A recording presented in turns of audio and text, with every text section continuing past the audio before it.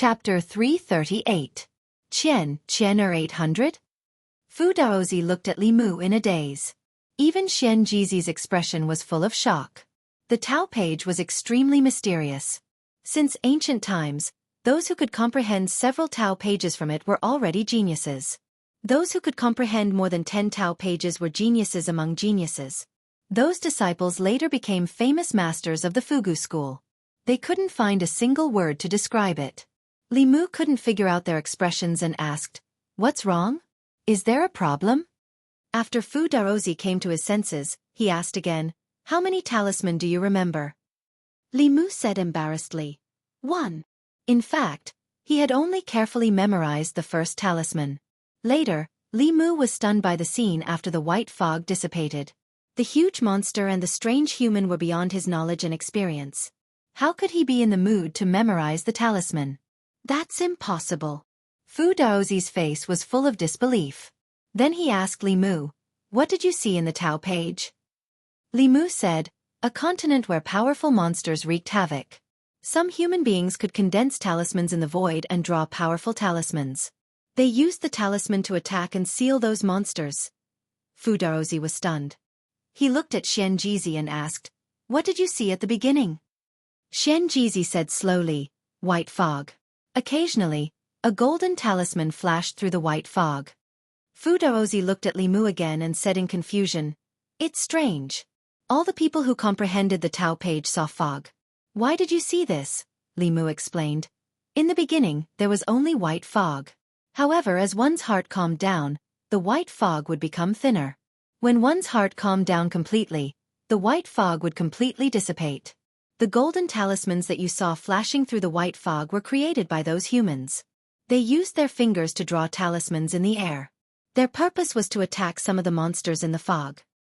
"I knew it. After Fu Daozi finished listening to Li Mu's description, an excited expression appeared on his face, and he said, "During the ancient times, the spirit energy of the heavens and the earth was extremely dense, so writing talismans didn't require the assistance of spirit liquids. Later on, the spirit energy of the heavens and the earth thinned greatly, so the seniors of the Tao sect relied on various spirit objects of the heavens and the earth to liquefy their spirit energy and use it as materials for writing talismans. This old man's guess is true, it's true." Li Mu said regretfully, "It's a pity that I didn't pay much attention to the talisman just now. If I can comprehend the Tao page again, I should be able to remember it." Xianxia shook his head. "You can only comprehend the Tao page once. Everyone only has one chance. Even if you touch it again, you won't be able to enter the world just now. However, what you see on the Tao page will be deeply engraved in your memory. As long as you meditate, you'll be able to recall it again." Hearing Xianxia's words, Li Mu closed his eyes and thought back to the scene he had just seen. Sure enough, the things he had seen on the Tao page appeared once again, and very clearly. Fu Daozi asked expectantly, "Do you remember now?" Li Mu nodded. "Yes." Fu Daozi continued to ask, "What kind of talisman are there?" Li Mu closed his eyes and stretched out his finger. According to the scene in his mind, he drew a few talismans in the void and said, "This talisman can turn an area into a sea of fire. The fire is blue and doesn't seem to be ordinary fire. As long as you touch it, you won't be able to get rid of it." Then he changed to another talisman and continued to speak. "This talisman can summon a lightning dragon. This talisman can freeze an area of 10,000 feet. This talisman can turn the earth into magma. This talisman can summon huge meteorites."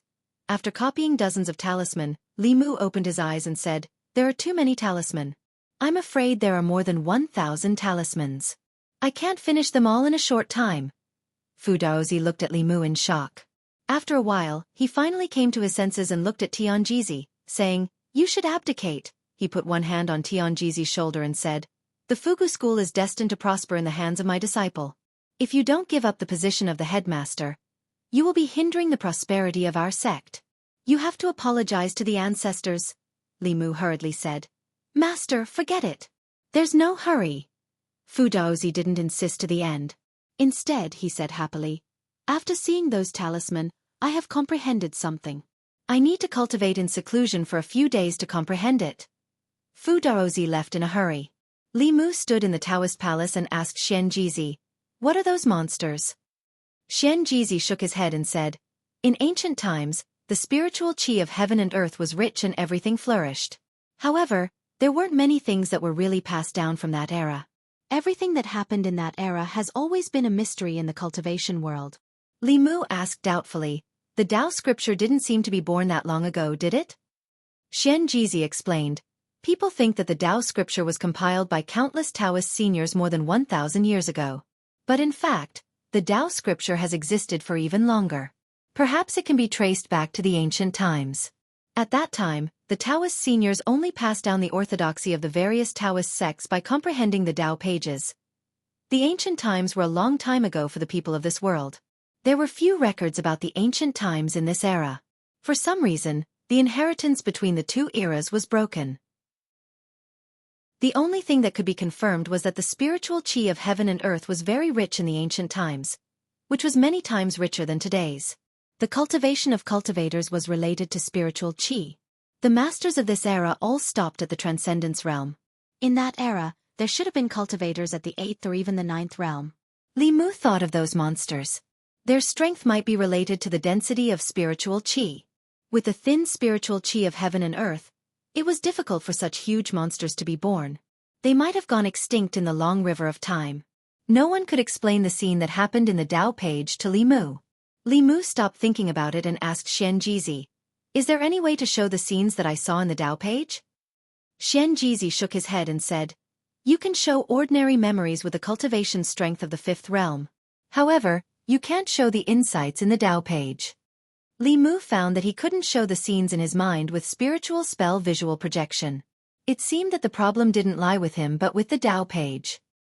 He waved his hand and said, I'll go back now. Don't forget that you still owe me 5 heaven-level talisman. Standing in the Taoist palace, Xianxia watched him leave as if he saw the beginning of the change in the cultivation world. White Cloud Peak.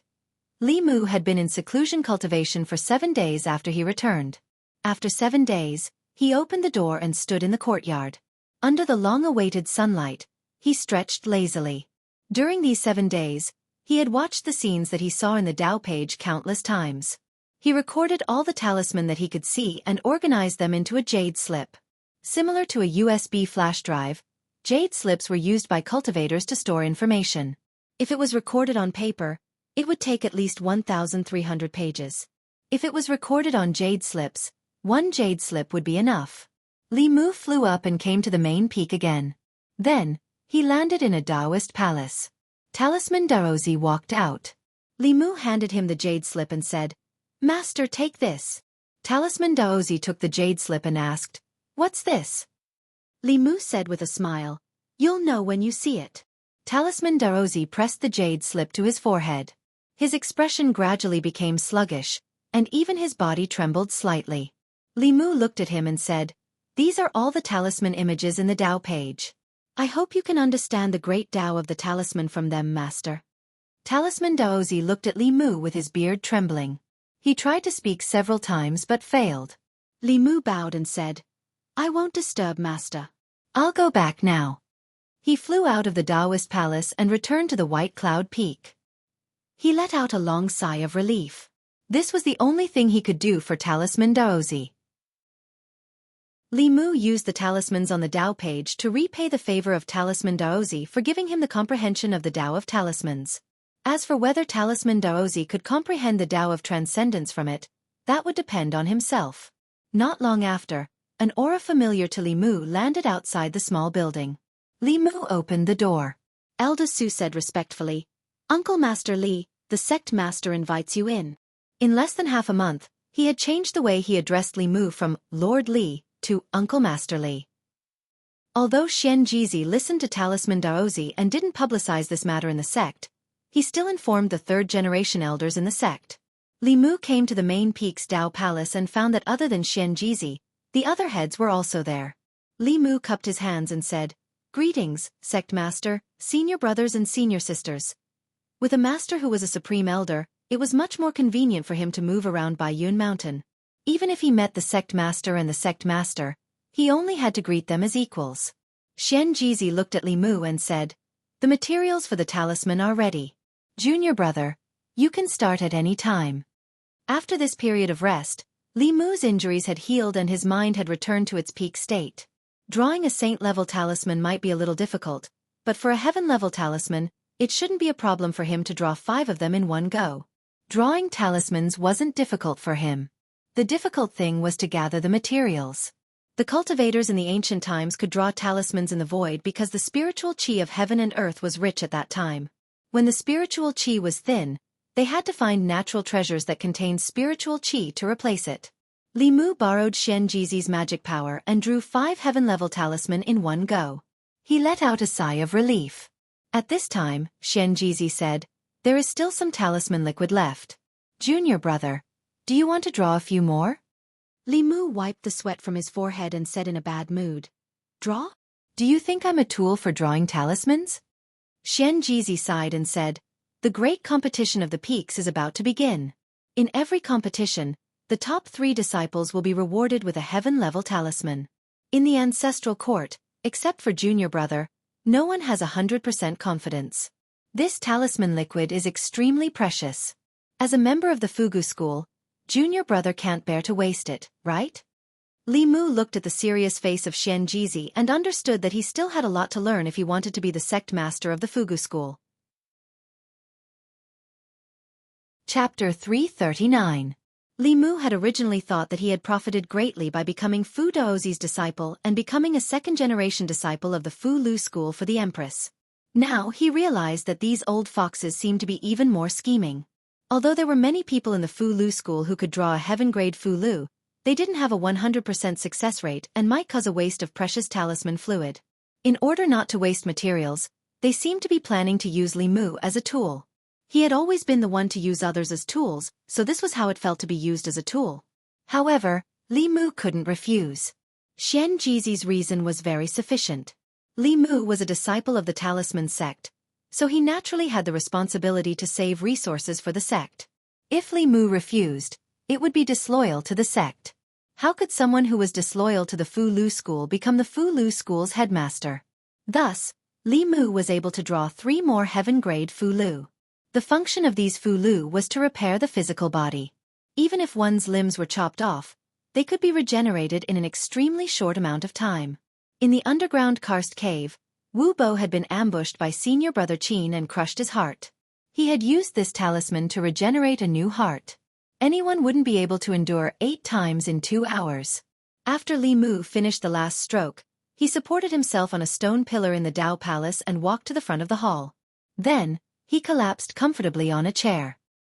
He would rather return to the divine capital and be squeezed dry by the Empress than be squeezed dry by a group of old men here. Li Mu only lacked magic power to draw heaven-grade or even saint-grade Fu Lu. If he had the Empress magic power and enough materials, he could draw as many as he wanted. He had always been taking from the Empress and had never given anything in return. When he returned to the Immortals' capital, he would also draw some Fu Lu for the Empress. Although the Empress was rich, she didn't have a lot of good things on her. For example, the heaven rank Fu Lu was a rare item in the Fu Lu school. In the 10 continents and 3 islands, besides the Fu Lu school, almost no one could draw a Fu Lu of this level. The only one the Empress gave to Li Mu was one that Li Mu gave to Xiao Bai for protection. Other than that, the highest rank Fu Lu she gave to Li Mu was only Earth rank. This was obviously not in line with the status of the Empress of the Great Zhou. She always carried a stack of heavenly rank Fu Lu with her. In the future, when she rewarded her meritorious subjects, she would be able to take it out. The position where Li Mu was lying was the headmaster's position. Fu Lu school had a hierarchy, and his action was against the rules. However, the heads only looked at each other and didn't say anything. They had already heard from the headmaster that he had comprehended all of the pages. The founder of the Fu Lu school only comprehended a portion of the pages, and yet he was able to establish the Fu Lu school. What would happen if he comprehended all of it? At that time, the title of the #1 Taoist sect would change hands. Xianxia looked at Li Mu who was lying on the chair and asked, "Junior brother, have you comprehended all of the pages?" Li Mu extended his hand, and a jade slip appeared in his palm. He threw the jade slip to Xianxia and said, "The Fu Lu that appeared in the pages are all in here." Nothing ventured. Nothing gained. The future leader had to have the bearing of a future leader. Li Mu was not worried that he would starve to death if he taught others the way of talismans. The stronger the talisman sect was, the more beneficial it would be for him and the Empress. Xianxia placed the jade slip on his forehead, and a moment later, he passed it to Xianxia who was beside him. After Xianxia read it, he passed it to Jianghu. Apart from Yuzhen who was in seclusion, the other 6 heads all looked at the jade slip with longing and excitement in their eyes. They all knew what this jade slip meant. The founder of the Fulu school founded, and Li Mu would lead the Fulu school to an unprecedented peak. Not to mention that he had completely comprehended the pages and contributed the complete contents of the pages, just by relying on his heart of 7 orifices. If he was tied to the Fulu school and drew talismans day and night, in the future, the Fulu school's disciples would each have a saint level attacking Fulu. Their attacks would be at the 7th realm, and they would be able to beat the 10 demonic sects together. Unfortunately, they couldn't tie him up. Not to mention that the materials needed for a saint-level Fulu were hard to find, and it was impossible to create an unlimited number of them. Martial Uncle Fu Daozi would also not allow them to do so. Not to mention, he had the Empress of the Great Zhou behind him. He was a treasure in the Fulu school, and in the heart of the Empress, he would also be a treasure. If the Fulu school forcibly detained him, it was very likely that the Great Zhou court would send a large force to suppress them. The strength of the Fulu school was unquestionable, but in the Great Zhou, the strength of any sect could not compare to the Great Zhou court. Xianxia put away the jade slip and bowed to Li Mu with cupped fists, saying, "Thank you, junior brother." As the head of the Fulu school, his bow represented the highest etiquette of the Fulu school. He bowed to Li Mu for his contributions to the Fulu school, and for bringing the Fulu school to a new height. Li Mu waved his hand and said, "We're on the same side, there's no need to thank me." Xianxia smiled and said, "In that case, senior brother won't be polite. In fact, there's another important matter that concerns the future of the sect, and I need junior brother's help." Seeing Xianxia's expression, Li Mu began to regret what he had just said. As the head of the sect, Xianxia's face was as thick as his cultivation. Li Mu had become a second-generation disciple of the Fulu school, but he had not obtained any benefits, and had become a tool for them. Now, he actually had something to ask of him. How could he not feel embarrassed? Li Mu did not speak, but Xianxia took the initiative to say, "Although the ancestral court holds a trial of the Tao of Talismans every 4 years, the disciples who pass the trial have the aptitude for the Tao of Talismans, but most of them lack the talent for cultivation. Junior brother is a pillar of the Great Zhou, a favored minister of the Empress. Can you borrow the power of the imperial court to help the sect recruit some cultivation geniuses with special constitutions from the common people, and nurture them from a young age?" This head of the sect was really squeezing Li Mu's value in all aspects. Li Mu's face revealed a difficult expression. He said, "Senior brother also knows that the imperial court has its own rules. In principle, the local government is forbidden from revealing the people's birth characters." At this point, his tone changed and he said, "Of course, although I'm an official of the Great Zhou, I'm also a disciple of the Fulu school. I'll definitely think of the sect. After I return to the divine capital, I'll mention this matter to Her Majesty, but I don't know if Her Majesty will agree." Xianxia cupped his fists and said, "Senior brother thanks junior brother in advance." Li Mu continued, "The imperial court's attitude towards the various sects is the same, and it's not easy to make an exception. I think that if we can show some sincerity, the possibility of Her Majesty agreeing might be greater." Xianxia asked, "What sincerity?" Li Mu looked at him and said leisurely, "Her Majesty has just ascended the throne and is short of manpower. If the ancestral court can cooperate with the imperial court and send some elders to be stationed in the imperial court in the capacity of a consecrator, then make a request, wouldn't it be difficult for Her Majesty to refuse?" Li Mu needed to correct the misconception of the upper echelons of the Fulu school that they always liked to freeload when they encountered problems. Freeloading would not last long. Cooperation was a win-win situation. Only with effort would there be returns. Not everyone was like Li Mu, willing to indulge their bad habits. After thinking for a while, Xianxia nodded and said, "This is not difficult." Since the two of them had reached an agreement on this issue, the following matters were much simpler.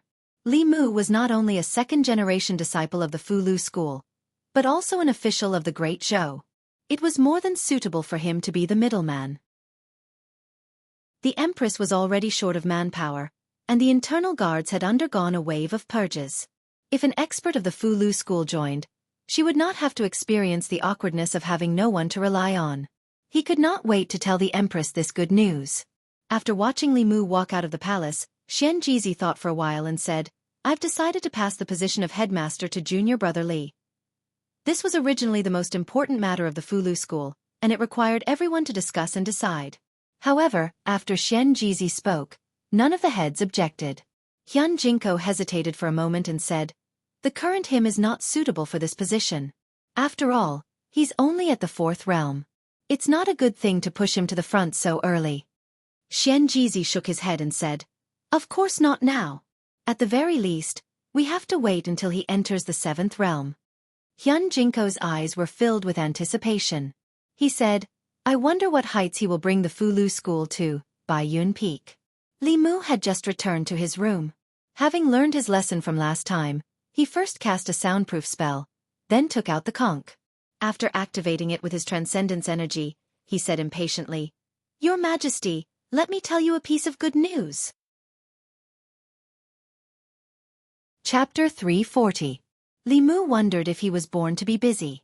Taking advantage of his vacation time, he even facilitated the cooperation between the Fulu school and the court. In the past, although the court had cooperated with the various sects, it was only at a superficial level. For example, the large sects allowed their low-level disciples to be stationed in local government offices to help the local officials govern their areas.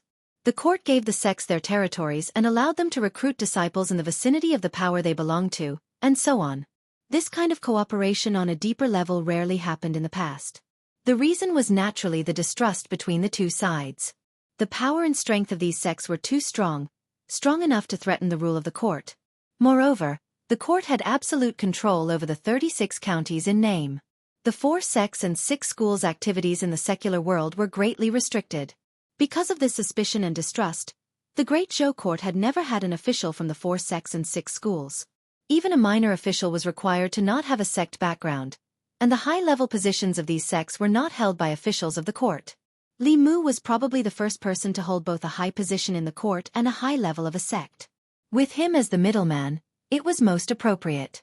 Li Mu did not tell the Empress anything else about the Fulu school. He only said that he intended to facilitate the cooperation between the Fulu school and the court. The court would pay attention to the talented disciples of the Fulu school, and the Fulu school would also send powerful elders as guests of the court. The Empress was currently lacking manpower, and this was something to be happy about. However, Li Mu did not hear the Empress's happiness.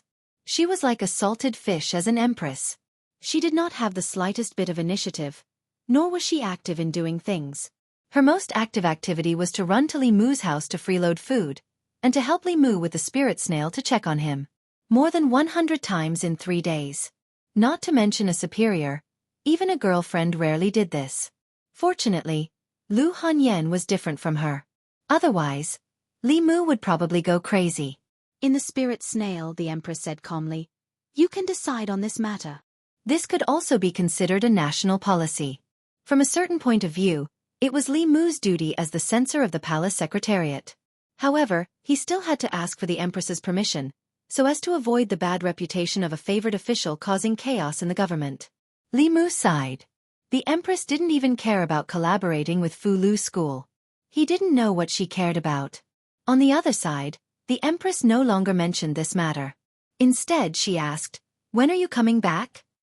Li Mu replied, "I will do it as soon as possible." The voice in the conch was clearly dissatisfied. "You said it would be quick more than a month ago. How quick is it?" Li Mu explained helplessly. "This time, it's really as fast as possible. The shortest is 3 days, the longest is 5 days." After spending a few days with Lu Hanyan, she went into seclusion with Yu Zhenzi. Li Mu could have returned to the fairy's capital now, but the 7 Peaks disciple competition was about to begin. As a second-generation disciple, he needed to attend. The Empress was really too much. She didn't care about the country's affairs and urged him to go back to work so urgently. This also affected Li Mu's enthusiasm. Great Zhou was her Great Zhou, and Li Mu was working for her. She couldn't always sit at the top and let Li Mu do all the work. She should at least give him some response. This way, Li Mu would have more motivation to do things. Li Mu put down the spirit conch and heard a buzzing sound coming from outside the courtyard. The Dao bell was urging him from outside. Li Mu put away the spirit conch and walked out of the door. He said, "Don't rush me. I'm coming." White Cloud Mountain. Today was the day of the ancestral court of Fulu School's 7 Peaks competition. The all-peak competition was held once every 4 years like the Talisman Dao trial. There was only a month's difference in time. In the past, the results of the Talisman Dao trial would be a hot topic among the disciples of the sect. However, this year, after the trial ended, it didn't cause much of a stir. This was because the trial left too many mysteries for the disciples. First of all, the first place of the previous trial would immediately become a core disciple and receive great support from the sect. They could enjoy cultivation resources that ordinary disciples couldn't enjoy. For a long time after the trial ended, the first place of the trial would be the object of envy of all the disciples. However, the identity of this year's first place was still a mystery. It wasn't just the first place. After the trial ended, the first and second place of the trial completely disappeared as if they had evaporated into thin air. Other than that, on the day of the trial, there was a strange phenomenon on Mount Baiyun. No one knew what was going on. However, according to the ancient books, some disciples guessed that when the sage-level Fulu was born, there would be a heavenly tribulation. The strange phenomenon on Mount Baiyun that day was very similar to a heavenly tribulation. As soon as this was said, there were different opinions. Some people said that the sect master drew the sage-level Fulu. Some people said that the strange phenomenon was caused by the sect master's advancement to transcendence. Some people said that the person who drew the sage-level Fulu was the first place of the trial. However, the sect had never explained this, and this matter had never been concluded. Before the grand competition, the disciples of the various peaks had already gathered around the main peak square.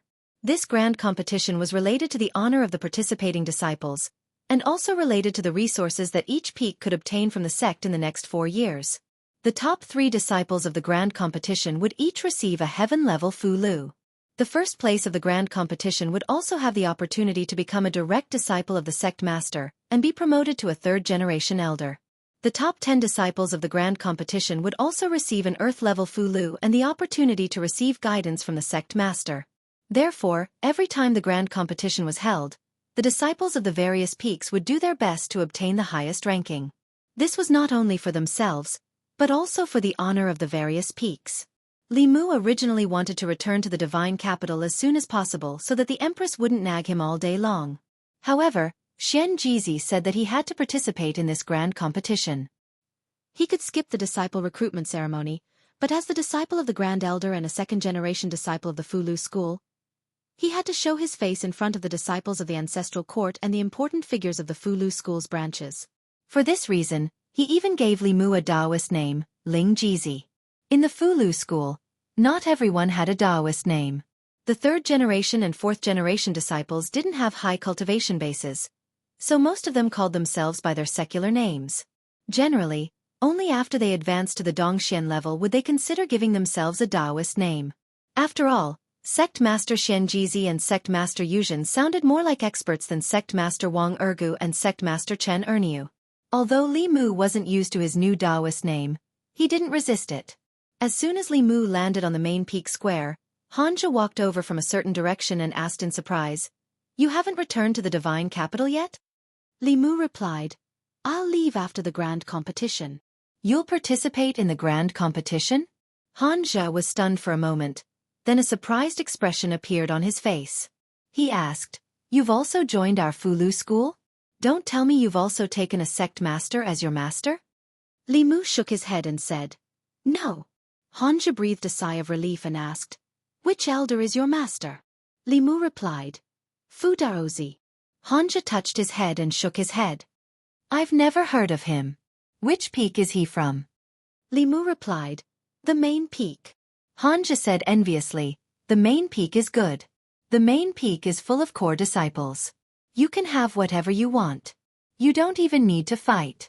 I told you with your relationship with Lu, Martial Uncle Lu, you won't do too badly after joining the sect." Li Mu looked around and asked, "Why haven't I seen junior sister Qin today?" At the mention of junior sister Qin, Xianxia looked helpless and said, "Don't mention it. I told her to reflect on her mistakes behind closed doors." Li Mu asked, "What's wrong with her now?" You still have the nerve to ask? Xianxia glared at Li Mu and said, if you hadn't left first last time, I wouldn't have asked junior sister Qin to drink with me. With her alcohol tolerance, she got drunk after just a few glasses. Moreover, she liked to take off her clothes when she was drunk. Not only did she take off her own clothes, but she also took off my clothes. Fortunately, I woke up at the critical moment. Otherwise, I really don't know how to face senior brother Qin's soul in heaven. The primordial young body that I've maintained for more than 20 years might have been lost. Li Mu looked at him sympathetically and said, yes, it's too dangerous. Anything can happen when a man and a woman are alone. You'd better protect yourself. If you lose your primordial yang, it will be a big loss. Xianxia agreed and said, I didn't expect junior sister Qin to be so bad at drinking. I won't drink with her anymore. While they were chatting, more and more people gathered in the square of the main peak, and the sound of discussion was endless. I wonder which peak senior brother will get first place in the competition this time. The reward for first place is too generous. Not only will you become a third-generation disciple, but you'll also get a heaven-grade Fulu. That's equivalent to having an extra life. I wonder how many people are eyeing those 3 positions. Why is there an extra seat in front? What? Let me count. 1, 2, 3, 8, 9, there's really an extra one. All the disciples looked at the square in front of them, stunned. During the competition, the sect leader and the 7 peak chiefs would watch from the front. Therefore, there would be 8 seats in front of the square. These 8 huge seats were made of spiritual jade and had runes carved on them. They floated in front of the square, dignified and noble, showing the owner's identity and status. The sect leader and the 7 peak chiefs should have 8 seats. This was the usual practice in previous years. However, this year, there were 9 seats in front of the square. Could an elder have advanced to the 6th realm? I don't know. If an elder had advanced, how could the peaks not know? Could it be that one of the Grand Elders has returned? That's not very likely. The Grand Elders have been wandering outside for more than 10 years without any news. Even if they have returned, they have never cared about the competition between the peaks. Xianxia looked at the 9 seats in front of him with a puzzled expression. He mumbled, this year's competition seems a little different from the previous years. When he turned around to look at Li Mu, he seemed to have noticed something. He looked Li Mu up and down a few times before lowering his head to look at himself. He asked in confusion, why is your Taoist robe different from mine?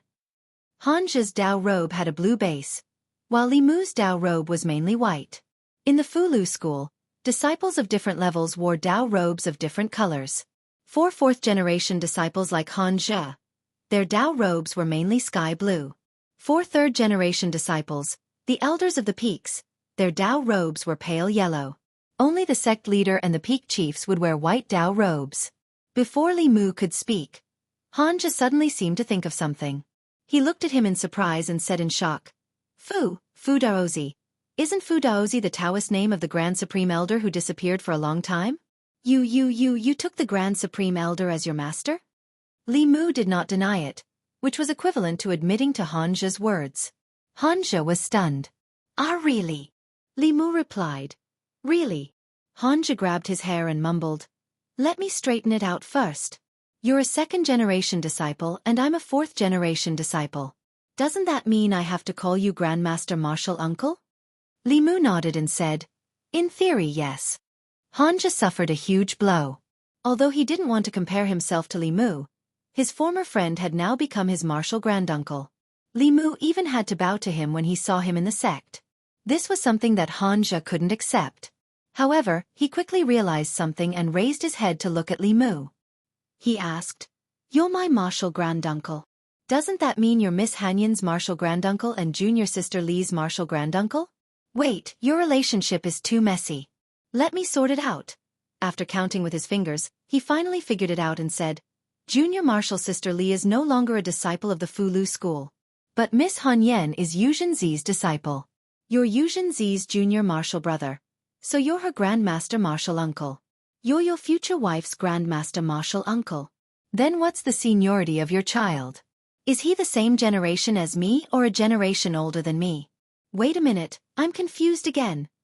Before Xianxia could figure it out, a bell rang from above, indicating that the competition was about to begin. Xianxia glanced at Li Mu, then ran away like a wisp of smoke. Li Mu felt that it would be difficult to find him for a drink in the future. As the bell rang, the disciples of the various peaks had already taken their positions outside the square. Several figures flew out from the Dao Palace of the main peak. Xianxia and the heads of the various peaks each took a seat. Even Xianxia, who was in a state of seclusion, came out and sat to the right of Xianxia. Of the 9 chairs, only the one to the left of Xianxia was empty. The disciples of the various peaks gathered and began to discuss in low voices. That seat was originally Xianxia's. Why is Xianxia sitting to the right of the sect master this time? Who else can sit to the left of the sect master? Even if there's a new elder, he doesn't have the qualifications to sit there. Could it really be a grand elder? That should be it. Perhaps one of the elders is interested in watching the grand competition of the mountains. During the competition, the seats in front of the square were carefully chosen. The sect master's position was the most revered. His seat was in the center of the square, while the heads of the various peaks sat on either side of him. Among them, the left side was the most respected. Sitting to the left of the sect master was a position that was second only to the sect master. In the past, this seat had belonged to Xianxia, the head of Baiyun Peak. However, today, Xianxia was sitting to the right of the sect master. Apart from the Grand Elder, the disciples couldn't think of anyone else who had a position more respected than Xianxia. They looked at the seat with curious eyes. Most of the disciples and even the elders had never seen the Grand Elder's true appearance since they entered the sect. Outside the square, the disciples of the various peaks had already returned to their positions. Li Mu stood alone in one corner. He originally thought that he only needed to show his face. He didn't expect Xianxia to be so serious. Xianxia was Lu Hanyan's master and half his mother-in-law. Li Mu still felt some psychological pressure to replace her position. Of the 9 seats in front, he was the only one who hadn't taken his seat. Li Mu slowly flew over the square and sat to the left of Xianxia. The disciples of the various peaks of the Fulu school, the elders, and the important figures invited by the various subsects were almost all paying attention to that seat.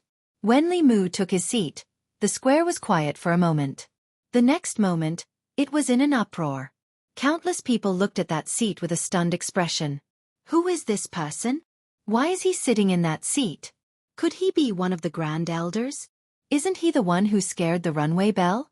Why is he sitting in the Grand Elder's seat?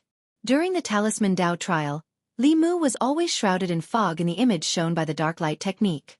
Most of the disciples of the Fu Lu school didn't recognize him. Only those who participated in the Talisman Dao trial with him could see his true appearance. At this time, among the disciples of the various peaks, those who passed the Talisman Dao trial were even more shocked. Isn't he the first place of this trial? He finally appeared again, and he's sitting in that seat. That's a seat that only the second-generation disciples can sit in. What qualifications does he have? Could it be? Xianxia's figure slowly flew up from his seat. He stretched out his hands and pressed down. The noise in the square instantly stopped. He looked back at Li Mu. Li Mu's figure also slowly flew up and stood beside Xianxia. Xianxia looked down and said slowly, "The one standing beside me is the disciple of the Grand Elder, Martial Uncle Fu Daozi, junior brother Ling Jizi. From today onwards, every disciple of the Fu Lu school will see him as if they see me."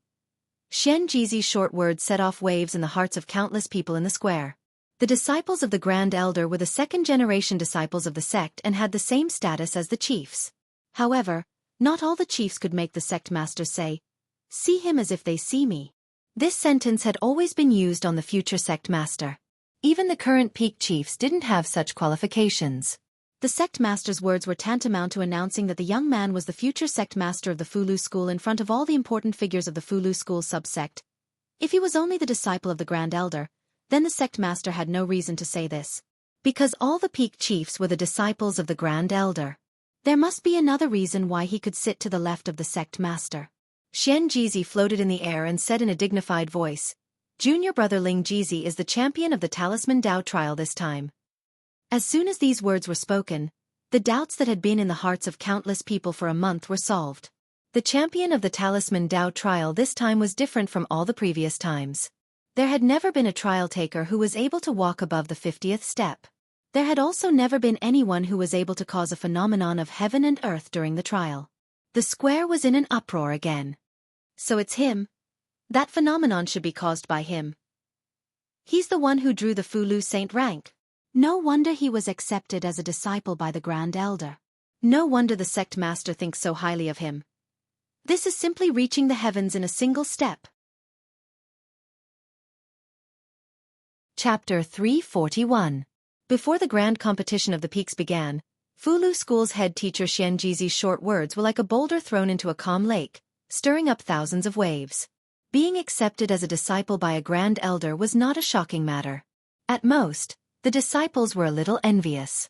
However, sitting to the left of the head teacher and being regarded as the future head of Fulu School was too inconceivable. Fulu School was one of the 6 Taoist sects. Its Taoist teachings were spread throughout the ancestral province, and it had a great influence in the cultivation world. The selection of the Fulu School's head teacher was a major matter for the entire cultivation world. After today, the name of Fulu School's Ling Jizi would spread throughout the cultivation world. After this unexpected matter spread, no one paid attention to this competition. Around the square, countless gazes swept back and forth over the young man sitting to the left of Xianxia, as if they wanted to see through him. Just what kind of ability did this person have to deserve such attention from Fulu School? Li Mu sat in his chair, feeling the gazes from all around him. At first, he was not used to it, but now, he was calm and collected. Xianxia saying these words before the large competition was completely out of Li Mu's expectations. In truth, his motives for joining Fulu School were impure. Whether it was for Li Qing, the Empress, or to become fellow disciples with Lu Hanyan, in short, there was no reason for him to truly join Fulu School. Not to mention becoming the head teacher of Fulu School. At that time, this goal was simply an unrealistic dream for Li Mu. It was just an excuse he used to coax the Empress. But who would have thought that after only a month, his dream would come true? The position of head teacher of Fulu School was not only about glory, status, and responsibility. There were thousands of disciples in the ancestral court, and countless outer disciples. As the head teacher of Fulu School, he had to be responsible for them. In addition, the allocation of the sect's resources, the strengthening and revitalization of the sect, all of this pressure rested on the head teacher alone. Once he became the headmaster, Li Mu would not only have to worry about the Empress, but he would also have to worry about the Fulu School. There were all sorts of things happening in the imperial court, and it was enough to worry about the Empress alone. It was better for the Fulu School to slip away as soon as possible. Before the first day of the competition ended, Li Mu planned to sneak away with Wan Wan and Xiao Bai. After Lu Hanyan's closed-door cultivation ended, she would come to Fairy's capital to look for him. Wan Wan was also alone here, so Li Mu planned to bring her back to Fairy's capital this time. This way, she and Xiao Bai would have each other's company. As soon as the 3 of them left White Cloud Peak, several figures flew out from the main peak. Xianxia looked at Li Mu and asked, "Junior brother, where are you going?" Li Mu smiled and said, "I've been away from Fairy's capital for almost 3 months, and His Majesty has urged me many times. It's time for me to go back. If Master comes out of closed-door cultivation, I'll have to trouble you to inform him." Xianxia nodded and said, "Junior brother, you must cultivate diligently this time. Whether or not our Fulu School can prosper in the future will depend on you." Li Mu said awkwardly, "My cultivation is low now, and I can't take on the responsibility of the school. In the next few decades, the school will have to rely on you, senior brothers and sisters." As soon as Li Mu finished speaking, another stream of light flew out from the main peak. The law bell became the size of a palm and flew around Li Mu, circling around him. During this time, with Li Mu's help, the cracks on the law bell had healed by half. Li Mu reached out his hand, and the law bell obediently landed in his palm. Li Mu patted the law bell lightly and said, "I'm leaving. I'll come and see you again in the future." The law bell flew up again, buzzed a few times, and landed on his shoulder. Li Mu shook his head and said, "You have to stay on White Cloud Peak." "You can't go with me," Xianxia thought for a moment and said, "If the law bell is willing to follow you, then let it follow you." Li Mu looked at the law bell and gulped. He said, "That's not good." "Without the law bell, what will happen to White Cloud Peak?" Xianxia said, "Don't worry. Our Fulu School hasn't fallen to the point where we need a spiritual treasure to protect us. Besides, The cracks on the law bell still need to be repaired by you. Only when the law bell is complete can it be used to its full potential. Li Mu said reluctantly. All right then. After bidding farewell to Xianxia and the other first seats, the three of them and the law bell quickly flew away from White Cloud Peak. Jianghu looked ahead until their figures disappeared. Then he said slowly, "It's good to let the law bell follow Junior Ling Jizi. If he encounters danger, it can protect him. However, senior brother, have you thought it through? The headmaster of Fu Lu School doesn't only need attainments in the Tao of Talismans or Cultivation, but also responsibility." Xianxia smiled and said, "Since we've already taken a gamble, why don't we take another one?" North County, Yangqiu County.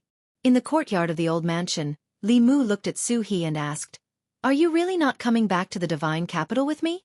Su He shook her head and said, "I've been in the same place all these years, and I'm getting tired of it.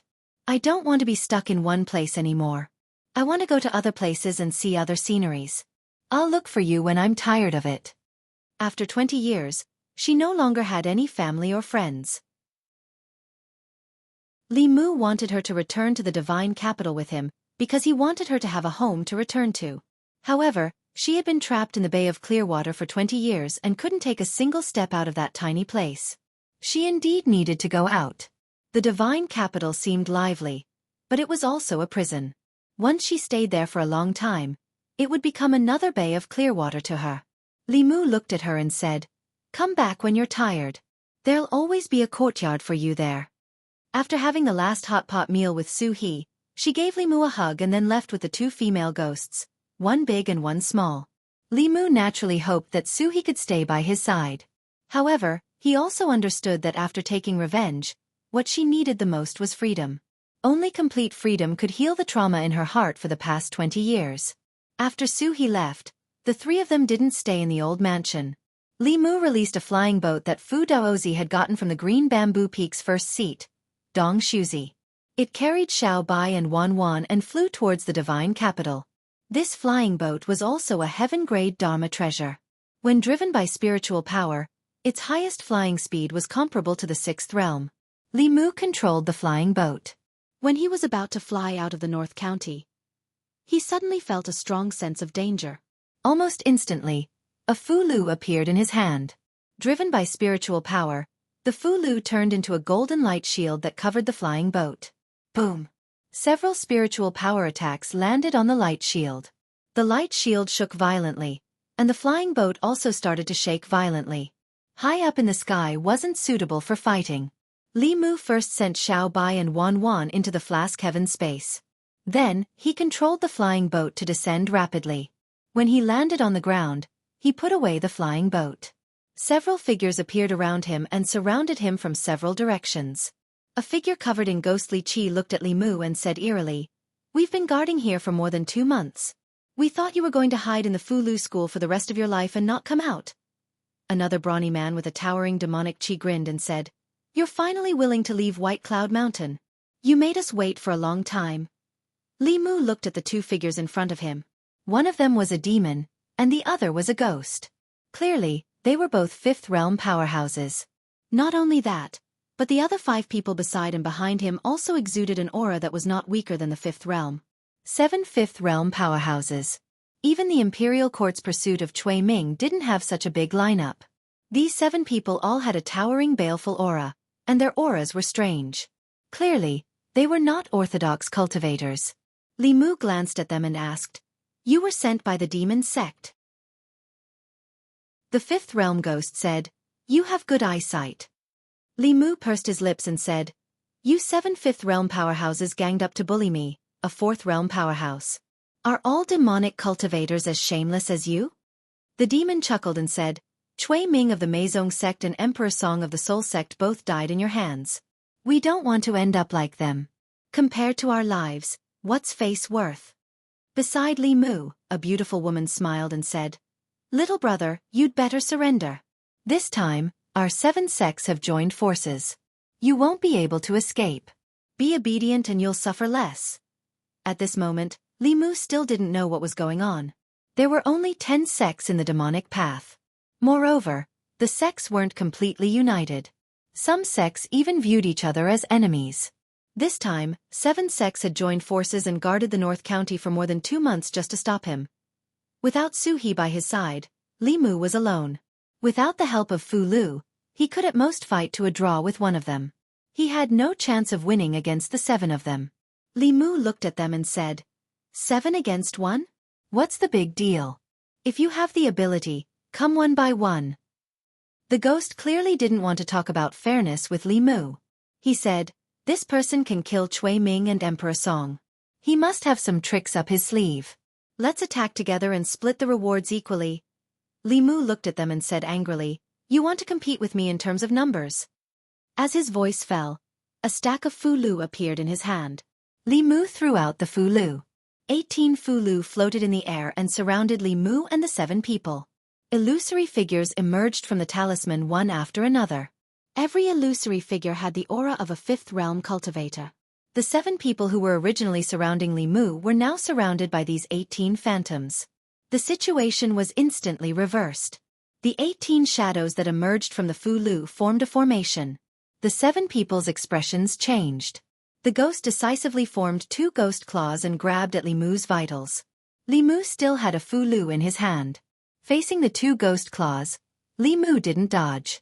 He only activated the Fu Lu in his hand. His figure disappeared on the spot. The next time he appeared, he was already outside the formation.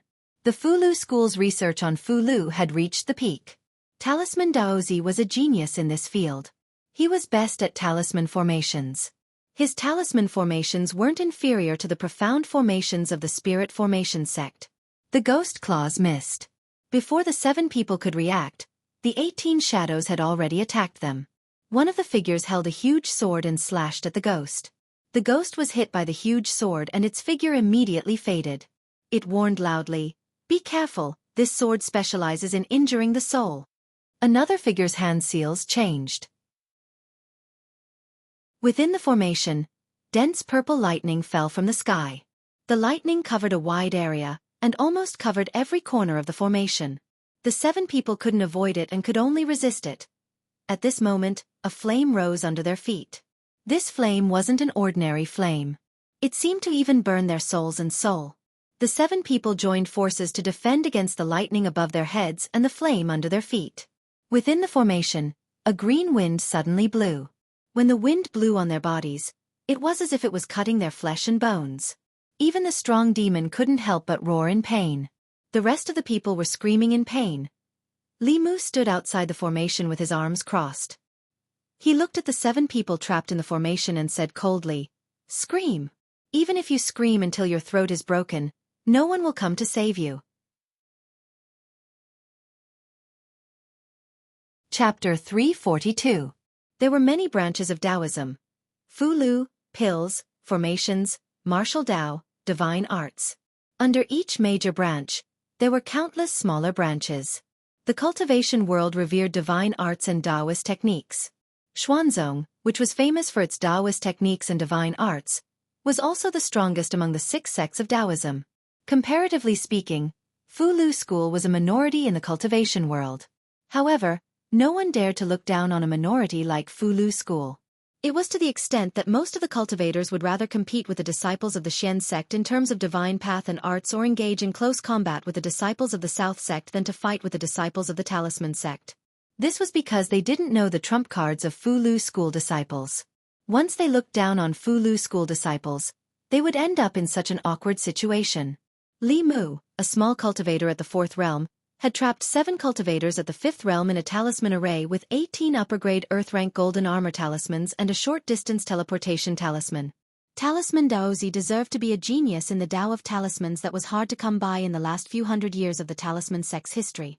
This 18 Heavens Grand formation that was formed from 18 golden armor talismans was something he'd obtained inspiration from the 18 Nether Prison Grand formation of the Devil Tao, and he'd spent a few years of time researching it.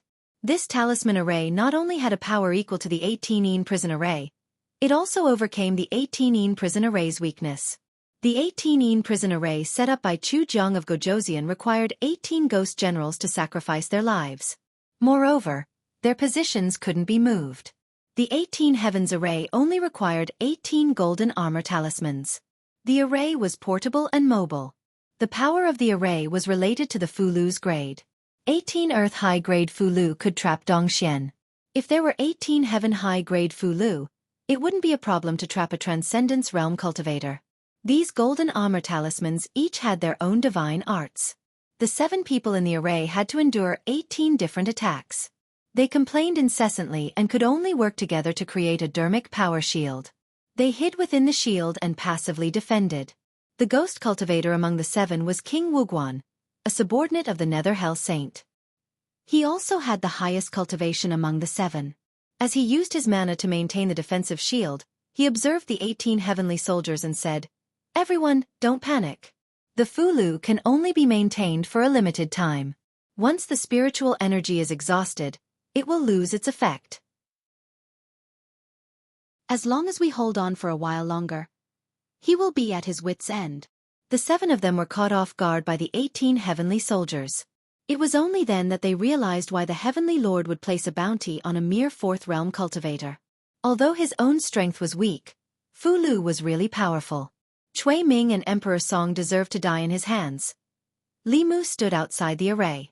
Ever since the 7 of them gave up attacking and joined forces to resist, the situation on the battlefield had become a stalemate. Although the Fulu formation was simple and easy to carry, it also had its flaws.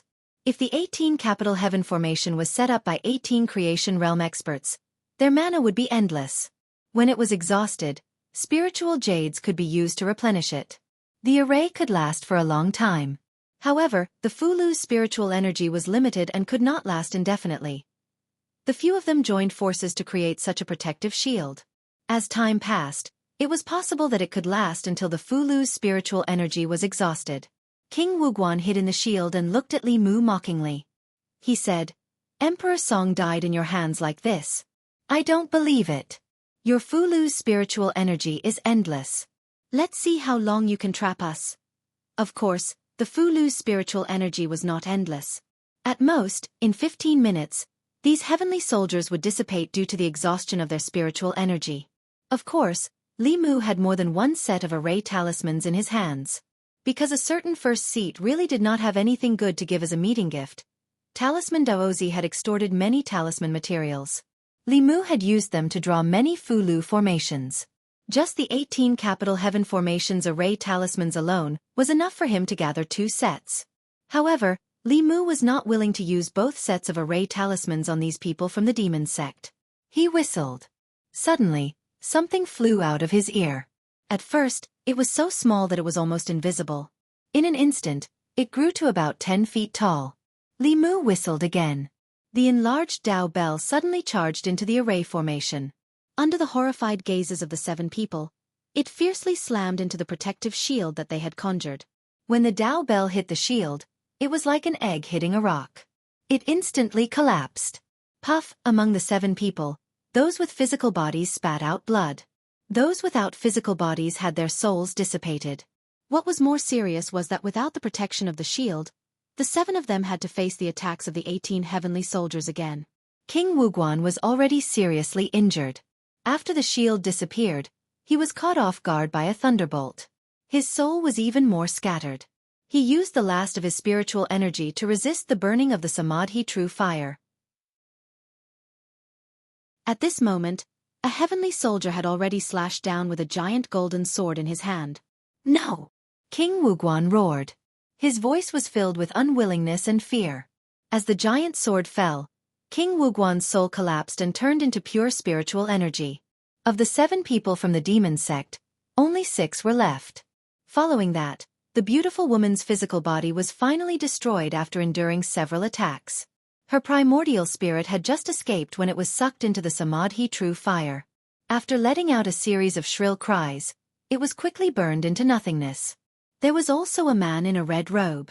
When he saw that 2 of his companions had already been killed by the array formation, his body decisively exploded, turning into a cloud of blood mist. It was unknown what mysteries this blood mist had, but it actually passed through the array formation directly. After escaping from the array formation, the blood mist didn't stop at all. Without hesitation, it fled into the distance. Li Mu looked at the blood mist in the distance and threw out another Fulu. The Fulu turned into a small purple person. Inside the small person's body, lightning flashed chaotically and emitted a terrifying pressure. With a step, it crossed a distance of several hundred feet and appeared in the blood mist. After the small lightning person exploded, an extremely shrill scream came from within the blood mist. The blood mist began to boil and eventually evaporate into nothingness. The blood sect expert's body and soul were also destroyed. After the protective shield was destroyed by the Dao Bell, 3 of the 7 demon sect experts were killed in the blink of an eye. The remaining 4 were scared out of their wits and joined forces to break out of the encirclement. However, in the face of 18 divine weapons of the same level as them, they could only hold on for a while before they followed in the footsteps of the previous 3. Not long after, the spiritual energy of the 18 Fulu was exhausted. The figures of the divine weapons slowly dissipated between the heaven and earth. Of the 7 people in the array formation, only the monster was left. Its intelligence had been erased and its eyes had lost their light. It was only left with a walking corpse. Li Mu walked over and pressed his hand on its head. Although the monster was at the 5th level, its intelligence had been erased. Li Mu could easily search its memories. 10,000 Illusions Lord, Bounty, Enlightenment page. After searching through the monster's memories, Li Mu's face was filled with astonishment. It turned out that after he killed the 10,000 Illusions Lord's avatar, the 10,000 Illusions Lord had issued a bounty for him. As time passed, the bounty on his head became heavier and heavier. At first, the bounty was only a precious treasure and personal guidance. Later, the bounty was increased. Anyone who captured or killed Li Mu would get a chance to comprehend the Dao page. This bounty had caused many people in the demon sect to fall into a frenzy. Li Mu didn't expect that the demon sect would also have a Dao page. If the Dao page in the hands of the 10,000 Illusions Lord was the same as the one in the Fulu school, then there might be some kind of inheritance in that Dao page. The Talisman Dao of the Fulu school, the Alchemy Dao of the Elixir Cauldron sect, the Array Dao of the Spirit Array sect, Xuanzong's Divine Power, the Martial Dao of the South sect, and the Artifact Refining Dao of the North sect were all comprehended and passed down by the seniors in the sect from the Dao pages. Which one did the 10,000 Illusions Lord have? Li Mu casually struck the monster with a bolt of lightning and turned it into ashes. He released the flying boat again and didn't let Wan Wan and Xiao Bai come out. The 10,000 Illusions Lord had spent a lot on him. The journey from the North County to the Divine Capital wouldn't be peaceful. Li Mu left on the flying boat. 15 minutes later, several figures rushed over from afar. There are strong traces of a battle here. Did King Wuguan and the others beat us to it? Damn it, this place is too close to Baiyun Mountain. We were worried that the Fulu school would discover us, so we stayed a little further away. I didn't expect them to beat us to it. Chase! We still don't know who will win. King Wuguan and the others have just experienced a great battle and might not be able to unleash their full strength. If we join forces, we won't be afraid of them. Only one person can comprehend the Dao pages. How are we going to split them? Let's capture that Li Mu first. 3 days later. Jianghu County. Li Mu flew across the sky on the flying boat. His clothes were a little messy, and a few strands of his hair fluttered in the wind. He looked a little wretched. It would only take a little more than a day to travel from the North County to the Divine Capital with a flying boat at full speed. However, 3 days had passed, and Li Mu was still more than half the distance to the Divine Capital. The people from the demon sect clearly knew his whereabouts. Along the way, Li Mu was blocked by the demon sect's experts several times. More than 50 people from the demon sect had died in his hands. Among them, there were more than 20 people who were at the 5th realm. Because of this, Li Mu's Fulu had decreased by more than half. After all, his cultivation was only at the divine power level. If he encountered several 5th realm experts at the same time, he could only rely on his Fulu to win. Comprehending the Dao pages was too attractive to cultivators. Along the way, Li Mu didn't only encounter people from the demon sect. Even many cultivators who weren't from the demon sect couldn't resist the temptation of the Dao pages. Li Mu didn't hold back at all to anyone who wanted to take his life. This was also the reason why his Fulu was depleted so quickly. 2 months ago, because of the myriad illusion lord's bounty, there were people from the demon sect lying in ambush along the way from the North County to the Divine Capital. Li Mu advanced along the original route and directly entered their encirclement several times. Therefore, he simply chose to take a detour. Although this would waste a lot of time, the speed of the flying boat was comparable to that of Dongxian. As long as they weren't ambushed halfway, they wouldn't be able to catch up to Li Mu. Most of the people who blocked the way were at the 4th realm and 5th realm. He hadn't encountered any 6th realm experts yet, but Li Mu didn't let down his guard at all. The temptation of the Dao pages was too great. It was possible that 6th realm experts wouldn't be tempted. After taking a detour, he didn't encounter any more people from the demon sect. Li Mu accelerated the flying boat but suddenly stopped at a certain moment. A figure floated in the air a few hundred feet in front of him. That person looked to be in his 20s. He wore a long black robe and his hair was tied up in a bun. His appearance was somewhat scholarly. His hands were clasped behind his back as he stood facing Li Mu. His gaze was indifferent. The moment he saw this person, Li Mu became extremely vigilant. He just stood there casually. There wasn't a trace of spiritual power fluctuation on his body. He looked no different from a mortal. But he definitely wasn't immortal. The only possibility was that his cultivation was 2 realms higher than Li Mu's. That person looked at Li Mu and said, "I've been waiting for you here for a long time." Li Mu stood on the flying boat. Some memories belonging to the 1,000 Illusions venerable master surfaced in his mind. Li Mu wasn't unfamiliar with this person. To be precise, he wasn't unfamiliar with the 1,000 Illusions venerable master. The 10 sects of the demon sect didn't have a sect master. They were led by the Grand Elder. Chu Jiang of Gojoseon, Emperor Song, and King Wuguan's master was this person. He was the Soul Sect's Grand Elder, the Nether Saint. Although this person looked young, he was actually an old monster who had entered the 6th realm many years ago. His strength was considered average among the 6th realm. This time, he actually took action personally. Li Mu was very clear about his strength. Not to mention that Su He wasn't here. Even if Su He was here and the two of them combined, they still wouldn't be a match for the Nether Saint. But Li Mu wasn't worried. Although he couldn't defeat the Nether Saint couldn't do anything to him. With the Dao Bell, even if he encountered a transcendent, Li Mu would be in an invincible position. He put away the flying boat and floated in the air. At a certain moment, his temperament changed. He looked at the Nether Saint and asked, "We haven't seen each other for a few years. Nether Saint, don't you recognize me?" As Li Mu's voice fell, the Nether Saint was dazed for a moment. Then, his expression changed greatly. He said in shock, You are the 1,000 Illusions venerable master. Weren't your body and soul destroyed?"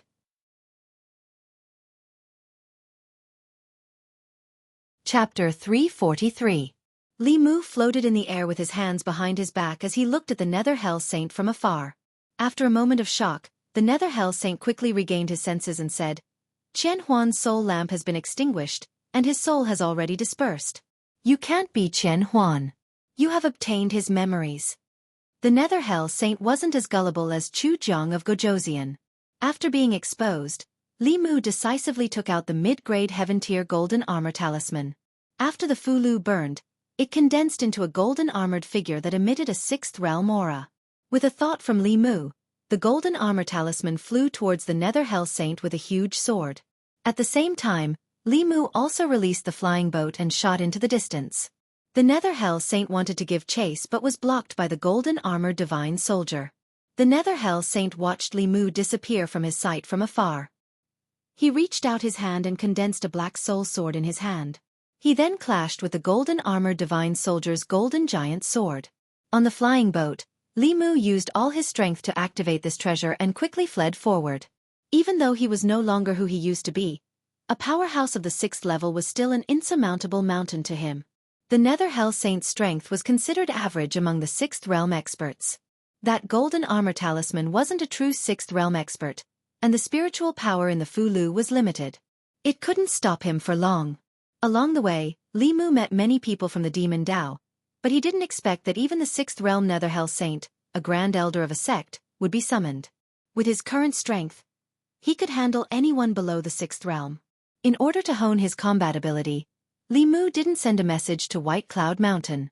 Along the way, he was more proficient in both divine arts and the use of the Fulu. But when the Nether Hell Saint attacked, he couldn't handle it alone. Li Mu steered the flying boat and flew forward at full speed for about an hour. At a certain point, He sensed another powerful aura behind him. "You can't escape." The Nether Saint's sinister voice sounded from behind. As soon as he said that, a long spear condensed from black chi shot out from behind. It seemed to be constantly traversing space. It was faster than the flying boat, heading straight for Li Mu. Li Mu whistled, and a giant bell instantly enveloped his body. Dong! The black chi spear smashed into the giant bell, creating a deafening sound. The spear collapsed, and the surrounding 300 meters was filled with sand and stones. Trees were uprooted, and a huge shockwave continued to spread out. Li Mu was not affected at all within the Dao Bell, but the Nether Hell Saint was already approaching. The Nether Hell Saint was outside the bell and could only see the giant bell. He couldn't see the situation inside the bell. His face was filled with surprise. The spear he threw seemed casual, but it was actually his full-strength attack. Everything within 1,000 feet of him was turned into ruins by the recoil, but the bell was unharmed. He condensed another soul sword in his hand and slashed at the Dao Bell. Dong! Another deafening sound rang out. The soul sword in the Nether Hell Saint's hand dissipated, and his body was also forced back a few steps. The defense of the bell was beyond imagination. The Nether Hell Saint retreated 30 meters, and countless black chi gushed out from his body. The black chi condensed into several giant pythons, which twisted their bodies and crashed into the giant bell. Dong! Dong! Dong! The giant pythons dissipated when they crashed into the bell, but the giant bell remained in its original position, undamaged. Lord Netherhell's expression darkened, and he tried to attack it several more times, but it was still to no avail. The sturdiness of this bell was beyond his imagination. Even with his sixth realm power, he was actually unable to do anything to it. The recoil from the bell caused his own aura to become unstable instead. He looked at the bell again and finally discovered something. His body transformed into a ball of black chi and completely enveloped the bell. Li Mu stood inside the bell and observed the Nether Hell Saint's every move. The Nether Hell Saint's black chi completely enveloped the Dao Bell. Li Mu didn't know what the Nether Hell Saint was doing, but in the next moment, his expression changed. Wisps of black chi were seeping in from the cracks on the Dao Bell. Li Mu didn't hesitate to throw out that set of array talismans again. The 18 golden armored soldiers appeared again and formed a talisman array, trapping the Dao Bell and the black chi in it. One of the soldiers slashed at the black chi with his giant golden sword. Another soldier formed hand seals with both hands, and thunder exploded in the black chi. As for the other two soldiers, one transformed into a frost giant, and the other into a flame giant. They pounced at the black chi. The 18 soldiers each used their own abilities. The black chi rolled, and the Nether Hell Saint appeared again. He had 2 soul swords in his hands, and one of them shattered the giant golden sword of the soldier. After withstanding several thunderbolts, the Nether Hell Saint only had an unstable aura. He swung the other sword, and the frost giant and the flame giant immediately collapsed. When the 2 soldiers reformed again, their bodies were much dimmer. The great heavenly array could trap a cultivator who had just entered the 6th realm, but it was still difficult to trap a long-established expert like the Nether Hell Saint. Moreover, Li Mu could see from the Dao Bell that the Nether Hell Saint seemed to be very effective against these divine soldiers that didn't have physical bodies. In less than 15 minutes, this talisman array would run out of spiritual power and dissipate. At this moment, Li Mu's Fu Lu was almost used up. He had used all his trump cards, and he had no other choice but to hide in the Dao Bell. Li Mu stretched out his hand, and a jade talisman appeared in his palm. The Empress had given it to him before he left the divine capital. The Empress didn't tell Li Mu what the talisman was for. She only told him that he could crush the talisman in an emergency. Boom! At this moment, a loud sound came from outside the Dao Bell. Li Mu looked outside the Dao Bell and realized that the Nether Hell Saint had already broken the talisman array. It was much faster than he had expected. The Nether Hell Saint floated in front of the Dao Bell and sized it up. He said, "This Dao Bell is a good treasure, but it's a pity that it's incomplete." The Dao Bell buzzed and slammed toward the Nether Hell Saint. The Nether Hell Saint disappeared, and the Dao Bell's attack missed. When the Nether Hell Saint appeared again, he was already on top of the Dao Bell. He pressed his palm down, and the Dao Bell was pressed to the ground. Li Mu looked up and crushed the jade talisman in his hand without hesitation. The jade talisman shattered, and it seemed like nothing had happened. However, the Nether Hell Saint's expression changed. He immediately retreated a few hundred feet and looked in Li Mu's direction with vigilance. The space in front of the Dao Bell fluctuated, and a figure stepped out of the void. "Your Majesty! The Empress of the Great Zhou!" The voices of Li Mu and the Nether Hell Saint could be heard. One was surprised, while the other was frightened. However, the latter's fear quickly turned into calmness. The Nether Hell Saint looked at the illusory figure of the woman in front of him and heaved a sigh of relief. He said, "So it's just a divine clone. If your true body came, I would naturally retreat. However, a mere divine clone that has just reached the 6th stage of cultivation, what can you do to me?" The Empress looked at him indifferently and said, "You are not worthy for me to come personally." The Nether Hell Saint reached into his chest and took out a pair of ghastly hook-shaped weapons. He smiled at the Empress and said, "I have long wanted to see what the Empress of the Great Zhou is capable of." As he spoke, his figure had already disappeared from where he stood. Li Mu's mind moved, and the Xianxia sword appeared in his hand. He threw the Xianxia sword forward and said, "Your Majesty, take this." The Empress stretched out her hand, and the Xianxia sword flew into her hand. She casually swung her sword, and the Nether Hell Saint's hooks appeared from the void and collided with the Xianxia sword. The ground within a radius of several hundred feet immediately collapsed. Li Mu hid in the Dao Bell and could not see the two figures. He could only feel waves of powerful magic power fluctuations. His surroundings were already in a mess because of the aftermath of the battle. He was in the center of the battle between two 6th-stage cultivators.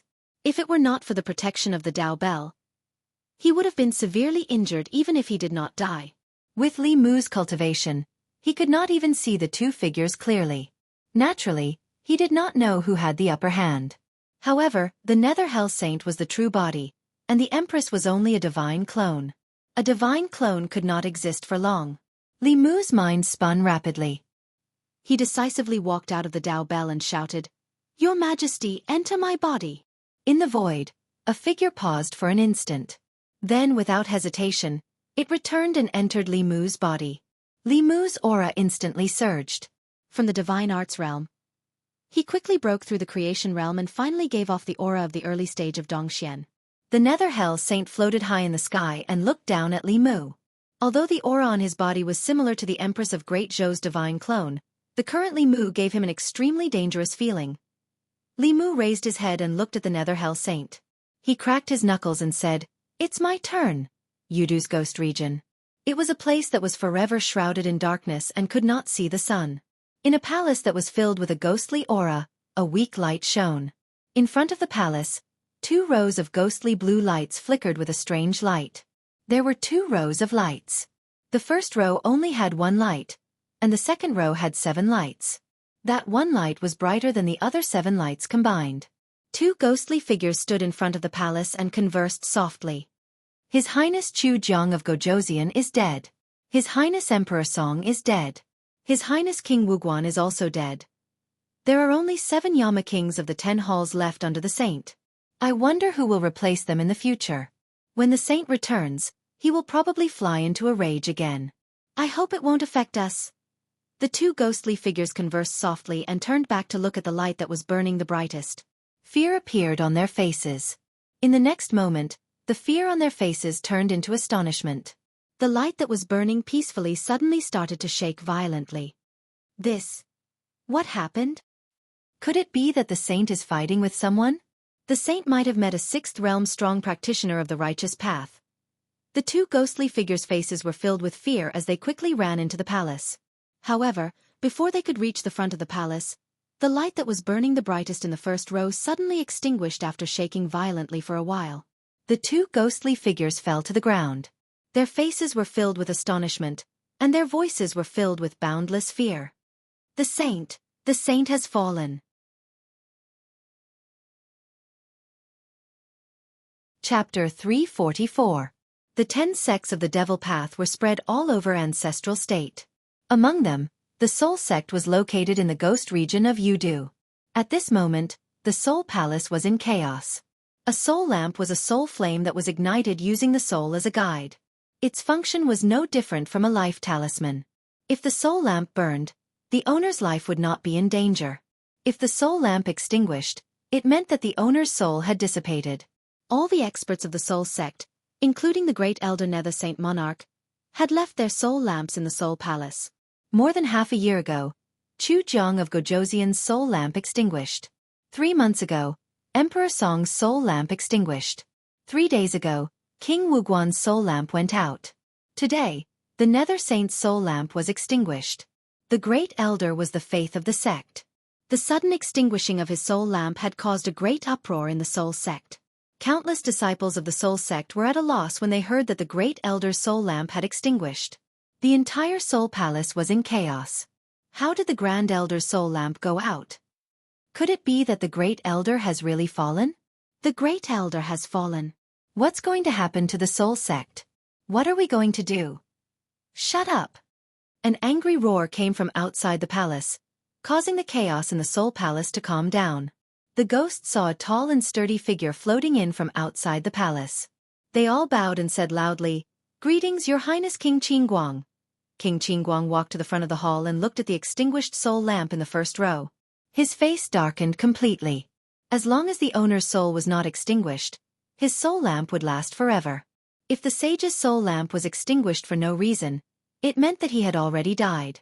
It was very likely that he had encountered a righteous expert when he went out to investigate the cause of Emperor Song's death. King Qingguang looked at the extinguished soul lamp again and said in a deep voice, "King Pingdeng, King Chakravarti." 2 ghostly figures floated in from outside the palace and said, "Big brother," King Qingguang said, "something has happened to the holy monarch. I'm going to report to the sacred sect. You 2 stay here and guard the soul sect. Don't let anything happen here." The 2 of them replied in unison, "Yes." King Qingguang floated out of Soul Palace and quickly disappeared. Under the pacification and suppression of the King of Equality and the King of Chakravarti, the chaos in the Soul sect gradually subsided. At the entrance of Soul Palace, the 2 little ghosts let out a light breath. I didn't expect that an existence like a saint would actually fall. I don't know who killed the Saint Monarch. The sage has fallen. King Wuguan's death cannot be blamed on us. What you said makes sense. The death of the first elder was a huge matter. Naturally, it was impossible to hide it. Soon, through a special method of communication, the various demonic Dao sects learned of this matter. Because of this news, all of the demonic path subsects were in an uproar. What? Yu Ming has fallen? How is that possible? Who would have the ability to kill him? Could it be that he encountered a righteous 7th realm cultivator? Damn it! First it was the 1,000 illusions, and now it's the netherworld. Do they really think that our demon sect is easy to bully? In the past year, the demon sect had lost 2 first elders. Among them, the 1,000 illusions of the corpse sect had already reached the peak of the 6th realm. He had hopes of peaking into the Transcendence Great Tao. The Sage sect had high hopes for him. Once the 1,000 illusions of the 1,000 illusions advanced, the demon sect would have another supreme expert. Although the Netherworld Saint's strength was not as strong as the 1,000 illusions of the 1,000 illusions, he was still in charge of a sect. He was one of the core higher-ups of the demon sect. His fall made the strongest Sage sect elder of the 10 sects furious. He ordered all of the demon sect disciples to investigate this matter. After leaving the ghost region of Yudu, the Netherworld Saint did not hide his tracks. Some of the demon sect disciples in the north region knew that the first elder of the soul sect was chasing after Li Mu, who was wanted by the Heavenly Lord, because of the death of his subordinate. Later on, a disciple provided information that he had seen the battle between the Netherworld Saint and Li Mu from afar in Jianghu County. However, because he was afraid of being affected by their battle, he hid from afar. He originally thought that the bounty this time would be taken by the Lord Saint. Who would have thought that the first elder of the soul sect would also die in the hands of Li Mu? This news was no different from a sudden clap of thunder. It shocked many people. Using this matter, the various demon sect sects exchanged information and found out that in these 3 days, dozens of demon sect disciples had died in the hands of Li Mu. Among them, there was no lack of 5th realm experts. More than 25th realm experts, and 1 6th realm first elder. After knowing this number, those demon sect disciples who were still dreaming of capturing or killing Li Mu alive to obtain the Heavenly Lord's reward instantly extinguished this thought. Although the reward was great, one still needed to be alive to receive it. Even the first elder of the soul sect, a 6th realm expert, had died in body and soul. How could they be stronger than the Netherworld Saint?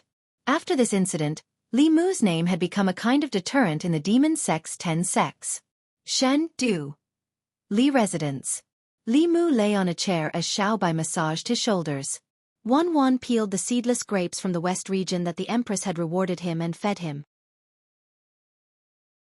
It was good to have one more person at home. It was really a wise decision for him to bring Wan to Chengdu. His days in Chengdu were much more leisurely and comfortable. After returning from the north region, Li Mu wasn't in a hurry to go to the secretariat. Instead, he enjoyed the last of his leisure time at home. Of course, he didn't spend all his time enjoying the service of Wan and Xiaobai. After returning to Chengdu, Li Mu spent most of his time repairing the Dao Bell. Because of his own sins, he almost died in the hands of the Netherworld Saint. The Dao Bell enveloped Li Mushi. Other than the bell's body, the bottom of the bell was also impenetrable. The only flaw was the crack on the bell's body, which had almost allowed the Nether Hell Saint to take advantage of it. In the end, he had to crush the jade talisman that the Empress had given him to allow the Empress's avatar to descend. If one were to say that the Empress doted on him, the bunch of old men from the Fulu school wouldn't be so considerate. After being possessed by the Empress avatar, Li Mu's cultivation temporarily reached the early stage of the 6th realm. With the help of Dao techniques, he was almost invincible below the 7th realm. The Netherworld Saint was only at the middle stage of the 6th realm. Under the joint attack of Li Mu and the Empress, he couldn't even escape. Li Mu had never thought that he would have the chance to kill a 6th realm expert with his own hands. In terms of strength, people like Lord Thousand Illusions and the various peak masters were unreachable in his eyes. However, when he was possessed by the Empress, Li Mu even developed a kind of confidence that he could compete with a transcendent being. Of course, this confidence also disappeared without a trace when the Empress avatar left. Back then, Cui Ming sacrificed his blood essence and lifespan to allow the 10,000 Illusions Lord to descend. The Empress avatar descended without any sacrifice.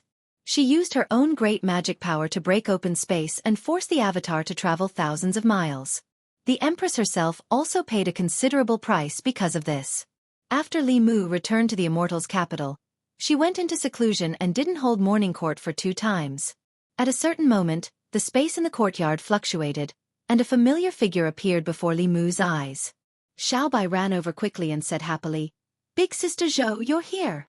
She pulled Wan and introduced her to Zhou Yi. "Big Sister Zhou, this is the Big Sister Wan I always tell you about." Wan was different from Xiaobai. After knowing that the beautiful big sister in front of her was the Empress of the Great Zhou, she was a little restrained. She grew up in the Immortals' capital and had a very strong sense of hierarchy. She didn't dare to imagine that Xiaobai actually dared to call the Empress Big Sister Zhou. After a while, she pulled Xiaobai into the room. Li Mu gave up his seat and said, "Your Majesty, have some grapes." Zhou Yi sat in Li Mu's seat and said, "The Imperial Court found out from the spies in the Demon Sect that some elders of the Demon Sect were furious because of the Nether Saint's death. It's best that you stay in the Immortals' capital from now on and don't go out casually." Li Mu nodded and then asked, "Is your Majesty's injury all right?" Zhou Yi shook her head and said, "It's fine. I'll be fine after a few days of rest." When a transcendent expert sent their avatar from afar, if they didn't sacrifice others, they would have to sacrifice themselves. The myriad illusion monarch naturally wouldn't sacrifice his own cultivation for Cui Ming. If he knew that the Empress didn't hesitate to get injured for him, Li Mu would also be willing to stab himself a few times like Cui Ming. Li Mu bowed and said, "Thank you, Your Majesty, for saving my life." Zhou Yi said indifferently, "You're working for me. I won't let anyone hurt you." Li Mu was slightly moved. As the Empress of a country, she was willing to go to such extent for a subject. This made him feel that all his previous efforts were worth it. Night. In a dream, Li Mu dreamt that he fought with the Nether Saint for dozens of rounds and still wasn't a match for him. Just when he was about to lose his life, a familiar figure suddenly descended from the sky. The Empress hugged Li Mu, who was sent flying by the Nether Saint, and landed on the ground. She then raised her hand and gently pointed at the Nether Saint. With this point, the Nether Saint's soul body directly collapsed and dissipated between heaven and earth. The Empress looked at Li Mu and said gently, "I won't let anyone hurt you." Li Mu sat up from the bed with a blank expression.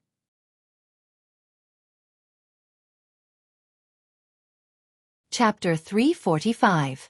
Li Mu sat on the bed for 2 hours. After careful analysis, he felt that the reason he kept having these kinds of dreams was because he relied on the Empress too much. Other people were always the hero saving the damsel in distress, but he was always waiting for the damsel to save him. Over time, his subconscious would be affected. Li Mu didn't want to completely fall to the point of relying on a woman's protection. He decided to take the initiative to do something. If he could make the Empress rely on him, perhaps she would be the one having these kinds of dreams in the future. But she was the Empress of the Great Zhou, and also a 7th realm cultivator. If she couldn't handle someone, Li Mu couldn't either. How could he become the Empress's reliance?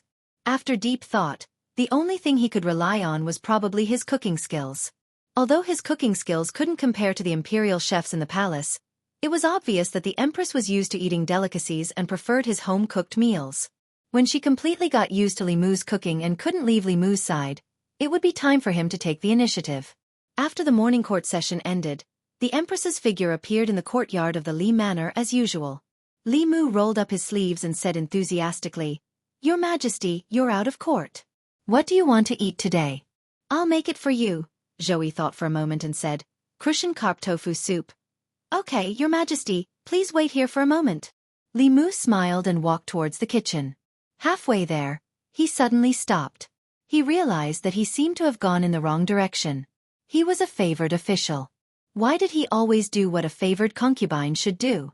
He made an official into a concubine. No wonder he often had those strange dreams at night. So this was the reason. If this continued, not only would the situation not improve, but it would also worsen. It was never too late to mend the pen after the sheep were lost. Li Mu waved to the 2 girls in the corner and said, "Xiao Bai, Wanwan, you 2 go cook. I have something to discuss with Sister Zhou." Li Mu walked to the Empress and sat down. He asked, "Your Majesty, how are you suppressing your inner demons?" Zhou glanced at Li Mu and said, "He hasn't appeared for a long time." When Li Mu heard this, he breathed a sigh of relief. The heart demon of the 7th realm was extraordinary. Since ancient times, there have been many powerhouses in the upper realm who were not destroyed by the enemy but were destroyed by the heart demon.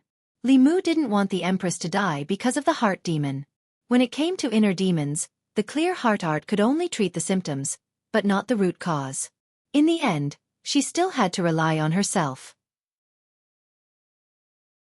Speaking of the art of tranquility, Li Mu had originally planned to draw some high-level Fu Lu with the help of the Empress's mana after returning to the Immortals' capital. Later, he realized that he had already taught the art of tranquility to the Empress, so she could draw it herself. High-level Fu Lu was very attractive to cultivators. This was a rare cultivation resource. A saint-level Tianji talisman could allow a half-step transcendence cultivator to work for the imperial court for several years. The Tianji talisman didn't just increase their lifespan, it also increased their chances of breaking through to the transcendence realm. Heaven-level and earth-level Fu Lu weren't very attractive to 6th realm cultivators, but they were still very attractive to those below the 6th realm. There were very few 6th realm cultivators. Most of the 4th and 5th realm cultivators were the mainstays of the cultivation world. Li Mu thought for a moment and looked at the Empress. He said, "The art of tranquility that I taught Your Majesty can not only be used to calm your Tao heart, but also to increase the success rate of drawing a talisman. As long as there are enough treasures to make talisman fluid, Your Majesty can easily draw saint-level Fu Lu with your cultivation. You can use the Fu Lu to recruit more powerhouses for the imperial court." The Empress looked at him and said, "I have already discovered that this art can increase the success rate of drawing a talisman. However, it seems to be limited to Fu Lu below the heaven level. Those above the heaven level will still fail." This time, it was Li Mu's turn to be surprised. He knew the effects of the art of tranquility better than anyone else. Not to mention the heaven level, even the saint level could be easily drawn as long as there was enough transcendence energy to support it. Why didn't it work when it came to the Empress? Li Mu was puzzled. He asked, "Your Majesty has already tried it?" The Empress nodded. After confirming with the Empress again, Li Mu fell into deep thought. It was the same art. There was no reason to favor boys over girls. The Empress looked at him and said, "You were the one who drew the heaven-level Fu Lu on Mount Baiyun." Li Mu nodded and said, "Your Majesty already knows." Li Mu didn't tell her much about the details of the trial, but he couldn't hide it from her. The Empress was silent for a moment. Suddenly she asked, "The master that you mentioned called Lousy is actually yourself, right?" Li Mu was shocked. He hurriedly said, "Your Majesty, why do you say that?" The Empress glanced at him and said softly, "When Tao techniques are first born, they will be recognized by heaven and earth. Only their creator can unleash their strongest power. It's the same for the art. This is the rule of heaven and earth. There is only one reason why my art of tranquility is inferior to yours." The Empress's words made Li Mu think of Xiao Yu. Although he couldn't use Xiao Yu's Dao technique, Xiao Yu's Dao technique didn't have any effect on him. Li Mu could dissipate her Daoist technique with just a thought. In other words, whether it was the art of tranquility or the 9 syllables, as long as it was Li Mu who brought them to this world for the first time, he was their creator. Even if the people who came after could learn it, they would never be able to reach his level. Using his Dao technique to attack him was suicide. However, the fact that he didn't have a master was exposed in front of the Empress. Li Mu said awkwardly, "Your Majesty, actually..." Zhou waved her hand and said, "This is your secret. You don't have to explain it to me." Li Mu looked at her and said, "There are some things that I can't tell you, Your Majesty. However, I swear by heaven that my heart has always been with Your Majesty. I am loyal to Your Majesty and am willing to go through fire and water for Your Majesty." "I won't hesitate to die 1,000 times," Zhou said. "I don't want you to go through fire and water. Go and cook. I like to eat the dishes you make." Li Mu rolled up his sleeves again. Okay. 2 days later, in the Secretariat. It had been many days since he returned to the capital. It was even longer than his 3-month holiday. After taking Wan Wan to see her old friends at the wonderful music lane and accompanying her and Xiao Bai to walk around Shen, due for 2 days, Li Mu finally stepped through the gates of the Secretariat. After the imperial examinations ended, the Empress transferred him to the Secretariat. His official position was the Secretariat Censor. His rank was not high, but it was extremely important. He usually participated in national affairs. After the guard at the door reported, Lu Yi walked out of a yamen and said, "Lord Li, you're finally here." Li Mu saluted him and said, "We'll be officials in the same yamen in the future. Please take care of me. Assistant Minister Lu." Lu Yi smiled and said, "We're all colleagues. We should take care of each other. I'll take Lord Li to your yamen." In the Secretariat, there were 6 Secretariat censors. They were the backbone of the yamen. Each of them had a yamen that corresponded to the affairs of the 6 ministries. Li Mu took over Lu Yi's original position and was in charge of the Ministry of Justice. The Secretariat censors didn't specifically interfere with the operations of the ministries. However, they had the responsibility of supervising and guiding the official affairs of the ministries. Li Mu's yamen was very large. When he walked in, the table in the yamen was neatly piled with memorials. Lu Yi said, "Lord Li, you haven't been in the yamen for the past 3 months. These memorials have to be dealt with as soon as possible.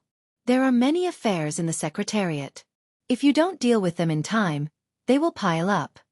Li Mu nodded and said, "I know." Lu Yi smiled and said, "Lord Li, you just came to the yamen. If there's anything you don't understand, feel free to ask me." After seeing Lu Yi off, Li Mu sat down and used a short time to familiarize himself with the unfamiliar surroundings. Then, he began to deal with the memorials on the table. Among the 6 ministries, the Ministry of Justice had the most affairs. Especially after the law reform, the serious cases in each county had to be submitted to the Ministry of Justice for review, then to the Secretariat for review, and finally to the Empress for approval. Most of the memorials on Li Mu's table were such memorials. Human lives were at stake. Li Mu read through these reports very carefully. If there were any suspicious points or omissions, he would put them aside and wait until he went back and re-examined them. As for those that had solid evidence, they were just going through the process. They would be put aside and handed over to the Empress for her approval. There were a lot of memorials piled up in the past 3 months. Li Mu had read less than half of them from the yamen to the yamen. He picked up the last one and prepared to go home after reading it. The rest of the memorials should be finished in 2 days. Li Mu opened the memorial. This memorial was from Danyang County. It was sent by the county chief of Danyang County. In the memorial, it said that a few months ago, the county chief of Ani County of Danyang County was assassinated. Danyang County had reported this case to the Ministry of Justice several times, but there was no response. They had no choice but to submit the memorial directly to the secretariat. Li Mu put away the memorial with a puzzled expression. The assassination of a 7th-grade official was related to the dignity of the imperial court. The death of the county chief of Anyang County had caused a huge uproar in the North County. What was the Ministry of Justice doing? Such a big thing, but they didn't report it.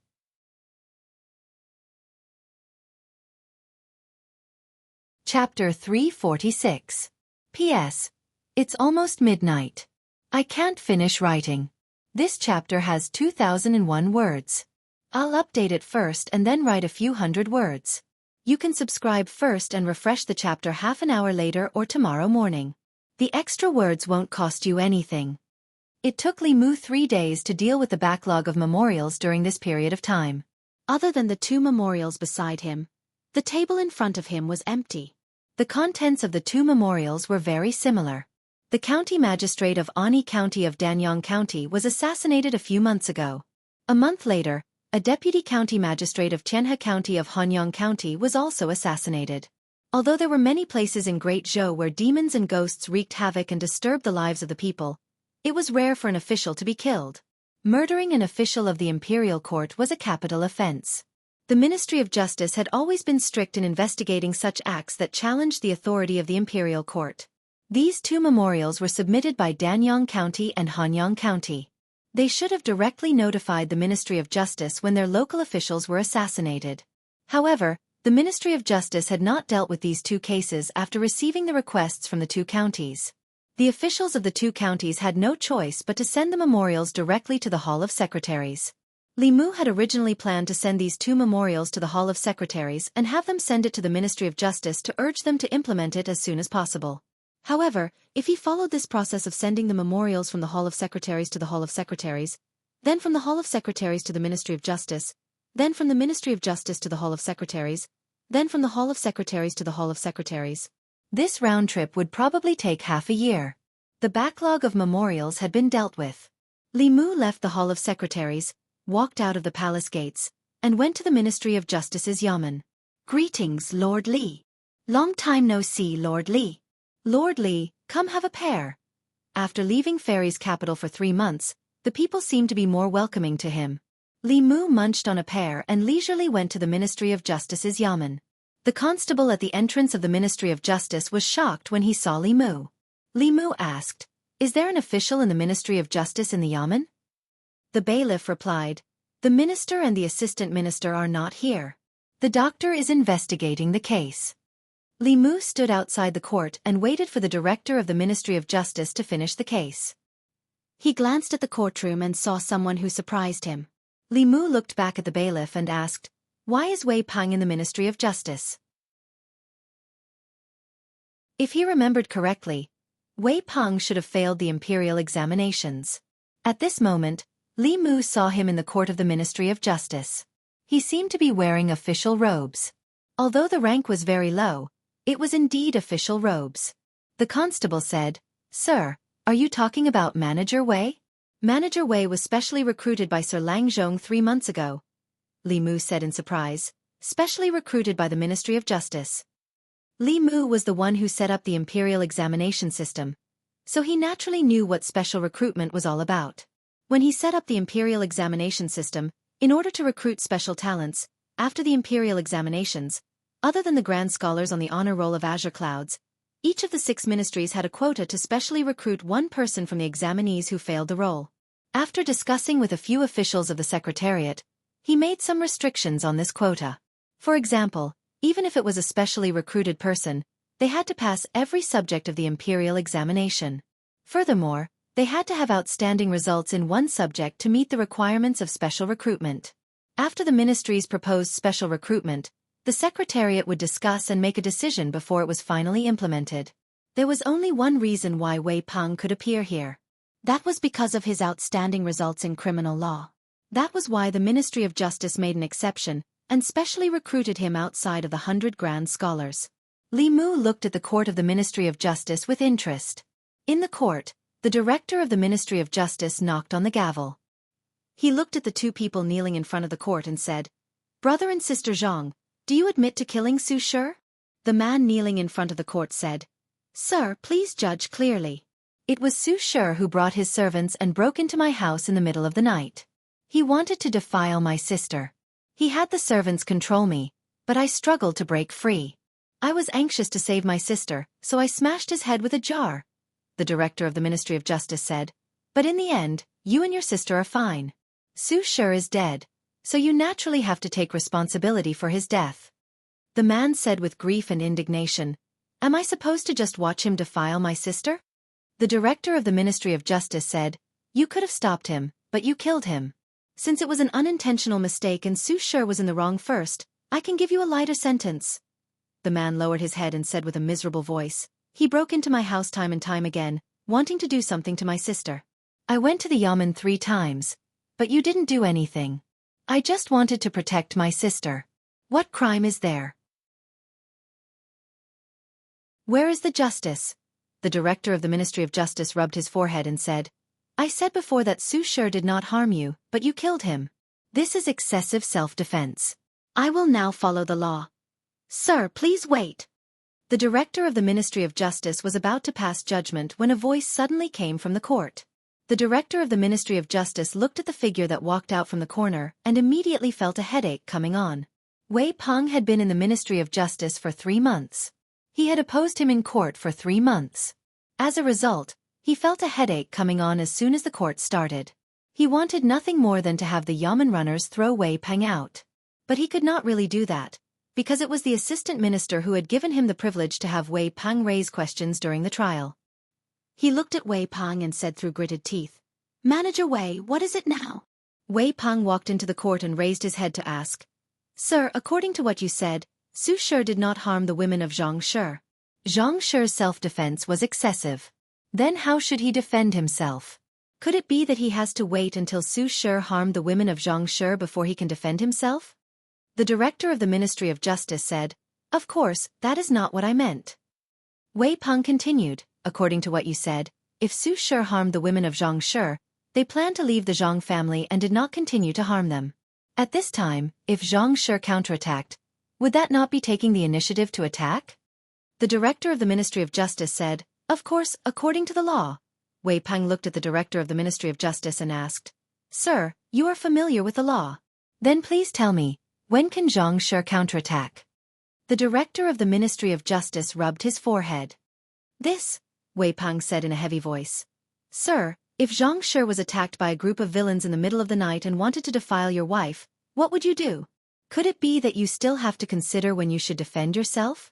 Is it after they defile your wife or after they draw a sword and slash you?" The director of the Ministry of Justice was speechless. Wei Peng did not wait for him to speak and continued, "The law is used to protect innocent people, not villains. This official believes that the Zhang siblings are not guilty. Su Shi entered their home in the middle of the night and plotted against them. She deserved to die. The Su family should compensate the Zhang siblings for this case."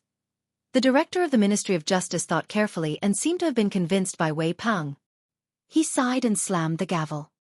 "This official now pronounces that Su Shi trespassed and committed murder. She deserved to die. The Zhang siblings are not guilty. Thank you, sir. Thank you, sir, for upholding justice for us." The Zhang siblings were moved to tears. They knelt on the ground and kowtowed to Wei Peng. Wei Peng tidied his collar and straightened his official hat. "No need to thank me. This is what I should do."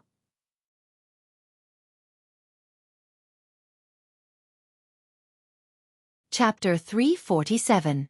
Li Mu looked at the Fu Lu on the table thoughtfully. The Tao of talismans in this era originated from the ancient times, and it was passed down from the talisman sect's Tao page. Most of the later generations only inherited and used it, and only the geniuses in the talisman Tao of talismans of the talisman sect possessed the ability to innovate and create their own talismans.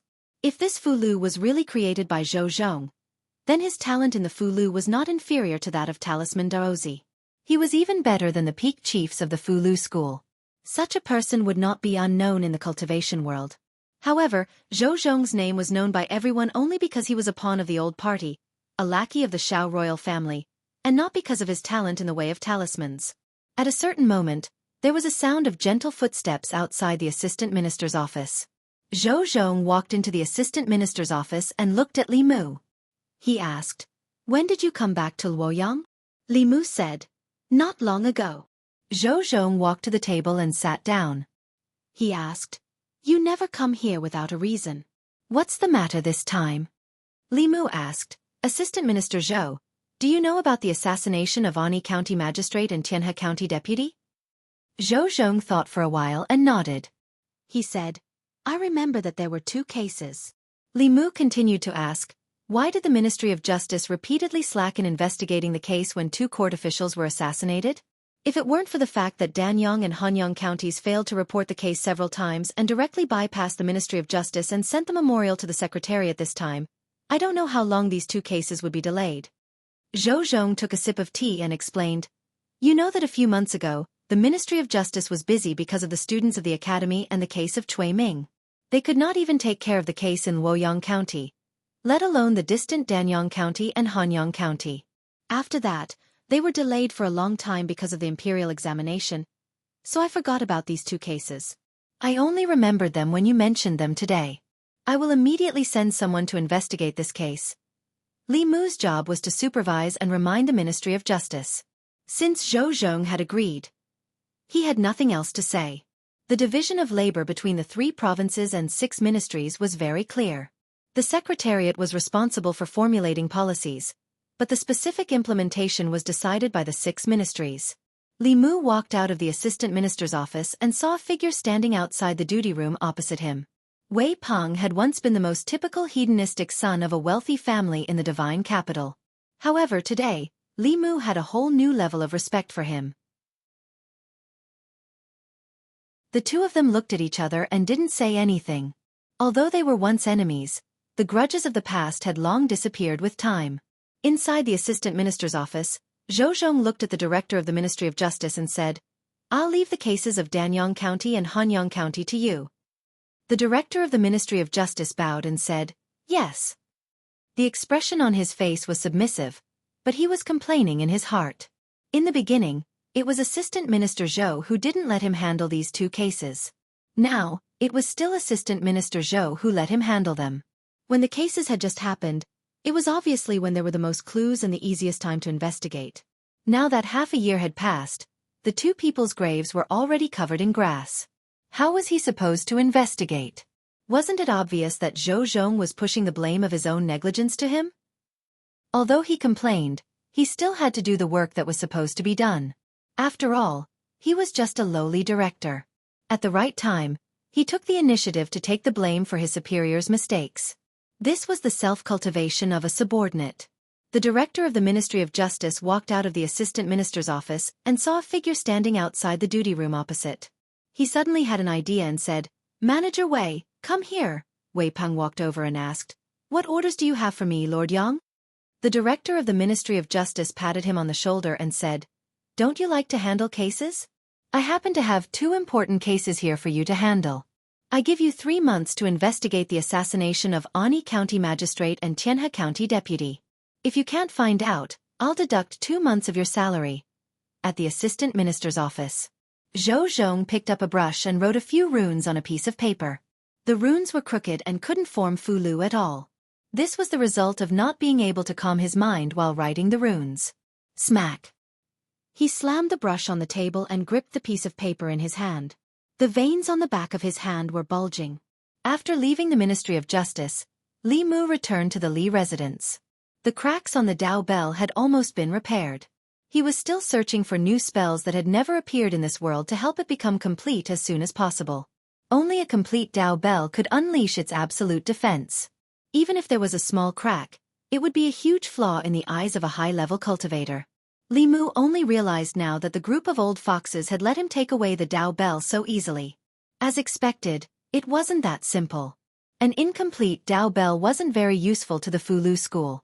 If it were to slowly repair itself, it would take at least 10 years or even decades. Li Mu thought that he had gained an advantage, but in reality, he had lost out again. Unless he could keep the Dao bell by his side forever. Inside the Li residence, sometimes it rained, sometimes it snowed, and sometimes it thundered.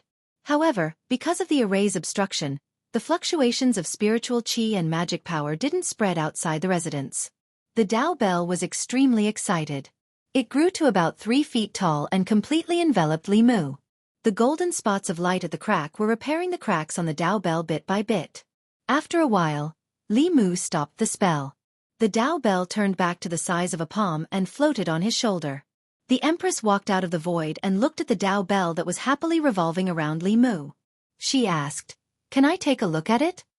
Apart from Li Mu, the Tao bell was more resistant to everyone. It swayed left and right and buzzed a few times to express its resistance and unwillingness. Li Mu smacked the top of its head and said, "Go." The Tao bell buzzed a few more times before reluctantly flying toward the Empress. Zhou stretched out her hand. The Tao bell floated above her hand and didn't fall down. Zhou looked at it for a while and then withdrew her hand. The Tao bell flew back to Li Mu's side. She looked at the Tao bell and said, "This bell should be a treasure from the ancient era. No wonder it has such power." The ancient era usually referred to the era 10,000 years ago. The Tao of cultivation had developed rapidly in the past 1,000 years. 1,000 years ago, the Tao of cultivation had experienced a barbaric period that lasted for thousands of years. Its development was extremely slow, and it only reached a peak in the past 1,000 years. However, countless cultivators discovered through research that in the ancient times 10,000 years ago, there was another peak in the path of cultivation. That was a golden age that was even more prosperous than the current cultivation world. There was enough evidence to prove that whether it was the Tao scripture, the Tao bell, or the treasures of the other sects, they were all products of the previous era. The Tao techniques of that era were even more powerful. Fulu, pills, formations, weapon forging, and martial arts were also more mature. Today's cultivators could establish their own sects just by learning the basics. That was an era that the current cultivators envied and yearned for the most. Li Mu looked at the Tao bell in front of him. In this era, it could become the treasure of the Fulu school. However, in the ancient era, it might just be an ordinary treasure. As Li Mu sighed, the door of the Li residence was suddenly pushed open. A figure walked in from outside.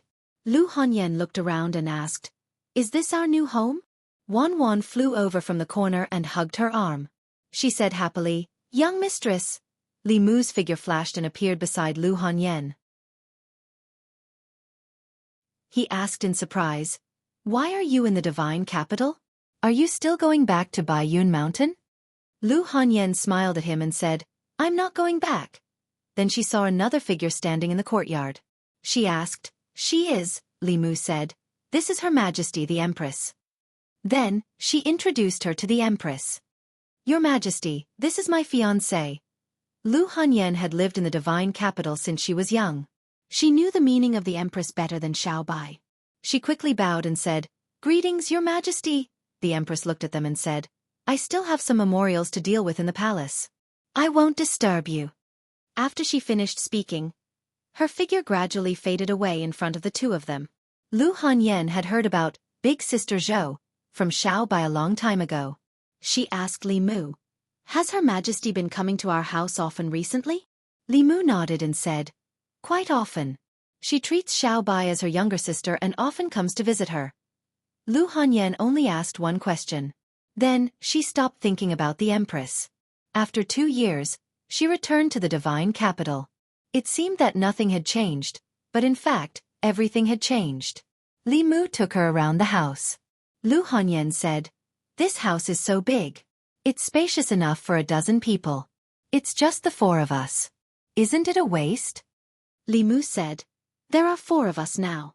In the future, there might be 5, 6, 7, or 8. It won't be a waste then." Lu Hongyan looked up and asked, "What do you mean?" Li Mu said, "What I mean is, should we hire a few maids and servants? Also, the house is bigger. When relatives and friends come in the future, we should have rooms to entertain them." Lu Hongyan nodded and said, "That's true. But we don't need maids and servants. I don't like outsiders in the house. We can live with ourselves." Li Mu took her hand and said, "I'll listen to you." Lu Hongyan held him and said, "Come with me to the wonderful sound bar first. I want to see Xiao Qi and the others." Chang'e Palace. Mr. Mei and Shangguan Li were sorting the memorials from the various departments. There was a fluctuation in the space in the hall. The Empress appeared out of thin air. She looked at the two and said, "You two can leave first." Mr. Mei and Shangguan Li walked out of the hall. He was puzzled and asked, "Why did your majesty come back so early today?" Shangguan Li shook her head and said, "I don't know." Mr. Mei thought for a moment and said, "You stay in the palace. I'll go to the Li mansion to take a look."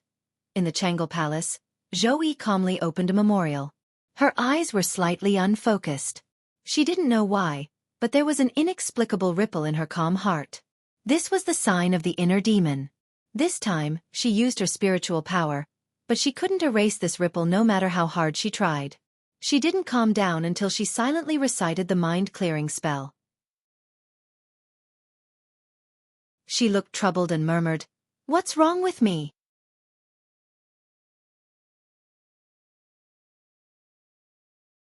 Chapter 348. Li Mu guessed that Lu Hanyan came out of seclusion early and came to Chengdu without saying anything. She must have had the intention of checking up on him. Fortunately, Li Mu had kept himself clean for half a year in Chengdu. He was strict with himself and never flirted with women. Many people wanted to introduce their daughters to him, but he rejected them all. When she went out to ask around, all she heard was Li Mu's good points. As for seeing the Empress at home when she opened the door, Li Mu didn't even need to explain. The Empress was like a god in their hearts. She wouldn't think too much about it.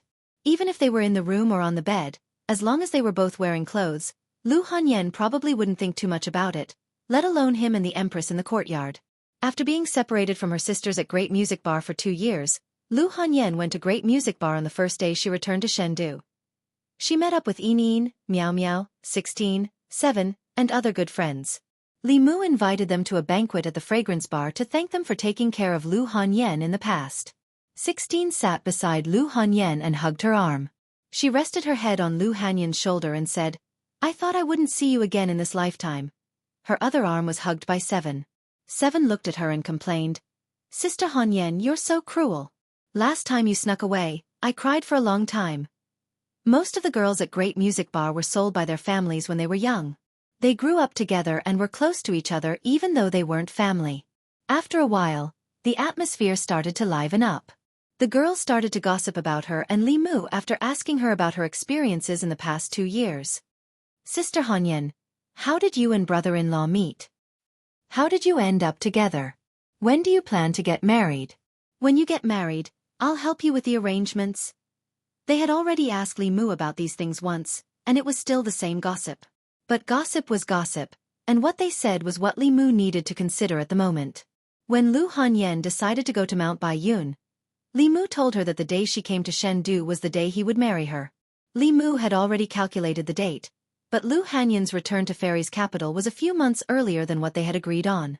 The date that Li Mu calculated was a little too late. He recalculated according to their birth characters.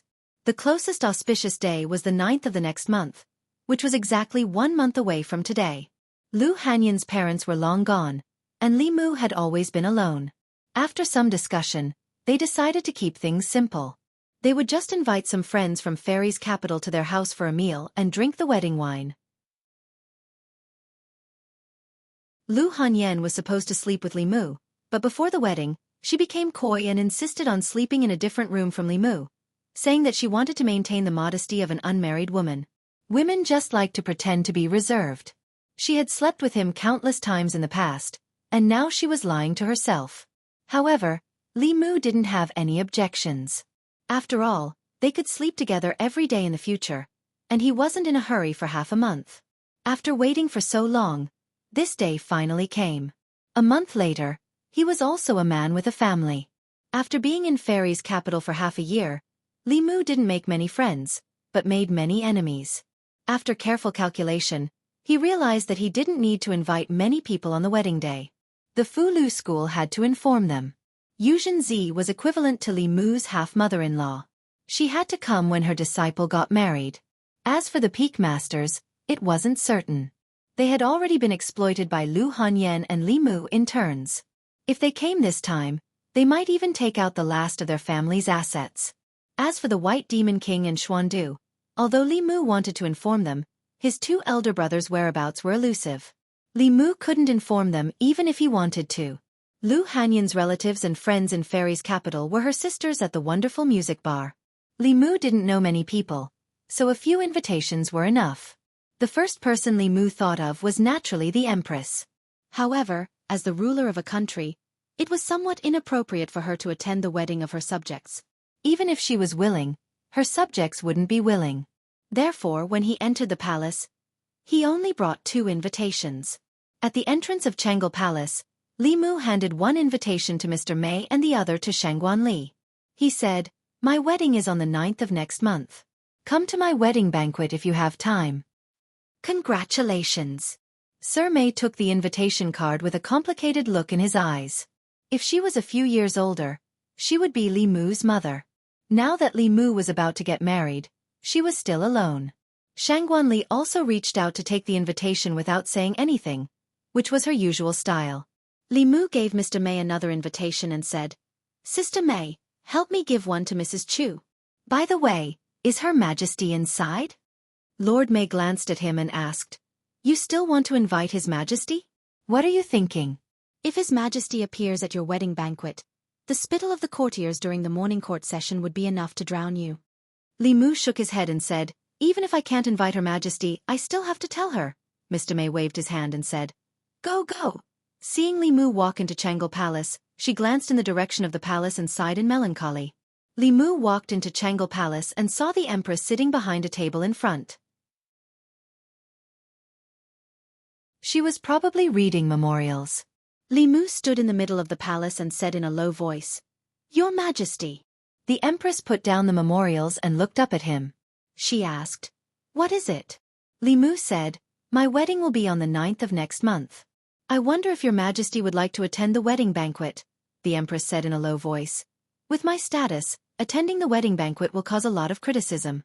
At that time, I'll ask Mei Wei to send a generous gift." Li Mu thought that if the Empress was willing to come, he could change her appearance. Since she said so, Li Mu didn't insist. He bowed and said, "Thank you, Your Majesty. I'll leave now." Li Mu left the palace. The Empress picked up another memorial and put it down after a while. She said in a low voice, "Mei Wei, come in." Mr. Mei walked in and asked, "Your Majesty, what are your orders?" The Empress thought for a while and asked, "Li Mu's wedding is a joyous occasion for him.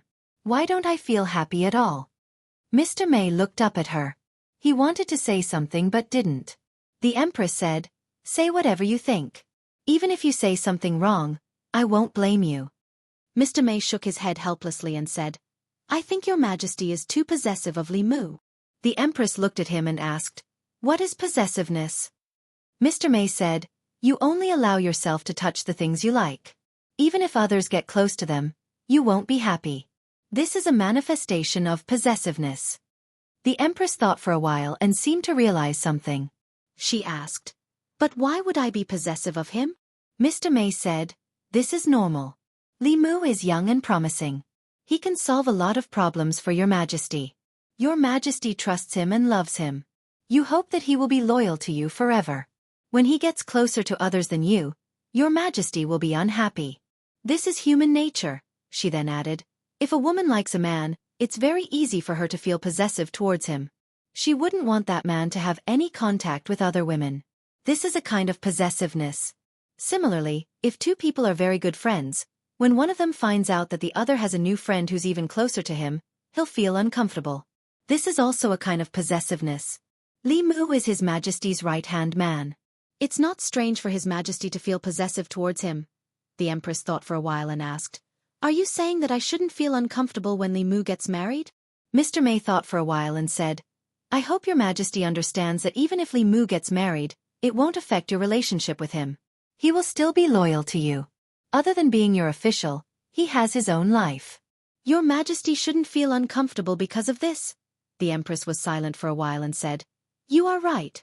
He is loyal to me. I should treat his wife the same way I treat him." Ask the Secretariat to write an edict and give her a 5th-rank title. Also, give her a golden hairpin and a pair of jade bracelets. Mr. Mei saw that she had thought it through. He smiled and asked, "Your Majesty, do you feel better now?" Zhou Yi frowned. She didn't feel better. Instead, she felt even worse. She thought for a while and said, "Forget it. He is the one who is loyal to me, not his wife." "Don't ask the Secretariat to write an edict," Mr. May paused and asked tentatively. "Then the golden hairpin and jade bracelets." Zoe thought for a while and said, "I won't give them to you either."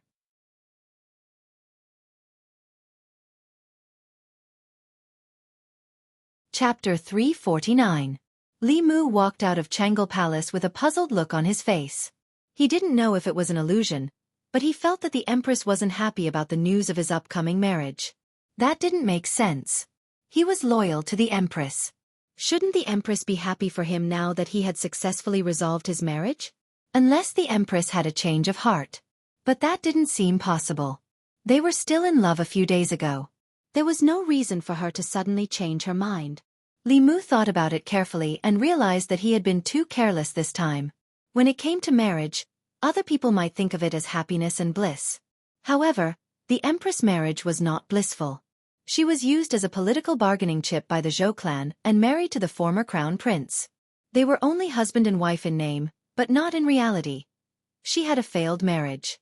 Wasn't Li Mu stabbing her in the heart by mentioning marriage in front of her? He hadn't thought about this matter. He should have thought about taking the Empress' feelings into consideration. He sighed.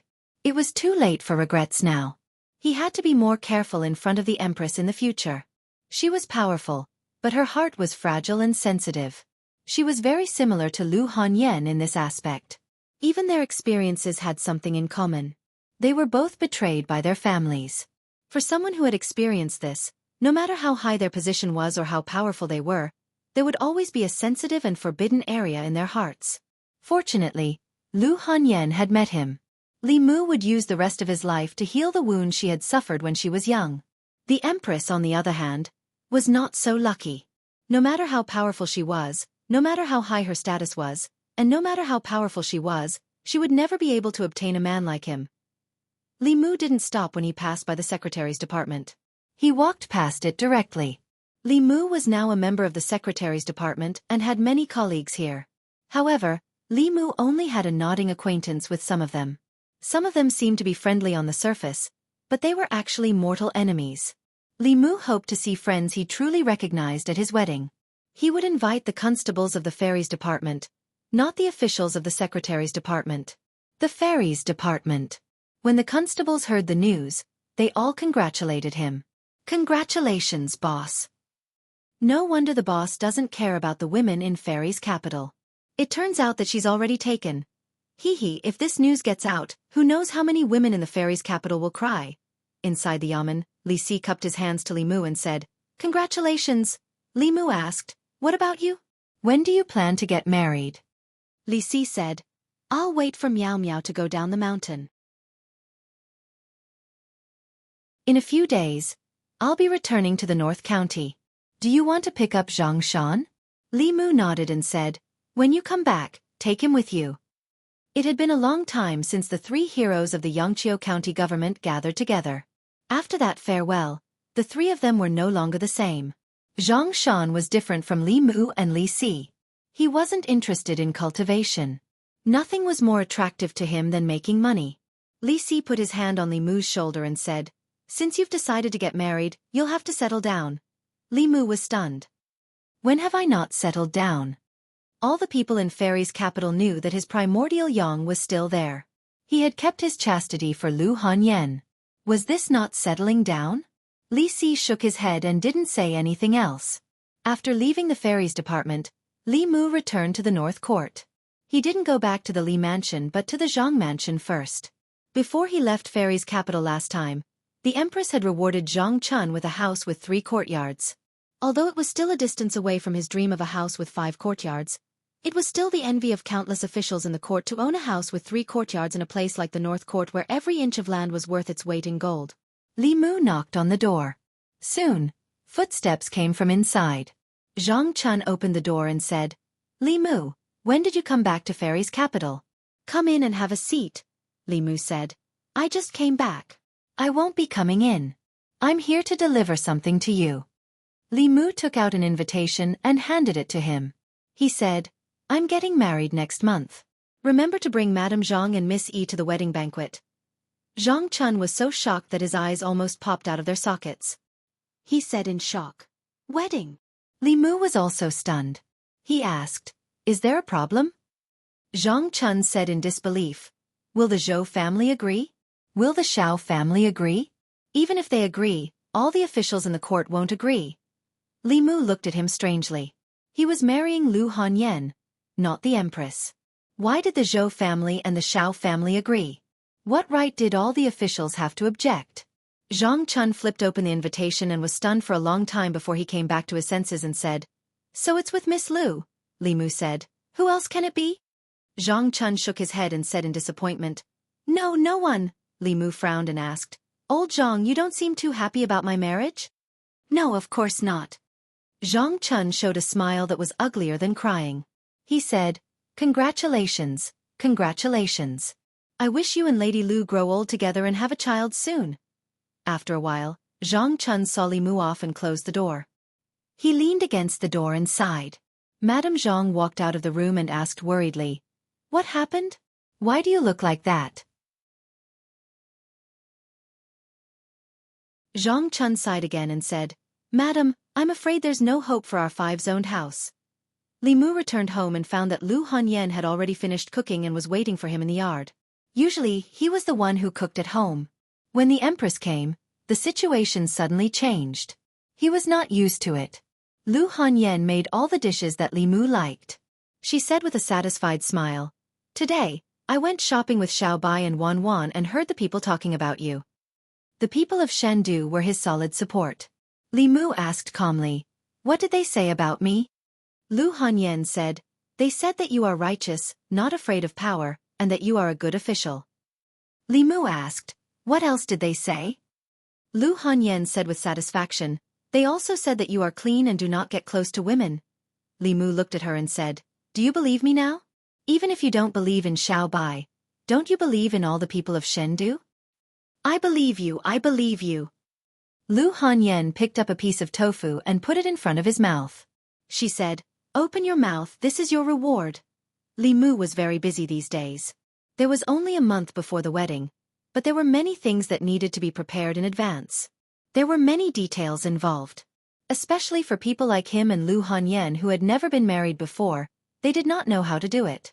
Among the people he knew, only Zhang Chun and the Empress had experience. He definitely could not ask the Empress. Firstly, she definitely did not need to prepare for her wedding. Secondly, he had already stabbed the Empress in the chest a few days ago. If he asked her now, wouldn't it be the same as rubbing salt on her wound? As for Zhang Chun, he seemed to have encountered something recently and was in low spirits. Li Mu did not bother him anymore. Fortunately, with the help of Wan Wan and Xiao Bai, although the preparation was slow, everything was proceeding in an orderly manner. In the Li residence, Li Mu was busy and happy. In the Ministry of Justice, Wei Peng scratched his head in frustration and pulled out a handful of hair. The assassination of the officials in Ani County and Tianhe County really made his head ache. He was familiar with the law and good at judging cases, but not good at investigating cases. Wei Peng felt that the imperial court should separate judging and investigating cases because they were not the same thing.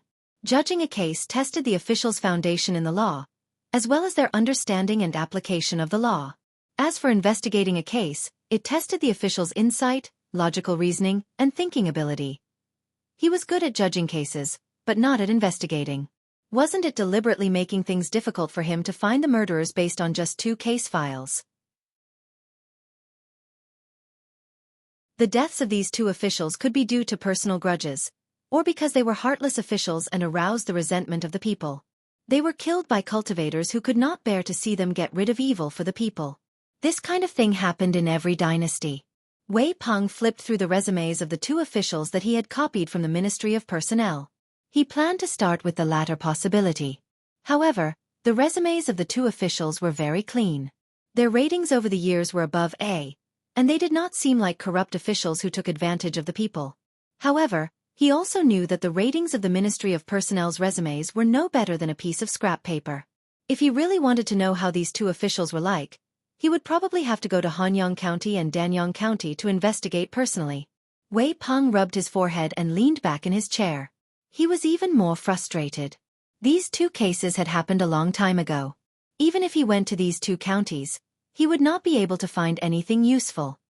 His eyes inadvertently swept across the resumes of the two officials who were killed, and his gaze suddenly froze. He sat up again and took the resumes. After looking through them carefully, he finally found some clues. The deaths of the magistrate of Ani County and the deputy of Xianxia County were two unrelated cases, but they were related. For example, the two of them were once in charge of the Ministry of Personnel. Not only that, they were officials in the Ministry of Personnel at the same time and were promoted in the same year. One was promoted to the magistrate of Ani County, and the other to the deputy of Xianxia County. It was definitely an exceptional promotion from grade 9 to grade 7. They were officials in the Ministry of Personnel at the same time, were promoted in an exceptional way, and were almost assassinated at the same time. Wei Peng stood up suddenly and muttered, "This is definitely not a coincidence."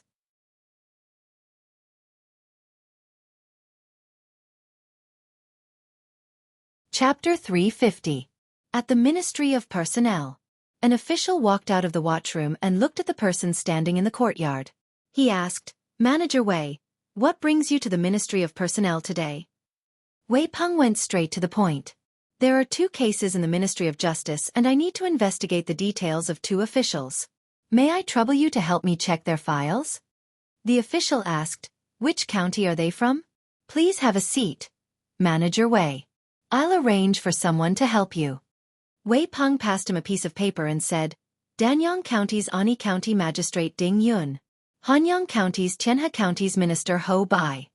The manager of the Ministry of Personnel arranged for his subordinate to check the files of the people Wei Peng wanted. He sat in the watchroom and started chatting with Wei Peng. The Wei family used to belong to the old party. However, Wei Peng's father was demoted because he was involved in the case of the assistant minister of the Ministry of Rights framing Li Mu. He was never hired again. Wei Peng thought that the Wei family would disappear from Luoyang. He did not expect that after the imperial examinations, Wei Peng would be specially recruited by the Ministry of Justice. Although his rank was not high and he was a manager like him, it was said that Assistant Minister Zhou appreciated him. His future was naturally brighter than his. Wei Peng was preoccupied with the case and was not in the mood to chat with the manager of the Ministry of Personnel.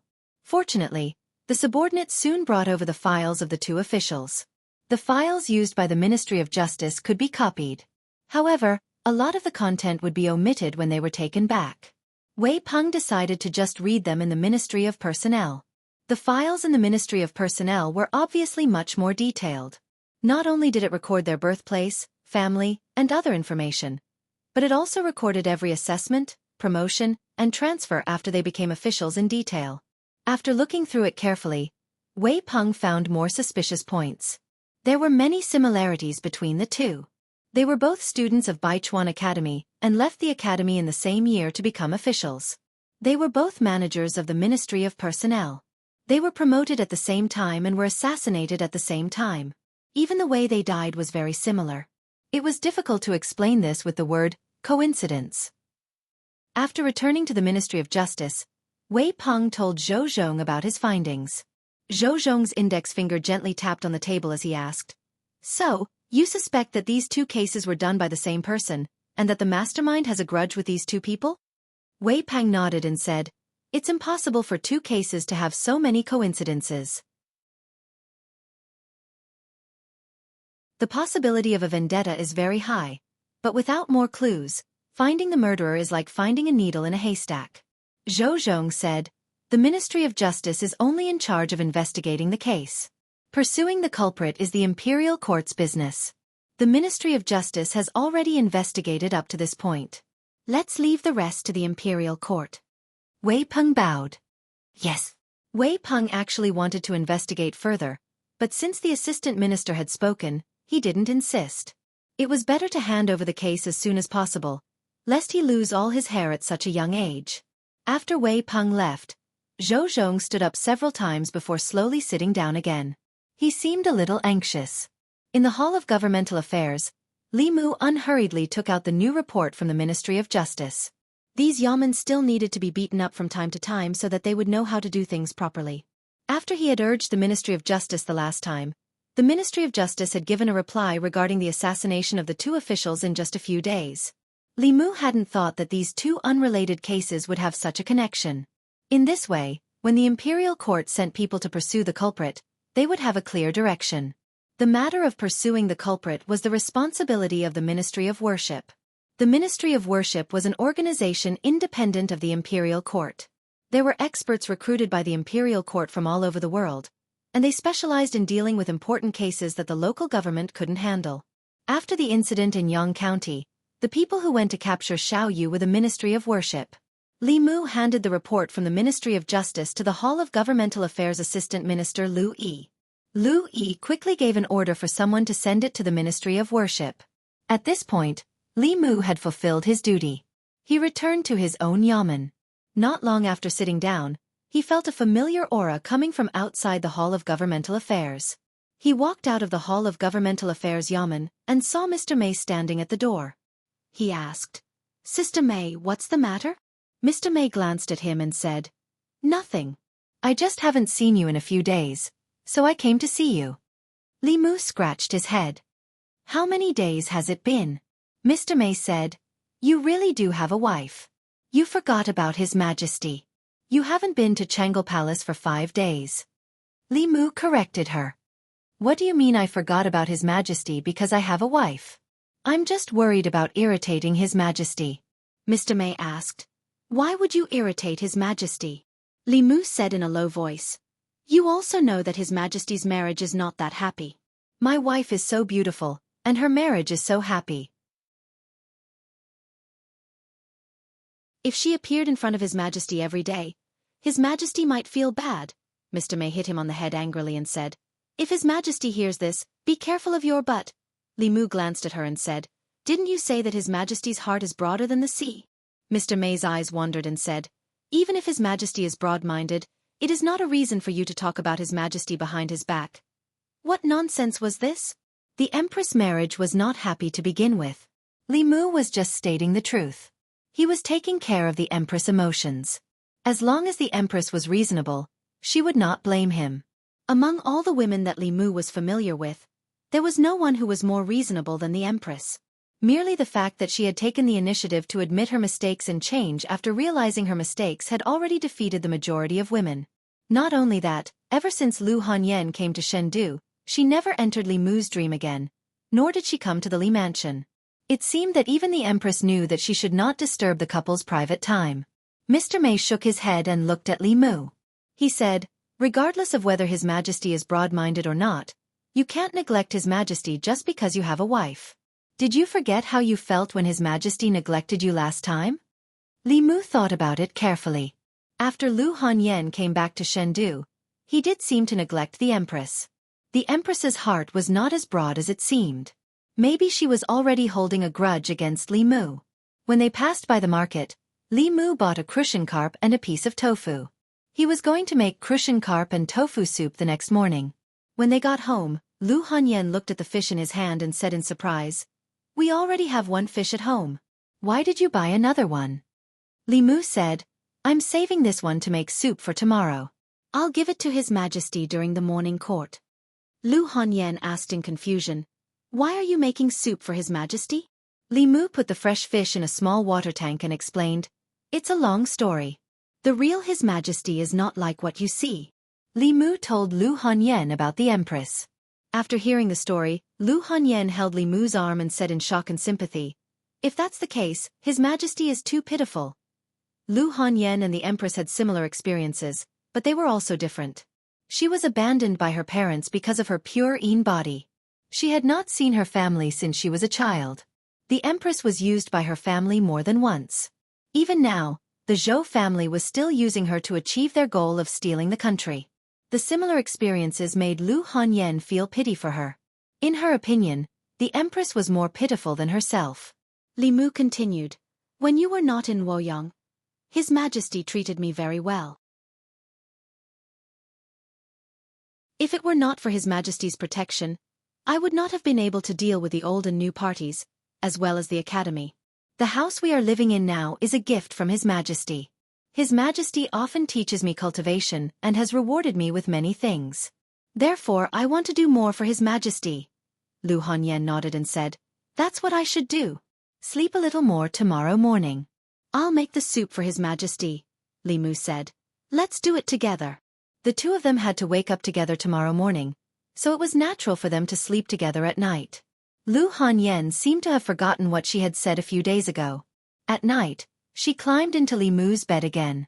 In her sleep, she still held his hand tightly. Li Mu kissed her gently on the forehead and closed his eyes. Late at night, the space in the courtyard fluctuated and a figure slowly appeared. She took a step forward and suddenly stopped. She did not enter the room as usual. The space in the courtyard fluctuated again and the figure slowly faded away. In the room, Li Mu and Lu Hanyan were sleeping in each other's arms. Thousands of miles away, in Baiyu County of Yushan Commandery, the county magistrate of Baiyu County suddenly woke up from his sleep. He looked at the figure in his room and said in shock, "Who are you? How dare you trespass into the county office? Leave immediately." What answered him was an incomparably sharp sword light. Under the sword, the county magistrate of Baiyu County was beheaded. A shadow flew out from his corpse. His primordial spirit looked at the figure in the room in horror and said in a shrill voice, "I am an official of the imperial court. If you dare to kill me, the imperial court will not let you go. No matter where you run to, you can't escape death." Boom! Before he could finish his sentence, a purple thunderbolt suddenly exploded in the room. The county magistrate's primordial spirit was struck by the thunderbolt and completely disappeared. A moment later, several constables rushed into the room. Soon, voices came from the room. Someone come quickly. Sir, there was an assassination attempt."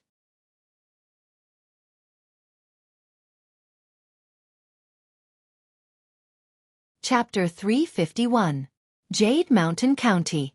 The news of the Baiyu County magistrate being assassinated shook the entire Jade Mountain County. How many years had it been since such a vile thing as murdering an official of the imperial court had happened in Yushan County? The last time they heard of such a thing was in North County, Yang County. They didn't expect Jade Mountain County to encounter it so soon.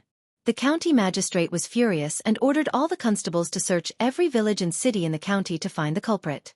Even if they only provided clues, they would be rewarded handsomely. Jade Mountain County. Zhongshan County. The assassination of the Baiyu County magistrate had affected the entire Jade Mountain County. Zhongshan County was no exception. The county yaman's constables and Min Zhuang had already checked the villages one by one, looking for suspicious people. Within the county, all the inns, brothels, and places that might be hiding people were searched 5 or 6 times in a day. The Zhongshan County magistrate hid in the county office and didn't come out. He wasn't stingy with spiritual jades and activated the formation outside the county office to its strongest state. He also carried the protective treasure given by the imperial court with him to deal with any unexpected situations. The county magistrate of Baiyu County was inexplicably infiltrated by someone and destroyed in body and soul. That thief could be an assassin from the Devil's Doctrine or a cultivator who hated the imperial court. If he could kill the county magistrate of Baiyu County, he could also kill the county magistrate of Zhongshan County. The Zhongshan County magistrate sat in the office and looked at a middle-aged man. He said, "Magistrate Huang, I suggest you stay in the county office. It's obviously not peaceful recently. I heard that Hanyang County and Danyang County officials were also killed. It'll be safer if everyone stays together." The middle-aged man smiled and said, "I'm just a magistrate. Even if it's a culprit, I won't care. It's fine." With that, he slowly walked out of the county office. The Zhongshan County magistrate looked at his back with dissatisfaction. Of course, he didn't keep Magistrate Huang in the county office for his safety. It was only because Magistrate Huang had level 4 supernatural power that he could feel more at ease with such an expert in the county office. Magistrate Huang walked out of the county office and passed through 2 streets before arriving in front of a house. As a magistrate, he didn't choose to live in the county office. Instead, he rented a small courtyard in a remote area of the county. He rented it for 14 years. He opened the courtyard door and entered. He saw a figure standing in the courtyard. The figure was tall and slender, and from the silhouette, it should be a woman. The woman stood with her back facing the door. She wore a conical bamboo hat on her head. A black veil hung from the edge of the hat, covering her face. County Magistrate Huang looked at the figure and paused for a moment. The next moment, he walked into the yard and closed the door. He looked up at the woman's back and shook his head. I've waited here for 14 years. The woman turned around and looked at him through the black veil on his bamboo hat. There was a trace of melancholy on County Magistrate Huang's face as he muttered to himself. For the past 14 years, I haven't had a good night's sleep. I knew that you would find me in the end. I wanted you to come, but at the same time I didn't want you to come. Why? The woman's voice was cold, as if it didn't contain any human emotions. County Magistrate Huang said slowly, the past 14 years have been too painful for me. I hope that you can set me free. However, I also know that if you come to find me, it means that you've already embarked on this path. This is a path of no return. The moment you set foot on it, there's no turning back. He looked at the woman and said, those who have passed away forever. Those who are still alive must live on even more. The woman said faintly, some people don't deserve to live. County Magistrate Huang was silent for a moment before he nodded and said, some people don't deserve to live, but, can you let my family go? That matter has nothing to do with them. The woman was silent for a moment before she said calmly, all right. Thank you. County Magistrate Huang heaved a sigh of relief and said, 14 years ago, I sent them back to their hometown. I've waited here alone for you for 14 years. You've finally come. His voice was calm, and there was a trace of relief in it. The woman looked at him and asked, why? County Magistrate Huang knew what she was asking. He shook his head and said, it's meaningless to talk about this now. Everyone has to be responsible for their mistakes. I'm indebted to you, sir. I've let you down. He faced the woman and knelt on the ground. There was a trace of relief in his voice as he said softly, I'm sorry. After he finished speaking, his head slowly drooped. At this moment, this fourth realm cultivator's 3 souls and 7 spirits dissipated. A day later, in the courtyard, County Magistrate Yushan stood in front of County Magistrate Huang's kneeling corpse. His expression was extremely gloomy. He gritted his teeth and said, arrogant, too arrogant. If I don't catch you, I'm not human. The Zhongshan County Magistrate lamented, Sir Huang, oh Sir Huang. I've advised you to stay in the county office with me. Why didn't you listen? Great, now you've been killed by a criminal. County Magistrate Yushan looked at County Magistrate Huang's corpse with a trace of doubt on his face. He frowned and said, County Magistrate Huang's death doesn't seem like a homicide. It seems like his soul dissipated on its own. County Magistrate Yushan asked, what reason does he have to do this? County Magistrate Yushan shook his head and said, I don't know. First he killed someone, then he disguised it as a suicide. Did he think he could fool me with such a clumsy method? Within a few days, 2 officials under his jurisdiction had died. County Magistrate Yushan's mana was surging. It was obvious that he was extremely angry. He said gloomily, you stay in County Magistrate Yushan and continue to track down the murderer. I'm going to Fairy's capital. I must make the Imperial Court investigate this matter thoroughly, and give the people of my county an explanation. Li Residence. Li Mu carried the lunchbox and walked out of the house. He had planned to bring breakfast for the Empress the next day. However, that morning, he and Lu Hanyan were entangled in bed and missed the time. He had no choice but to raise the carp for another 3 days. He could not bring the fish soup to court. Before morning court, he passed the lunchbox to Mr. May. Mr. May opened the lunchbox and smelled it. He glanced at Li Mu and said, at least you have a conscience. In the past, the morning court was mostly about trivial matters. There were no major issues. However, compared to the past, there were more unexpected situations today. There were officials from all over the country. Recently, there were more signs of demon sect activities in their jurisdictions. This caused some instability in the counties. County Magistrate Yushan even came to Fairy's capital personally to report the murder of 2 officials in County Magistrate Yushan. The officials were all filled with righteous indignation. Murdering an official of the Imperial Court. We must not let them off lightly. Damn demon sect. They are indeed a great threat to the Great Show. One day, the Imperial Court will completely eradicate the evildoers of the demon sect. Some were indignant, while others were puzzled. That's strange. Although the demon sect has always wanted to overthrow the Imperial Court, they rarely attack officials directly. An official thought for a moment and asked, could it be that the top scholar killed too many demon sect masters a few days ago and attracted the revenge of the demon sect? Once this was said, it triggered a new round of discussion. What? What's going on? You still don't know? It said that when Commander Shangguan and the others were chasing after Cui Ming, they accidentally fell into Cui Ming's trap. It was Zhuang Yuanlang who helped them escape, took down Cui Ming, and even killed an expert from the Devil Sect.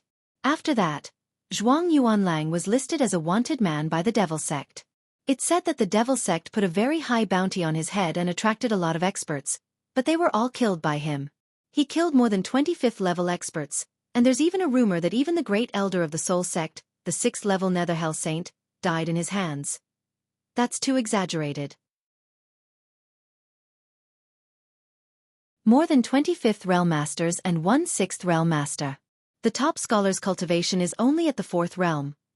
Although his cultivation isn't high, he must have a treasure bestowed by Her Majesty. I heard that in Jianghu County, someone even saw the Empress's avatar descend. That Netherhell Saint must have died in the hands of the Empress avatar. In the Imperial Court, the officials were discussing fervently. The topic quickly shifted to the Demon Sect and Li Mu. Many people were shocked to the point of disbelief when they heard that Li Mu had killed dozens of Demon Sect 5th Realm Masters. More than 25th Realm Masters. Among the 100 people standing in the Golden Palace, there were only 25th Realm Masters. Even if they were to calculate, it might not be enough for Li Mu to kill. In the Great Zhou's 36 counties, the county governors and county ministers were all 5th Realm Masters. There were less than 100 of them in total.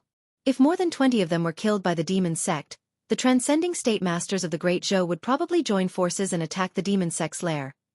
Moreover, other than the death of more than 25th Realm Masters, the Demon Sect also lost a branch sect's first elder and a 6th Realm Master. If they were to calculate, if they only killed 2 minor officials of the Imperial Court to vent their anger, then the Demon Sect was already very rational. They were even more rational than the Great Zhou Court. It was inconceivable that a 4th Realm Cultivator could achieve such a feat. However, it also proved how much Her Majesty doted on Li Mu. She must have given Li Mu countless high-level Fulu and magic treasures. She even sacrificed her own cultivation and sent her avatar to help him. Was this how a favored official should be treated? Even a favored concubine wouldn't be treated this way, right? Since ancient times, the emperors who were known for their incompetence actually doted on their demon concubines and demon empresses so much. Of course, their countries didn't escape the fate of being destroyed in the end. The 25th Realm Masters of the Demon Sect, including the Nether Saint, were killed by a 4th Realm Cultivator. They must have felt very aggrieved when they died. Some of the officials even felt that their deaths were unjust. Because their opponent wasn't Li Mu, but the Great Zhou Imperial Treasury. They even guessed that if the person who wanted to kill Li Mu was a 7th Realm Master of the Demon Sect, the Empress would probably come personally. So many experts of the Demon Sect had died, but the officials were only shocked for a moment. 2 7th-rank officials had died, but the investigation had to be carried out. This was the principle of the Imperial Court. The Department of Offerings had sent 5 Blessed Realm offerings to Yu County with the Yushan County chief to chase after the culprit. This was enough to show how much importance the Imperial Court attached to this case. When Li Mu walked out of Crepe Myrtle Hall, he was very unconvinced. He had killed so many experts of the Demon Sect. This was a great contribution to the Imperial Court. Some bastard officials even wanted to blame the deaths of the 2 officials of Yushan County on him. What did this have to do with him? If the Demon Sect wanted to take revenge, he couldn't stop them.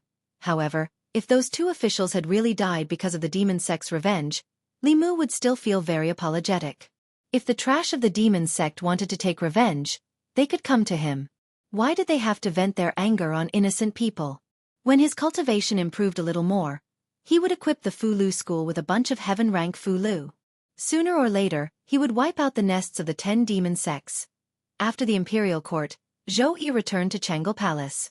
Mr. Mei walked in with a soup bowl. Your Majesty, this is the soup that Li Mu made for you. He gave it to me before the Imperial Court.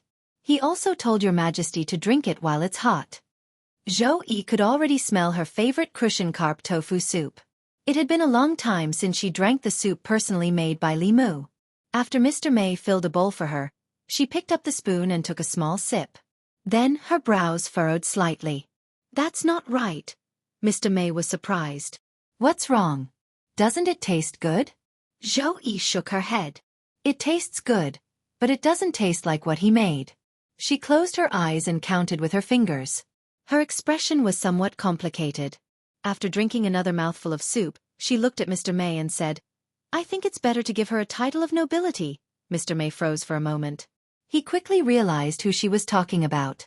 After thinking for a moment he asked, "Then the jade bracelet and the golden hairpin?" "No."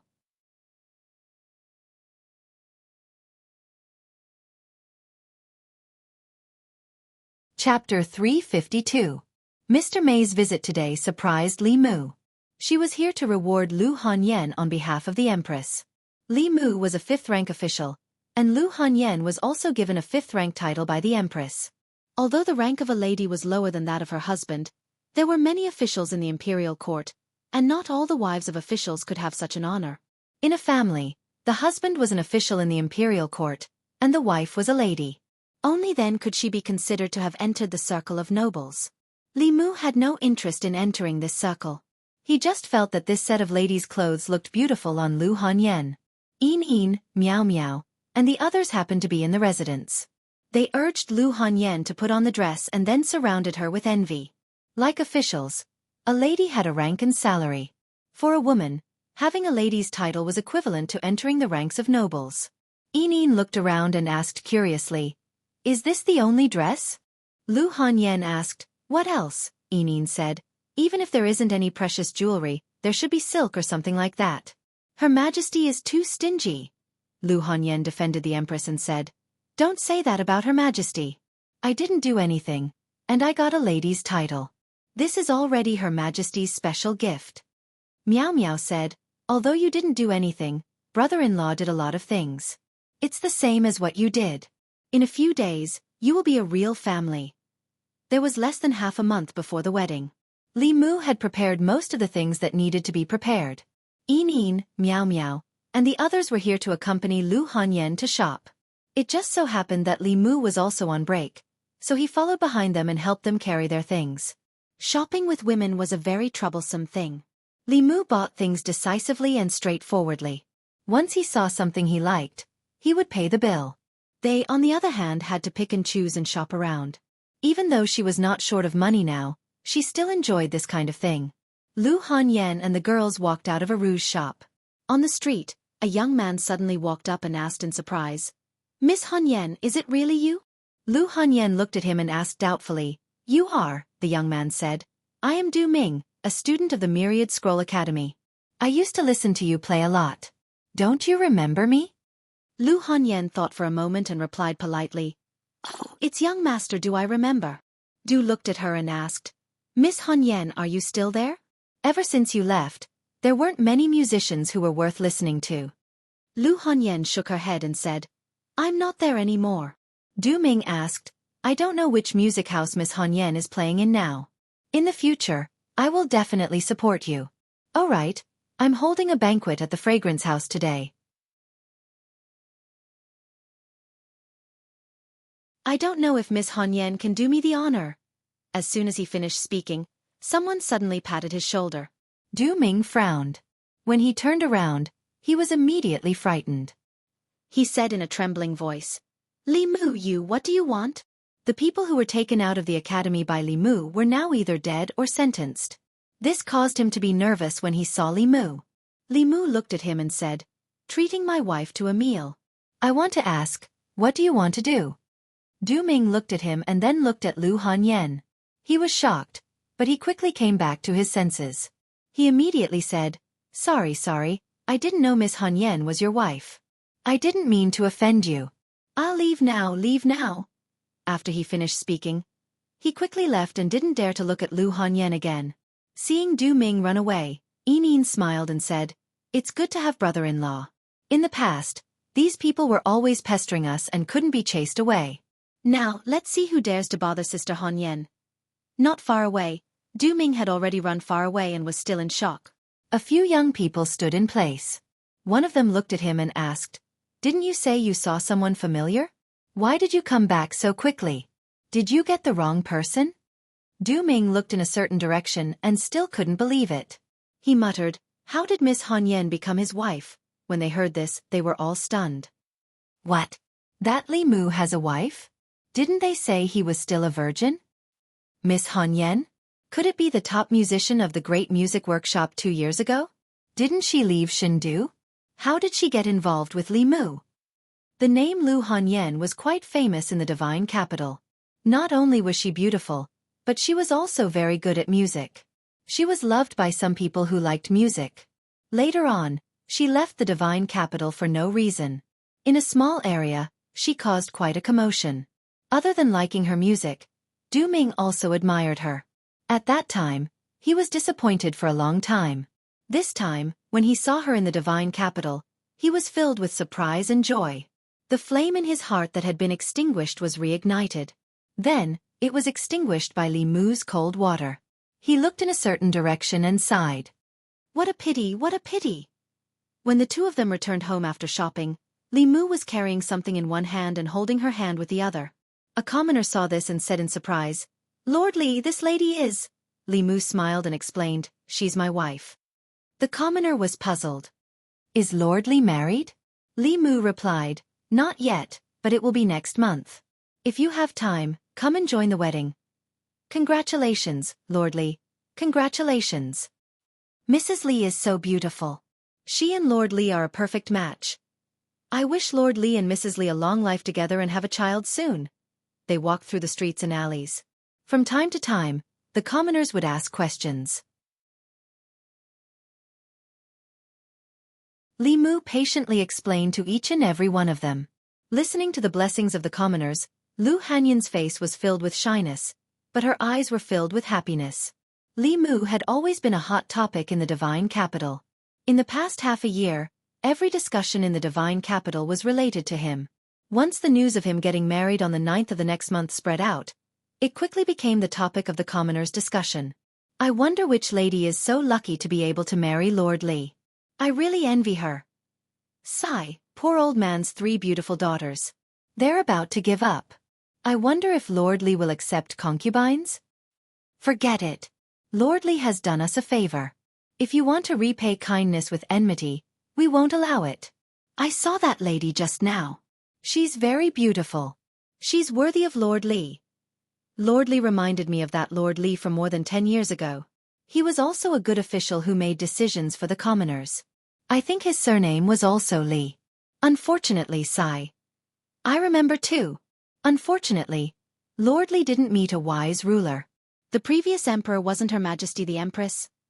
The house Lord Li is living in now is the Li residence from back then. Those who killed him back then will die a horrible death. Shoo, you don't want to live anymore. If someone hears you, even if you have 10 heads, it won't be enough to chop them off. The 7th of the 10th month. Today was not a special day.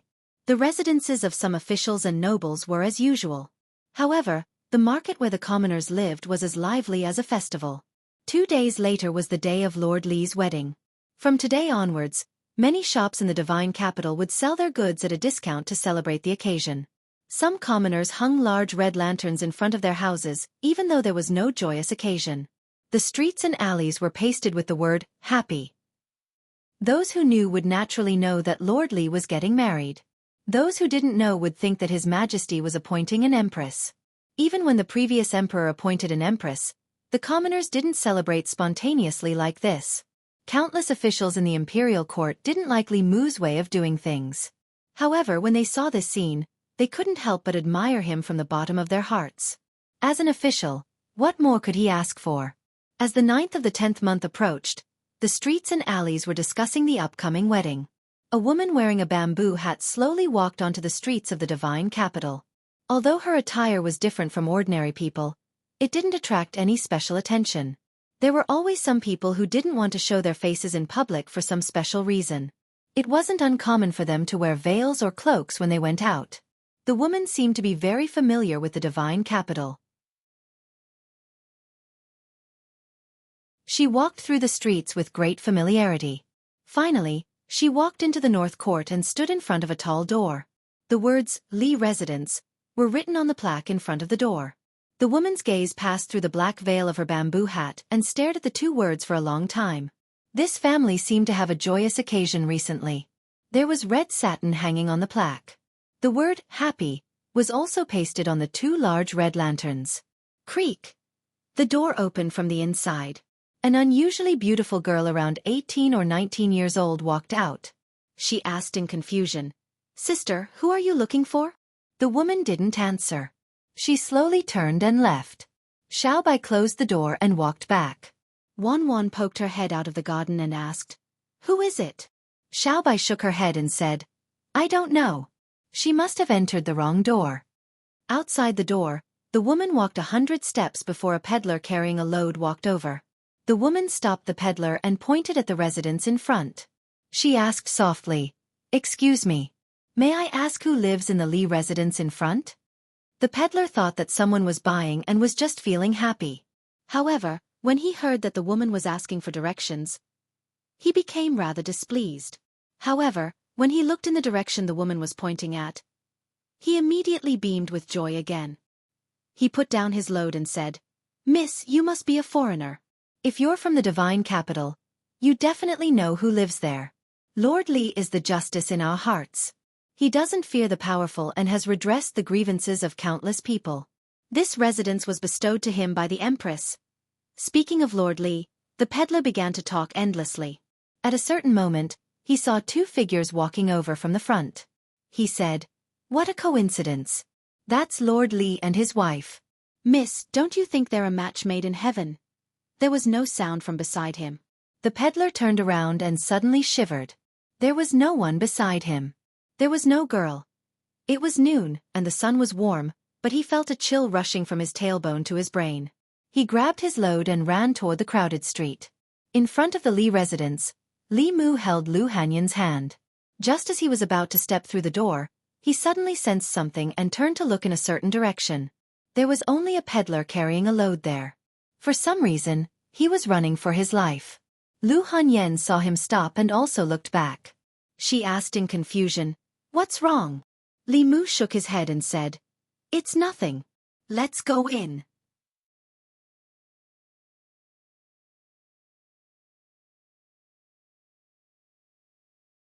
Chapter 353.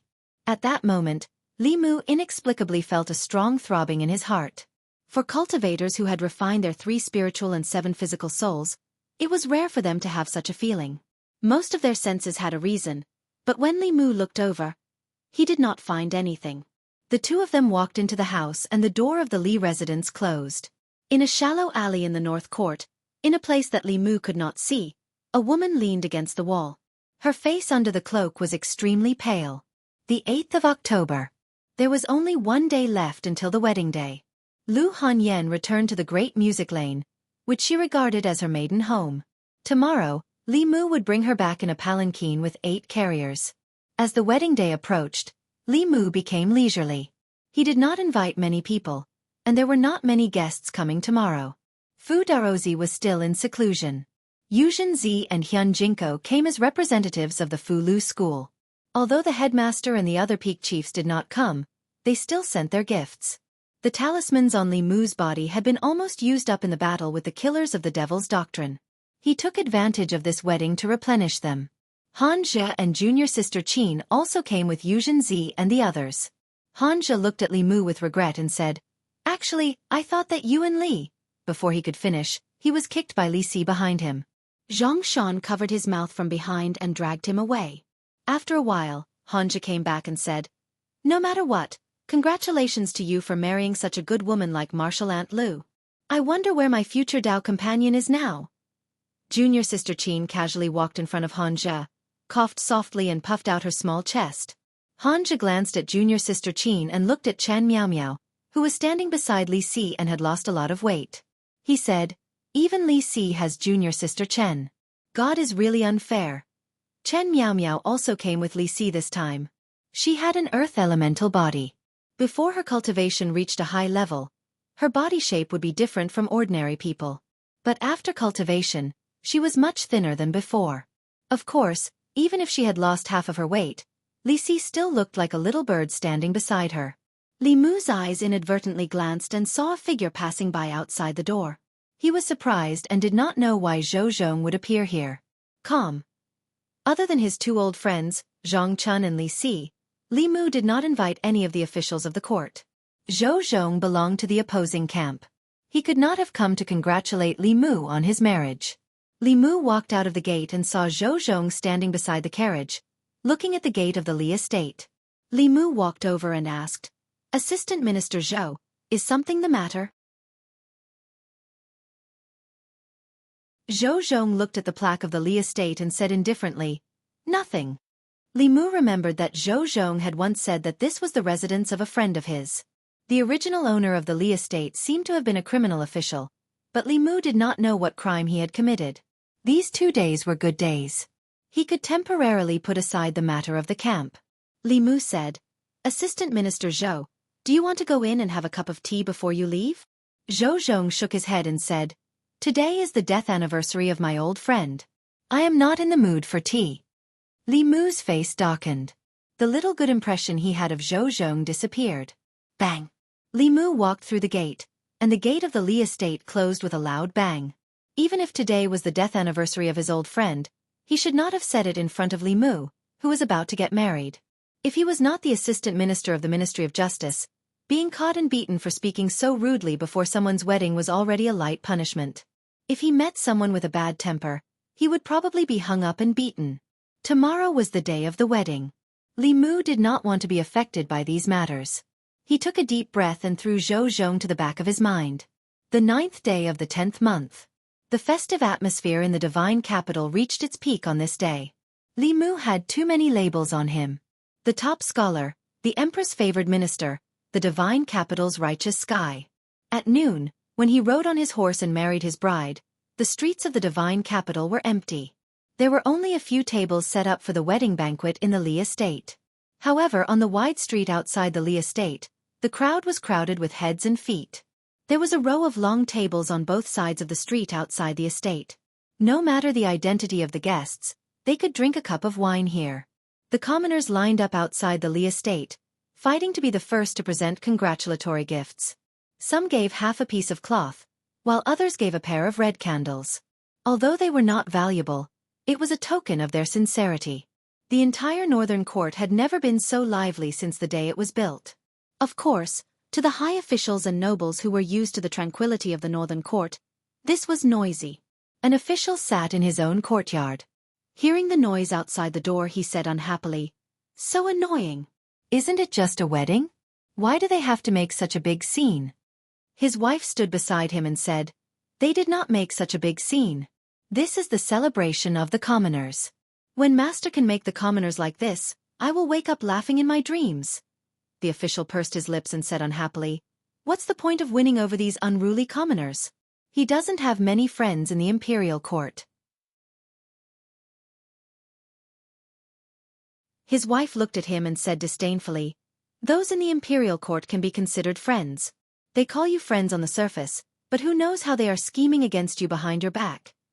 In another mansion, the assistant minister of the Ministry of Personnel stood in the courtyard. He was not affected by the noise outside at all. He walked into the study and asked, "Are you sure?" An official in the study said with a gloomy face, "Tianhe County Minister Hou Bai, Ani County Magistrate Ding Yun, Baiyu County Magistrate Deng Zhua, and Zhongshan County Magistrate Huang Ding. Sir, don't you think these names are familiar?"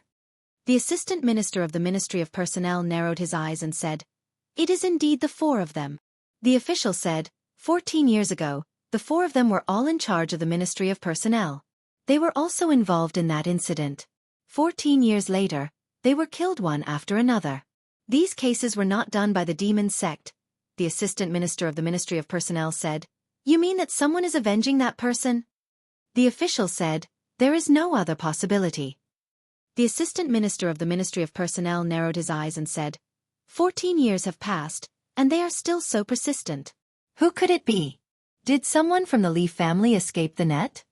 The official thought for a moment and said, "The entire Li family was wiped out back then. There can't be anyone who escaped the net." The assistant minister of the Ministry of Personnel scoffed and said, "No matter who it is, just capture them and deal with them. If he can make a move on these 4 people, he won't let other targets go. He probably doesn't have the guts to do so in Shindu. Check where the officials who were involved in this incident are now." The official said, "I've already checked. There was a minister counselor back then. He is now in Yantai County as the Yantai County Magistrate. He is at the peak of the 4th realm. From the looks of these cases, the culprit's strength is not higher than the 5th realm. Should we inform the Office of Worship and have them deal with that person outside to avoid unnecessary trouble? The Assistant Minister of the Ministry of Personnel laughed mockingly and said, "Unnecessary trouble? Haha, if you want to overturn that case, you have to overturn the Imperial Court first. No one has the ability to do that. Whether it is the new party or the old party, or His Majesty, none of them will let that happen." The official asked, "Then what do you mean?" The Assistant Minister of the Ministry of Personnel said, "Have the people from the Department of Offerings guard Yantai County. According to the law, the culprit should be brought back to Luoyang to be punished for murdering an official of the Imperial Court. Have them follow the rules and don't do anything unnecessary. Bring him back to Luoyang." "I'd like to see who is so overconfident," the official nodded and said, "Yes." A moment later, he walked out of the residence of the Assistant Minister of the Ministry of Personnel and passed through the bustling crowd outside. When he passed by the Li Manor, he even looked inside curiously. In the Li Manor, the wedding ceremony had already begun. Li Mu and Lu Hanyan did not have any relatives. They were only friends in the manor. Mr. Mei was the host of the wedding. He stood in front with a smile on his face. "First bow to heaven and earth. Second bow. If there are no parents, then bow to master." Husband and wife bow to each other. Send them to the bridal chamber. Tonight was a joyous night in the Li Manor. Both inside and outside the manor were filled with jubilation. In the bridal chamber, Li Mu slowly lifted Lu Hanyan's veil. The two looked at each other and raised their wine cups. As their arms crossed, countless bright fireworks rose into the night sky outside the window, blooming with dazzling colors. In a wine shop in Chengdu, the bright fireworks lit up the night sky and also illuminated the beautiful face of the woman in the wine shop after she took off her bamboo hat. She picked up the wine jar and finished it in one gulp. Putting on her bamboo hat, she turned and walked out of the wine shop. Looking in the direction of the fireworks, she whispered, "Congratulations, Changle Palace." Zhou Yi leaned lazily on the chair and took a sip of wine. He frowned and said, "What kind of tribute wine is this? It has no taste at all. Don't send it next year."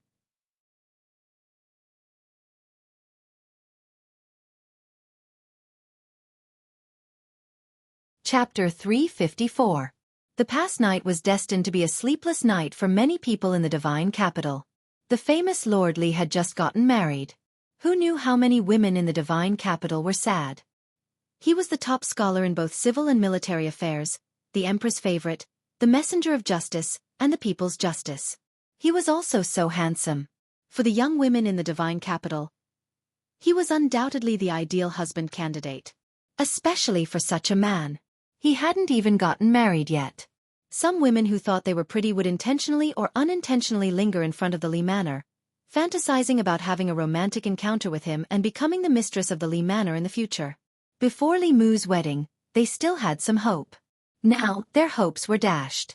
They couldn't feel any jealousy towards that lucky woman. They could only wish them happiness. Li Manor. The sun had already risen to the top of their heads. Li Mu and Lu Hanyan walked out of the room. Lu Hanyan's face was rosy. She hid the smile in her eyes. Li Mu, on the other hand, was gloomy and unhappy. Just last night, the two of them finally had their first yin-yang dual cultivation. The process of dual cultivation was undoubtedly very happy. But the result was unacceptable to Li Mu. Last night, their yin and yang merged. Many years of pure yang and pure yin power flowed in their bodies. Lu Hanyan's cultivation successfully broke through to the 5th level. Li Mu's cultivation also experienced a surge, but he was still stuck at the peak of the 4th level. He was still one step away from the 5th level. However, this step was the most difficult step. Some people could take this step in a few days. Some needed half a month. Some took 3 to 5 years. Some took 30 to 50 years. There was no pattern. Li Mu started cultivating before Lu Hanyan. He was also the one who led her onto the path of cultivation. But she broke through to the 5th level before Li Mu. Li Mu was so angry that he trembled. Was he destined to be under a woman for the rest of his life? Damn the heavens!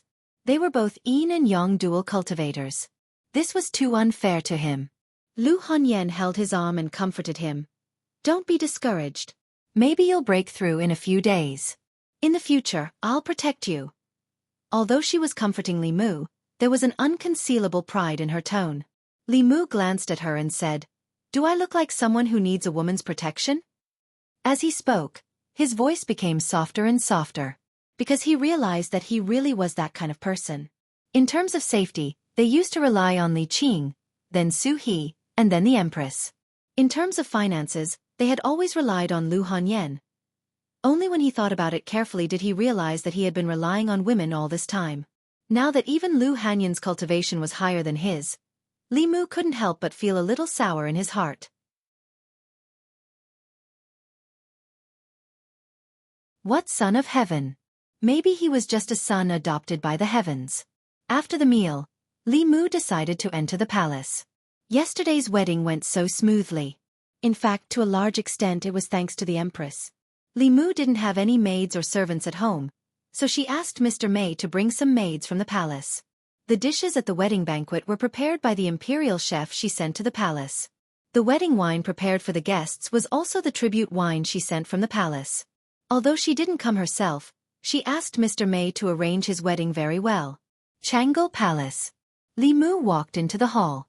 The Empress, who was reading the memorials, didn't even raise her head. She asked, Why did you come to the palace instead of staying at home with the bride? Li Mu handed a few food boxes with dishes he made to Mr. Mei and said, Your Majesty helped me with my wedding. I'm here to thank you. Zhou Yi looked up at him and said, If you really want to thank me, then help me read these memorials. There are endless memorials every day. It's so annoying. Li Mu found that the Empress was becoming more and more presumptuous after they became familiar with each other. There are endless memorials every day. It's so annoying. Is this something an empress should say? Even if she was really annoyed, she couldn't say it out loud. Wise emperors were all busy at night. Only a fatuous emperor would be annoyed by the memorials. If this sentence was written down, it would leave a bad name in the future. In the past, she would still pretend and put on airs in front of Li Mu. Now she didn't even want to pretend. Li Mu wanted to help her, but the harem couldn't interfere with politics. How could a minister help the emperor deal with memorials? If this was known, a favored minister would never be able to get rid of the label of messing up the government. Li Mu shook his head and said helplessly, Your Majesty, this isn't very good. Zhou Qiong looked at him disappointedly and said, I understand now. You used to say that you would go through water and tread on fire for me, but it was all fake. You weren't even willing to help me look at the memorials, let alone go through water and tread on fire. Li Mu walked up and said helplessly, I'll see, okay. The Empress completely revealed her true nature in front of him today. She didn't even pretend anymore. She even used Li Mu's words to trick him. If Li Mu refused, it would mean that what he said to the Empress before was all false. Mr. Mei put the food in the food boxes on the table. Li Mu picked up the pile of memorials and went to the corner. The memorials presented by each ministry were sorted according to their importance. The Empress had already dealt with the most important memorials. The rest were the less important ones. There were 36 counties and hundreds of counties in the Great Zhou. Even though the ministries had solved most of the problems, there were still many things left for the Empress to deal with. Zhou Yi was eating leisurely at the side. She glanced at Li Mu and said, I haven't seen you for a few days. Your cultivation has improved a lot. Li Mu explained, because I have a pure yang body, and my wife has a pure yin body. When pure yang and pure yin mixed together, it would produce an incomparably strange power. It had the effect of increasing mana and breaking through the barrier of cultivation. Li Mu didn't say it explicitly, but anyone could understand what he was implying. He meant that last night, they mixed their yin and yang. Zhou Yi instantly felt that the food in front of her didn't smell so good. Not only that, Li Mu's words made her involuntarily think of the scene of their yin and yang mixing together. She, who had never experienced such a scene, wouldn't have thought of it. But she happened to see Li Mu's dream. The more she wanted to forget, the clearer the scene became. She could erase other people's memories, but she couldn't erase her own. If her memories were lost, her inner demons would still exist. This would cause her even more trouble. Her inner demons could be suppressed with the art of clear mind, but some thoughts couldn't. The courtier that originally belonged to her had become another woman's husband. They lived in the house that she bestowed upon them, and used the things that she bestowed upon them. She couldn't even go there anymore. Zhou Qiong admitted that she was a little envious. After having a wife, Li Mu's thoughts couldn't be wholeheartedly focused on the palace. He hadn't used the spirit snail she gave him for a long time. What made her feel conflicted was that she felt that Mei Wei was right. Although Li Mu was her minister, he should also have his own life.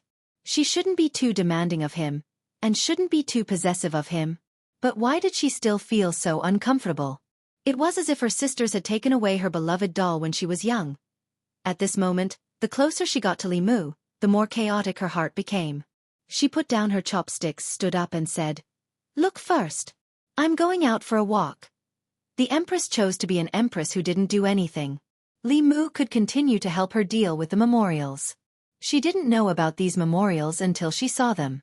She didn't know that being an empress was so difficult. There were already a lot of things to do in the 36 counties of Great Zhou. As the superior country of Zhuzhou, Great Zhou also had to deal with the affairs of other countries in Zhuzhou. In some small countries, there was a coup d'état. The Orthodox royal family would ask for help from Great Zhou. There were also some small countries that were invaded by demons and demons. They couldn't resist with their own strength, so they would ask for help from Great Zhou. The ministers didn't have the right to make these decisions. In the end, it was up to the Empress to make the decision. Li Mu couldn't make these decisions for the Empress, so he picked out these memorials and put them aside. As for the matters within the Great Zhou dynasty, especially after the various levels of approval, as long as the Empress's written instructions were approved, Li Mu would approve them for her. After he finished dealing with the memorials, the Empress still hadn't returned. Li Mu left Changle Palace and went to the Secretariat. In addition to helping the Empress, he also had his own matters to deal with. When Li Mu walked into his office, he found that there were a few more booklets on the table in his office. Among the 6 officials of the Secretariat, he was in charge of the Ministry of Justice. He was the busiest. Li Mu opened a few memorials and found that they were from Yushan County. Yushan County's Baiyu County Magistrate and Zhongshan County Magistrate were suspected to have died in revenge from the demon sect. The Yushan County Magistrate had personally come to the Immortals' capital to report this matter, which was a step faster than the memorials from the county government. The Imperial Court had already sent the Consecration Department to investigate this case. They just had to wait for the results. Li Mu flipped through the 2 memorials and put them aside, preparing to read the next one.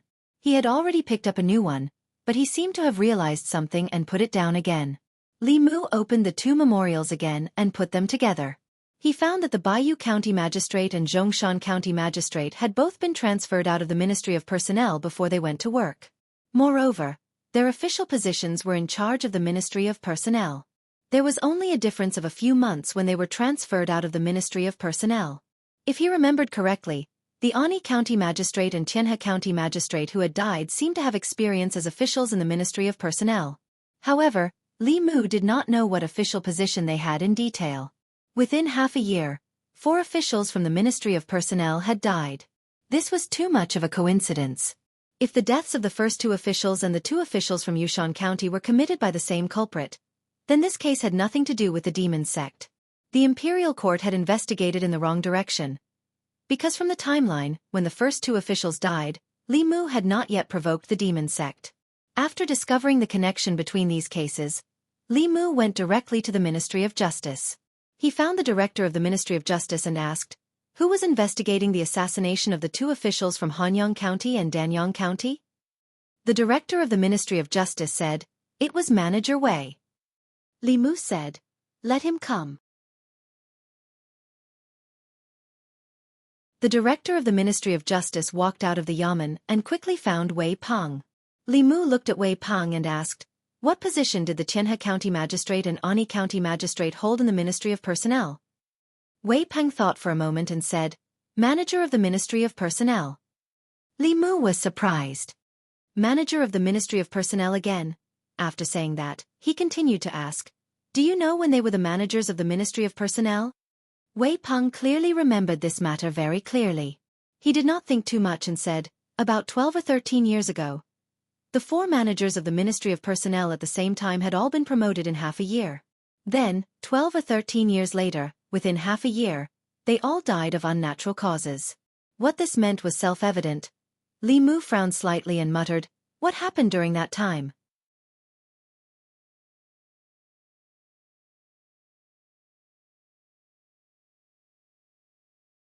Chapter 355. Li Mu had originally thought that these cases were the work of the demon sect. However, when he followed the clues to this point, he was shocked to find that things were not as simple as they seemed. 3 counties and 4 counties, for cases, all pointed to the Ministry of Personnel. If these 4 cases were all done by the same person, then the severity and viciousness of these cases would be raised by several levels. Li Mu immediately made a decision and said, "Someone, come with me to the Ministry of Personnel." The director of the Ministry of Justice glanced at Wei Peng and said, "Why aren't you following Lord Li?" After analyzing the clues of these cases, Li Mu believed that the final answer lay in the Ministry of Personnel. The Ministry of Personnel was not far from the Ministry of Justice, so they arrived quickly. Wei Peng was already a frequent visitor to the Ministry of Personnel, so he quickly sent for detailed information on the 4 assassinated officials. Managers of the Ministry of Personnel at the same time, promoted at the same time, and assassinated at the same time. Li Mu looked at the 4 sets of information and said, "There should be another one. Check, who else was promoted at the Ministry of Personnel during that time?" After the minor official flipped through the files, he said, "There's one more person, Lord Yu, who was the minister counselor at the time." After the 4 managers were promoted, he was quickly transferred to Yantai County and promoted to Yantai County Lieutenant. Li Mu could already guess that the reason for these people's promotions more than 10 years ago was probably the reason for their deaths more than 10 years later. Obviously, as long as he found out why they were promoted more than 10 years ago, he would be able to find out the identity of the mastermind behind these cases. Li Mu continued to ask, "Do you know the reason for their promotions?" The minor official shook his head and said, "I've only been in the Ministry of Personnel for 3 years, so I don't know what happened more than 10 years ago. If Lord Li wants to know what happened more than 10 years ago, you can ask me directly." Seeing a middle-aged man walk in, the minor official immediately bowed and said, "Lord Assistant Minister." Li Mu looked at the man, his eyes slightly focused, and said calmly, "Assistant Minister Chen." Li Mu and this left assistant minister of the Ministry of Personnel had quite a bit of enmity between them. The wife of the county magistrate of Yang County, who was killed by Xiao Yu, was this person's sister. At that time, the enmity between him and Li Mu had already been formed. After that, Li Mu came to the divine capital and scolded this person in the imperial court. He didn't leave him any face, and this caused the enmity between them to deepen.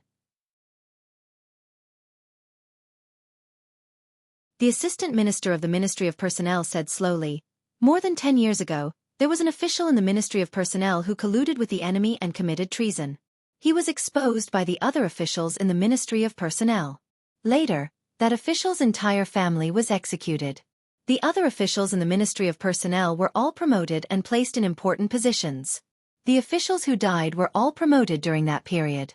It was obvious that they were retaliated against by the remnants of the guilty officials' party. However, the honored masters of the Department of Offerings have already gone to Yantai County. I believe that the culprit will be arrested very soon." He didn't expect the Ministry of Personnel to have already found out about this. Li Mu didn't need to make this trip. He was about to leave when the assistant minister of the Ministry of Personnel suddenly smiled and said, "Lord Li, you may not know this, but the Li residence you're living in now is the residence of that guilty official. The day before your wedding is the anniversary of the death of that guilty official's family. I wonder if you heard the screams of their ghosts on your wedding night." Before the assistant minister of the Ministry of Personnel finished speaking, his expression changed abruptly. A beam of golden light flew out of Li Mu's ear and shot toward him. The golden light was initially the size of a grain of rice, but it quickly turned into a giant bell. It crashed into him like a speeding carriage. White light flashed on the assistant minister of the Ministry of Personnel and instantly formed a shield. However, the protective barrier was like a piece of paper when it was struck by the enormous bell. It was directly shattered. The giant bell didn't slow down and crashed into the assistant minister of the Ministry of Personnel. Puff! He spat out a mouthful of blood and was sent flying. He crashed heavily into the wall of the Ministry of Personnel and spat out another mouthful of blood. He fell to the ground and pointed at Li Mu. He said furiously, You dare!" The law bell floated above Li Mu's shoulder. Li Mu walked to the assistant minister of the Ministry of Personnel and said calmly, "Watch your mouth. If there's a next time, it won't just be a few broken ribs." He took one last look at the assistant minister of the Ministry of Personnel and turned to leave. Seeing this, the other officials of the Ministry of Personnel all returned to their duty rooms. They didn't dare to watch. Although beating up an official of the imperial court was punishable, the assistant minister had brought this upon himself. Anyone who had just gotten married wouldn't be in a good mood after hearing his words. If it were someone else, they might be in trouble. However, Lord Li was His Majesty's favorite official. If the assistant minister dared to make a big deal out of this, he would be the one to suffer in the end. The assistant minister of the Ministry of Personnel got up from the ground and fixed his ribs with a solemn expression.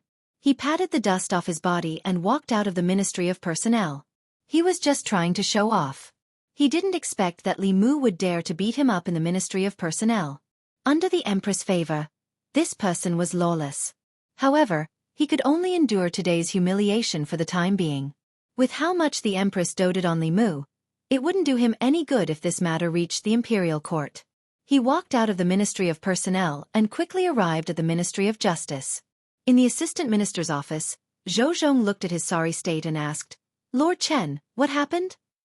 The assistant minister of the Ministry of Personnel didn't speak. Instead he asked, "Are you sure no one from the Li family escaped?" Zhou Zhong glanced at him and said, "You should know better than me." The assistant minister of the Ministry of Personnel said, "I just remembered that he has a daughter. She wasn't in the divine capital at the time and couldn't be found." The 4 managers of the Ministry of Personnel back then all died in the past half a year. "I'm afraid she's the one behind this." Zhou Zhong asked, "Are you afraid that she'll come after you for revenge?" "Aren't you afraid? Don't forget that you stood on our side in the end." The assistant minister of the Ministry of Personnel glanced at him and said, "However, she won't have the chance to come after us. The people from the Department of Worship have already set up an ambush in Yantai County. They should be able to capture her and bring her back to the divine capital soon. When that time comes, don't let her have the chance to say anything. Although this won't cause us much trouble, the higher-ups still don't want to hear any rumors." Zhou Zhong nodded and said, "Don't worry, I know." The assistant minister of the Ministry of Personnel looked at him and said, "I'm worried that you'll remember our old friendship. Lord Zhou, you're a smart man. I believe that you'll make the right choice. You should know that we weren't the only ones who wanted him dead back then. Those who make everyone their enemy won't have a good ending." Zhou Zhong leaned back in his chair and said, "That's not necessarily the case." The assistant minister of the Ministry of Personnel seemed to have thought of something. His chest where the giant bell hit him started to hurt again. His face immediately darkened and he said, "If it wasn't for the Empress' protection, he would have died 1,000 times over." "Just wait and see. No matter who wins in the end, between us and the Zhou family, he'll be the first to die. After he dies, the divine capital will remain the same as it was before." The assistant minister of the Ministry of Personnel gloomily said a few more words and left the Ministry of Justice. The door to the assistant minister's office closed. Zhou Zhong slowly stood up from his chair. He clenched and unclenched his fists. His expression was conflicted and pained. He seemed to be making a difficult choice in his heart. When his gaze swept across the law of the great Zhou on the table, he stared at the 3 words for a long time before finally sitting down slowly. "I'm sorry." He closed his eyes and muttered softly. Then he curled up his body in the chair. Li Mu left the Ministry of Personnel and returned home.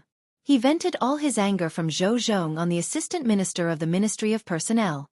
Sure enough, he felt much better.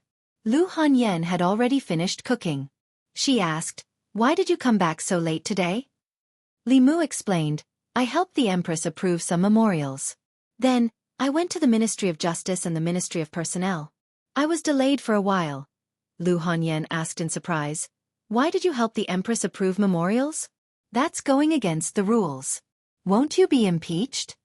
Although Li Mu also approved some memorials, the ones that were sent to the Empress were all important matters. Not even the Prime Minister had the right to approve them, let alone a minister from the Secretariat. Li Mu waved his hand and said, "Don't worry. If she doesn't say anything, and I don't say anything, no one will know." Lu Hanyan was still confused. She asked, Why didn't Her Majesty approve them herself? Li Mu said. You don't know Her Majesty. She's actually very lazy when it comes to politics. You'll know when you get to know her in the future. But she hasn't been coming to our house recently. Maybe she's afraid of being upset. Lu Hongyan asked. Upset by what? Li Mu explained. Seeing us being so lovey-dovey and thinking about how she's all alone, she's upset. Aha! Mr. May stood at the door of the Li Manor with a box of food in his hand. He snorted loudly. Li Mu's expression changed instantly. He smiled and said, Sister May, you're just in time. Do you want to sit down and eat together? Mr. May was here to deliver the box of food. He handed it to Li Mu and glared at him. No need. I still have things to do in the palace. She was about to leave when Li Mu remembered something. He ran out of the door and said, Sister May, wait. Mr. May turned around and asked, What's the matter? Li Mu asked, Sister May, do you know who the previous owner of the Li Manor is? Mr. May was surprised. Why are you suddenly asking this? Li Mu said, I'm just curious. Mr. May looked around and nodded. I know. It's the former Assistant Minister of the Ministry of Personnel, Li Yi. Li Mu said, I heard from the Ministry of Justice that he betrayed the country and his family was exterminated by the imperial court. Mr. May thought for a while and said, Lord Li is a really good official. He pushed for the reform of the law and proposed to abolish the Silver Act. He tried his best to stop the previous emperor from granting the death exemption. He did a lot of good things for the people. She suddenly looked at Li Mu and said, Actually, you're very similar to Lord Li. You're in a high position, but what you do is for the people.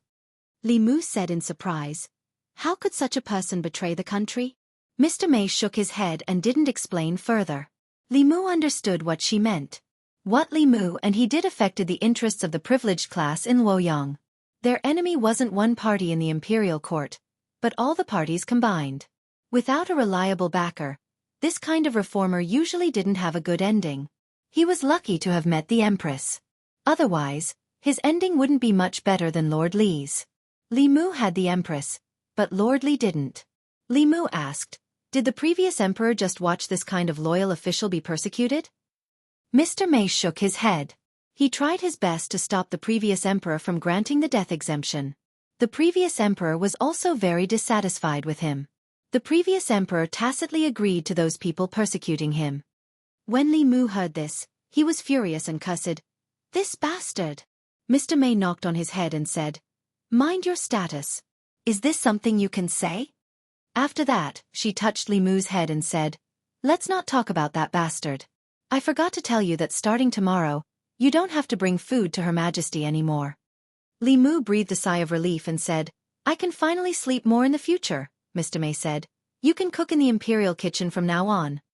Li Mu was shocked. What? Mr. May glanced at him and asked, What? You don't want to? Did you forget what you said to Her Majesty before?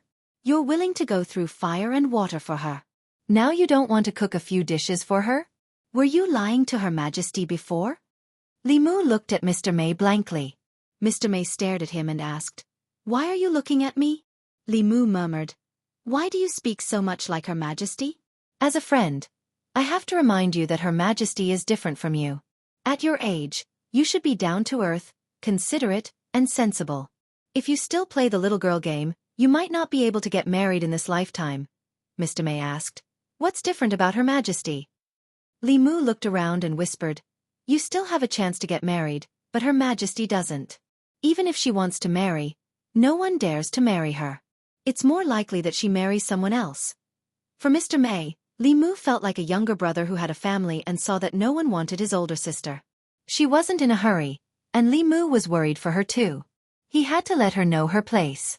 Her age was comparable to two 18-year-old girls.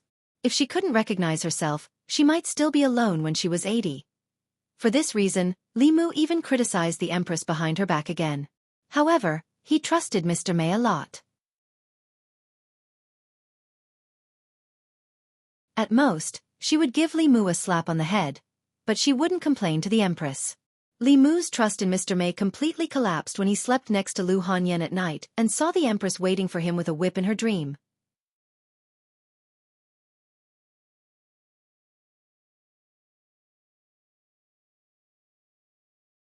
Chapter 356. In front of the Secretariat. Li Mu looked at Mr. May with resentful eyes, recalling the beating in his dream last night, and said, "You betrayed my trust." Mr. May's lips moved as if he wanted to explain, but she couldn't tell Li Mu that Her Majesty had disguised herself as her and visited the Li mansion incognito.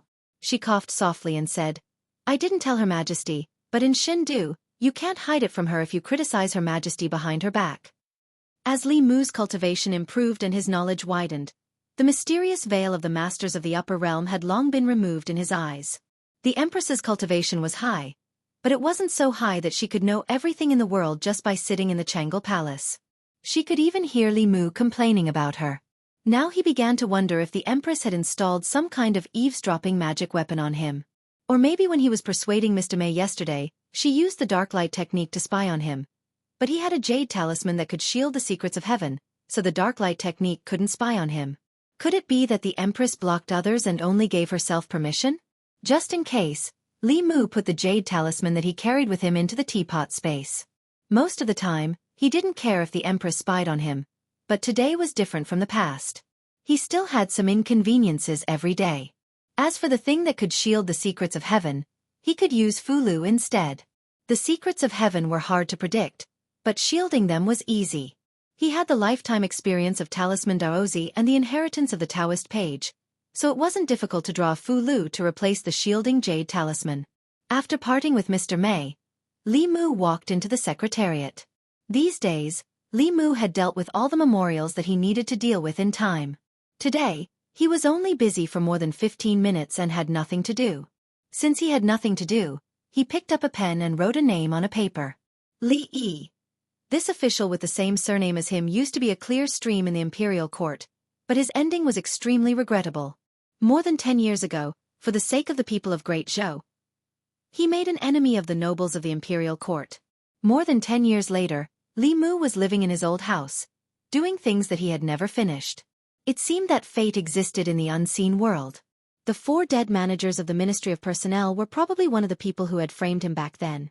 The real culprit behind their deaths was very likely a friend of Lord Li's. Li Mu felt a little regretful.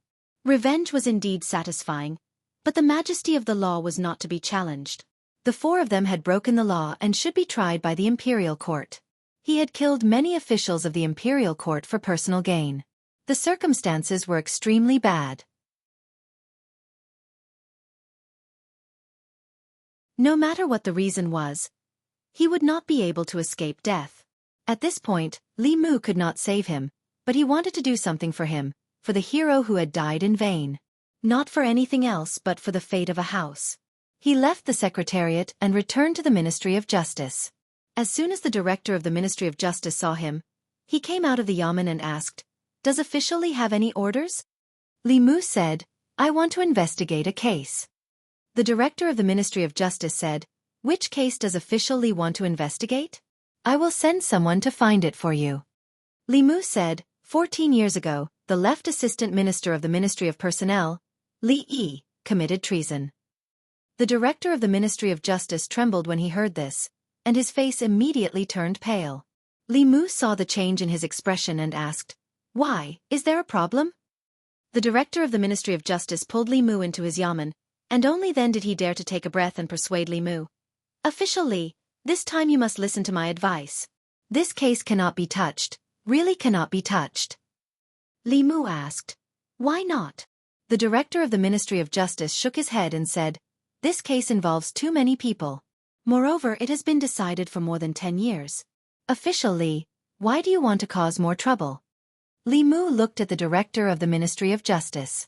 When he wanted to investigate the academy, he thought that the director of the Ministry of Justice had not been so afraid. It seemed that this case was indeed unusual. Li Mu said, "You just need to bring the file over." The director of the Ministry of Justice still looked hesitant. This. Zhou Zhong walked in and said, "Since Official Li wants it, then give it to him." The director of the Ministry of Justice looked at Zhou Zhong and finally nodded, saying, "Yes." Zhou Zhong looked at Li Mu and asked, "This case has been over for more than 10 years. Why do you suddenly want to investigate it?" Li Mu looked directly at Zhou Zhong and asked in return, "Why don't you investigate it?" The former owner of the Li mansion was Zhou Zhong's friend. He had more reason than Li Mu to commit a crime for his friend. Zhou Zhong did not answer directly. His eyes stopped on Li Mu and said, "You are really very similar. Even the houses you live in are the same. I don't know if this is a sign from the heavens." Li Mu said, "You haven't answered my question." Zhou Zhong looked at Li Mu and said, "Don't bring up this case again. I'm doing this for your own good. You've done what many of us can't. Don't let the results of your previous efforts go down the drain." Li Mu shook his head and said, "Next time, if you dare to speak rudely in front of the Li mansion, don't blame me for being ruthless."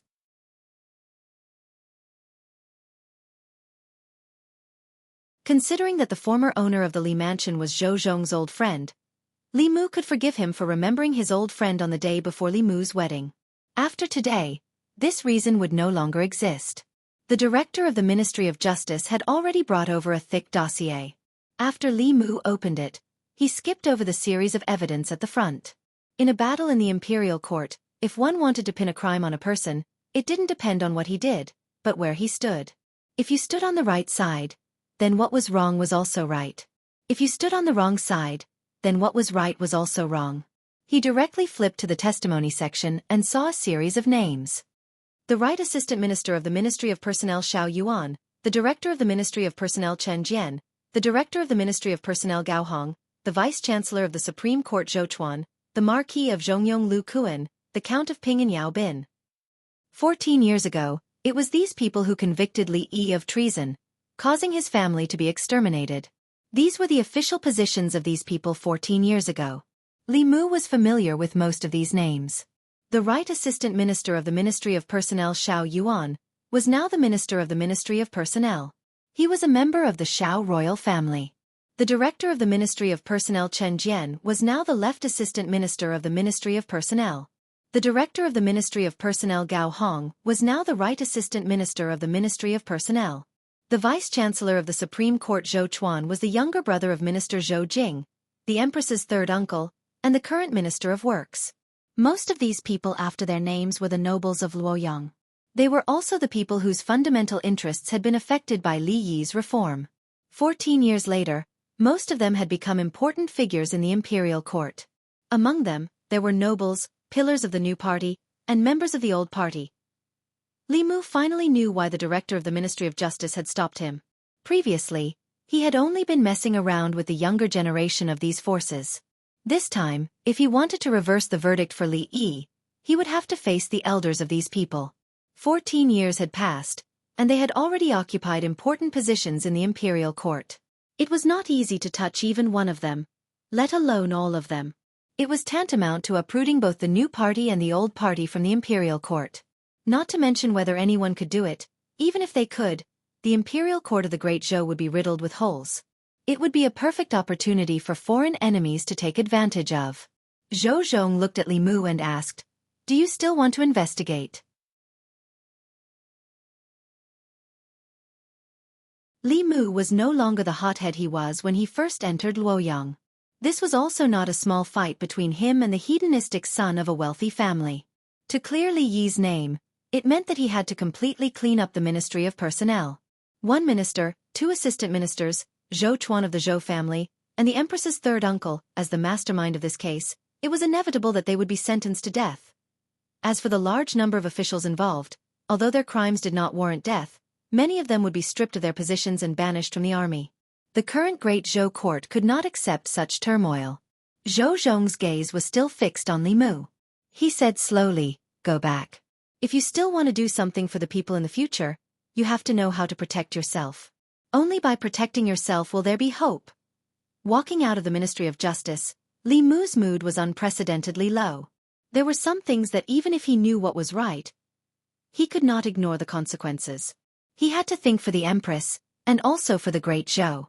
Thinking carefully about what Zhou Zhong said before he left, Li Mu seemed to understand why Zhou Zhong's name was on the list he saw just now. Protecting himself and leaving behind hope was probably the choice he made at that time. At the same time, Li Mu also knew why the culprit of these 4 cases would choose to take revenge in such a way. Although the law could give him justice, the imperial court could not. Therefore, he chose to seek justice for himself. Most of the time, Li Mu hoped that anyone who broke the law would be punished. Only this time, he hoped that the culprit could escape. It would be best if after the deaths of the 4 managers of the Ministry of Personnel, he had already given up on revenge and did not go to Yantai County anymore. Yantai County. The Yantai County commandant stood in the courtyard and looked at the figure that appeared in the courtyard. He said mockingly, "I didn't expect you to really dare to come." As soon as he finished speaking, 4 powerful auras appeared in the 4 corners of the courtyard. They enveloped the entire courtyard with a formation, and no one could enter or leave. The Yantai County commandant looked at the woman wearing the bamboo hat and sneered. "You are only at the 4th realm. Who gave you the confidence to assassinate me?" Under the bamboo hat, the woman's lips moved slightly, and she seemed to say a word. A dark purple thunderbolt ignored the isolation of the formation and condensed directly above the Yantai County commandant's head. The Yantai County commandant did not even have time to react before he was reduced to ashes by the thunderbolt. A few of the Imperial Court's consecrators stood dumbfounded on the spot. This person actually killed the Yantai County commandant right in front of them.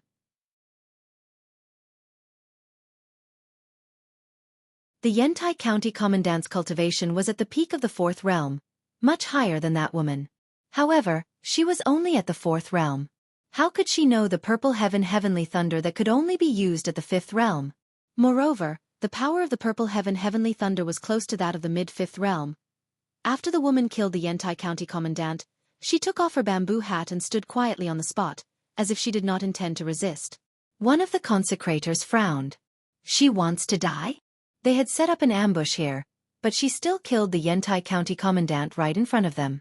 Another consecrator flew into a rage out of humiliation. He formed a hand seal and gritted his teeth. "If you want to die, I'll fulfill your wish." "Stop." A consecrator beside him stopped him and said, "Our duty is only to capture her. Don't do anything unnecessary. Bring her back to the divine capital, and the Imperial Court will deal with her." The woman looked at them and said, "I won't go back to the divine capital with you. Kill me now." One of the consecrators looked at her coldly and said, "That's not up to you. With the crimes you've committed, it would be too easy for you to die just like that." Clang! A shiny sword appeared in the woman's hand, and she stabbed it at the consecrator. The consecrator easily caught the sword with 2 fingers and sneered. "You want to anger me and make me kill you? Dream on. I don't want to kill you now. You don't want to go to the divine capital, so I'll bring you back to the divine capital." As soon as he finished speaking, the other consecrators spoke as well. "If she dies, we won't be able to report back. Let's attack together. Seal her spiritual power first. Don't give her a chance to kill herself." The divine capital.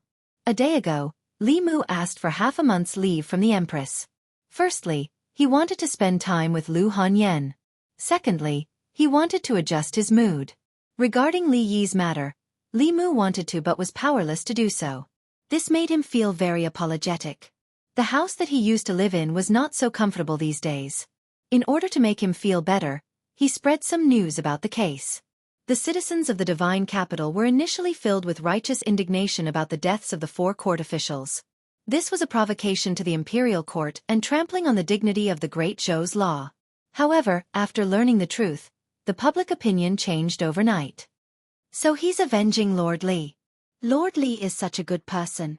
Those people deserve to die. I hope he doesn't get caught. He might be Lord Li's only descendant. It was also at this time that Li Mu realized that the citizens of the divine capital had never forgotten about Li Yi.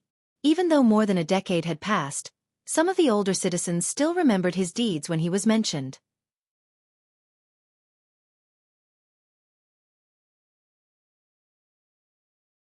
The younger ones were still young and did not know about Li Yi.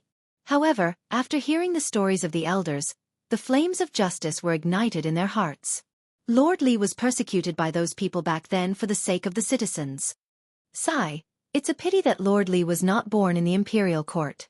If only he could join forces with Lord Li Jr., how good would that be? What a pity!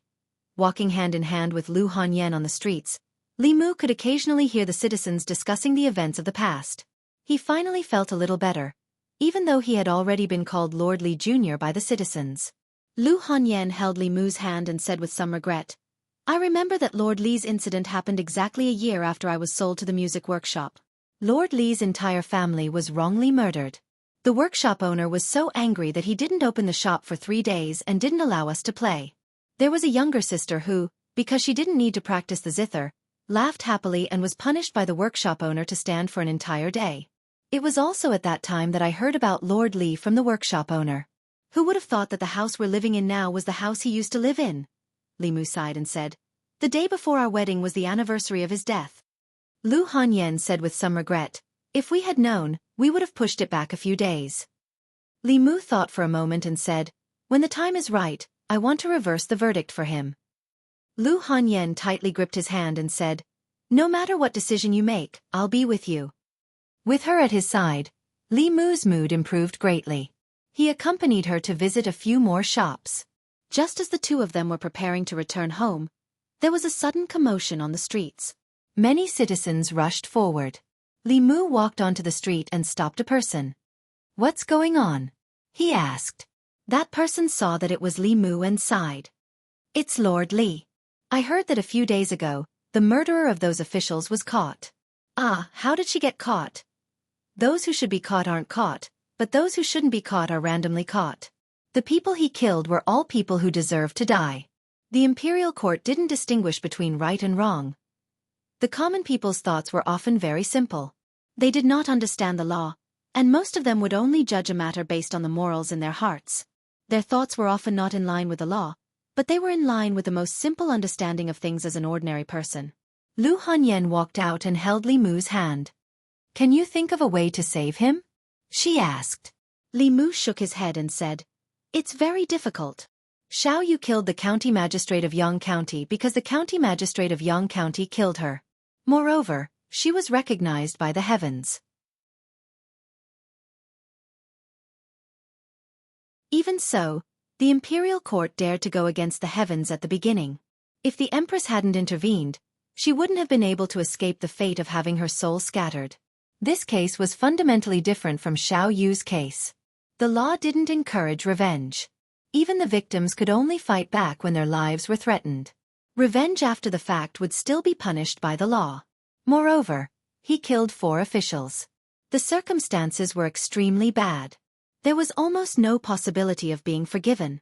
A few citizens walked over from afar and spoke with regret. Ah, she was still caught.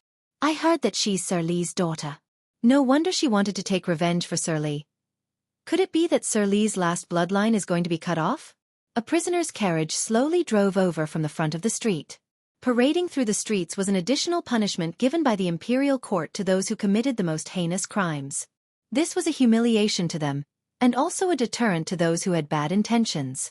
Usually, when criminals were paraded through the streets, the citizens would rush up and throw rotten eggs, rotten vegetables, and other things at them. This was also tacitly allowed by the imperial court.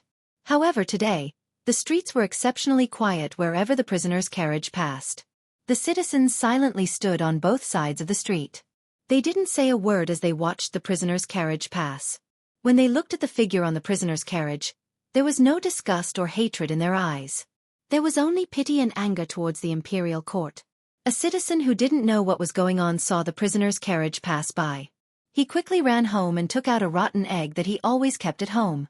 Just as he was about to throw it, he was seen by a sharp-eyed man. He kicked him to the ground and asked with red eyes, "What the F***ck are you doing?" The person who was pressed to the ground had a puzzled expression.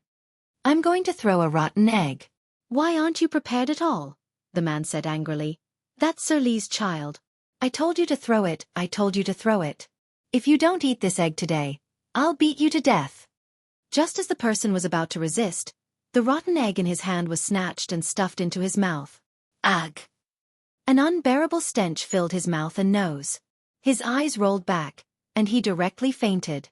The prisoner's carriage slowly drove down the street. Beside the prisoner's carriage, 2 priests from the Department of Priests looked at each other and felt a chill in their hearts. Strange, it was too strange. Usually, when the prisoner's carriage passed by, the streets would be in chaos. What was going on today? Why was it so quiet? The 2 Fifth Realm powerhouses actually couldn't stand the way the commoners looked at them.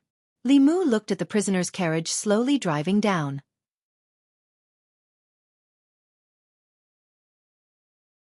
He originally couldn't bear to look at it, but when his gaze swept over the figure in the prisoner's carriage, everything that he looked at, whether it was the prisoner's carriage, the streets, the shops beside the streets, or the citizens on the streets, everything disappeared. There was only that figure left in his eyes.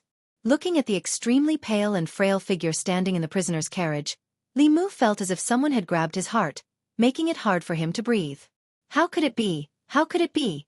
At this moment, countless thoughts intertwined in his mind. One mystery after another was solved just like that. Li Qing. Li Qing was Li Yi's daughter. Why did she cultivate so hard? Why did she leave Fulu school? Why did she look hesitant and conflicted when she parted ways with Li Mu? Why did she hesitate to speak? These were things that Li Mu couldn't figure out in the past. At this moment, he had an answer. In the prisoner's carriage, Li Qing, whose eyes were originally closed, suddenly felt something. She slowly opened her eyes and looked in a direction. The moment their gazes met, her body trembled. A hint of panic flashed across her face. She turned her face away as much as she could to prevent Li Mu from seeing her. Lu Hanyan looked at the figure in the prisoner's carriage in shock. She instinctively let go of Li Mu's hand. In the next moment, Li Mu grabbed her hand again. She turned to look at Li Mu. Her heart instantly calmed down. She gripped Li Mu's hand tightly and then slowly let go. She looked at Li Mu and said softly, "Go." Li Mu nodded. He looked at her and said, "Wait for me at home." After the prisoner's carriage entered the divine capital, it passed through a few streets and slowly drove to the entrance of the Ministry of Justice. The culprit who had assassinated 5 officials of the imperial court would be temporarily detained in the Ministry of Justice to await trial by the imperial court. Based on her vile actions, she would be sentenced to death if nothing went wrong. A moment later, in the prison of the Ministry of Justice, Zhou Zhong walked into the prison and said to a few people, "You guys go out first." All the prison guards had temporarily left. Zhou Zhong was the only one in front of the prison cell in the deepest part of the Ministry of Justice. Zhou Zhong stood at the door of the prison cell and looked at the woman in the cell. His tone was extremely complicated. He said slowly, "Why didn't you listen to me? Do you know that this is a capital offense? Even I can't save you." Li Qing looked at him and asked, "If I listened to you, would I be able to clear my father's name? Would I be able to avenge my father, mother, and the entire Li family?" Zhou Zhong shook his head and said, "You don't understand your father. He doesn't want you to avenge him. He only wants you to live well. I promised him that I would protect his bloodline.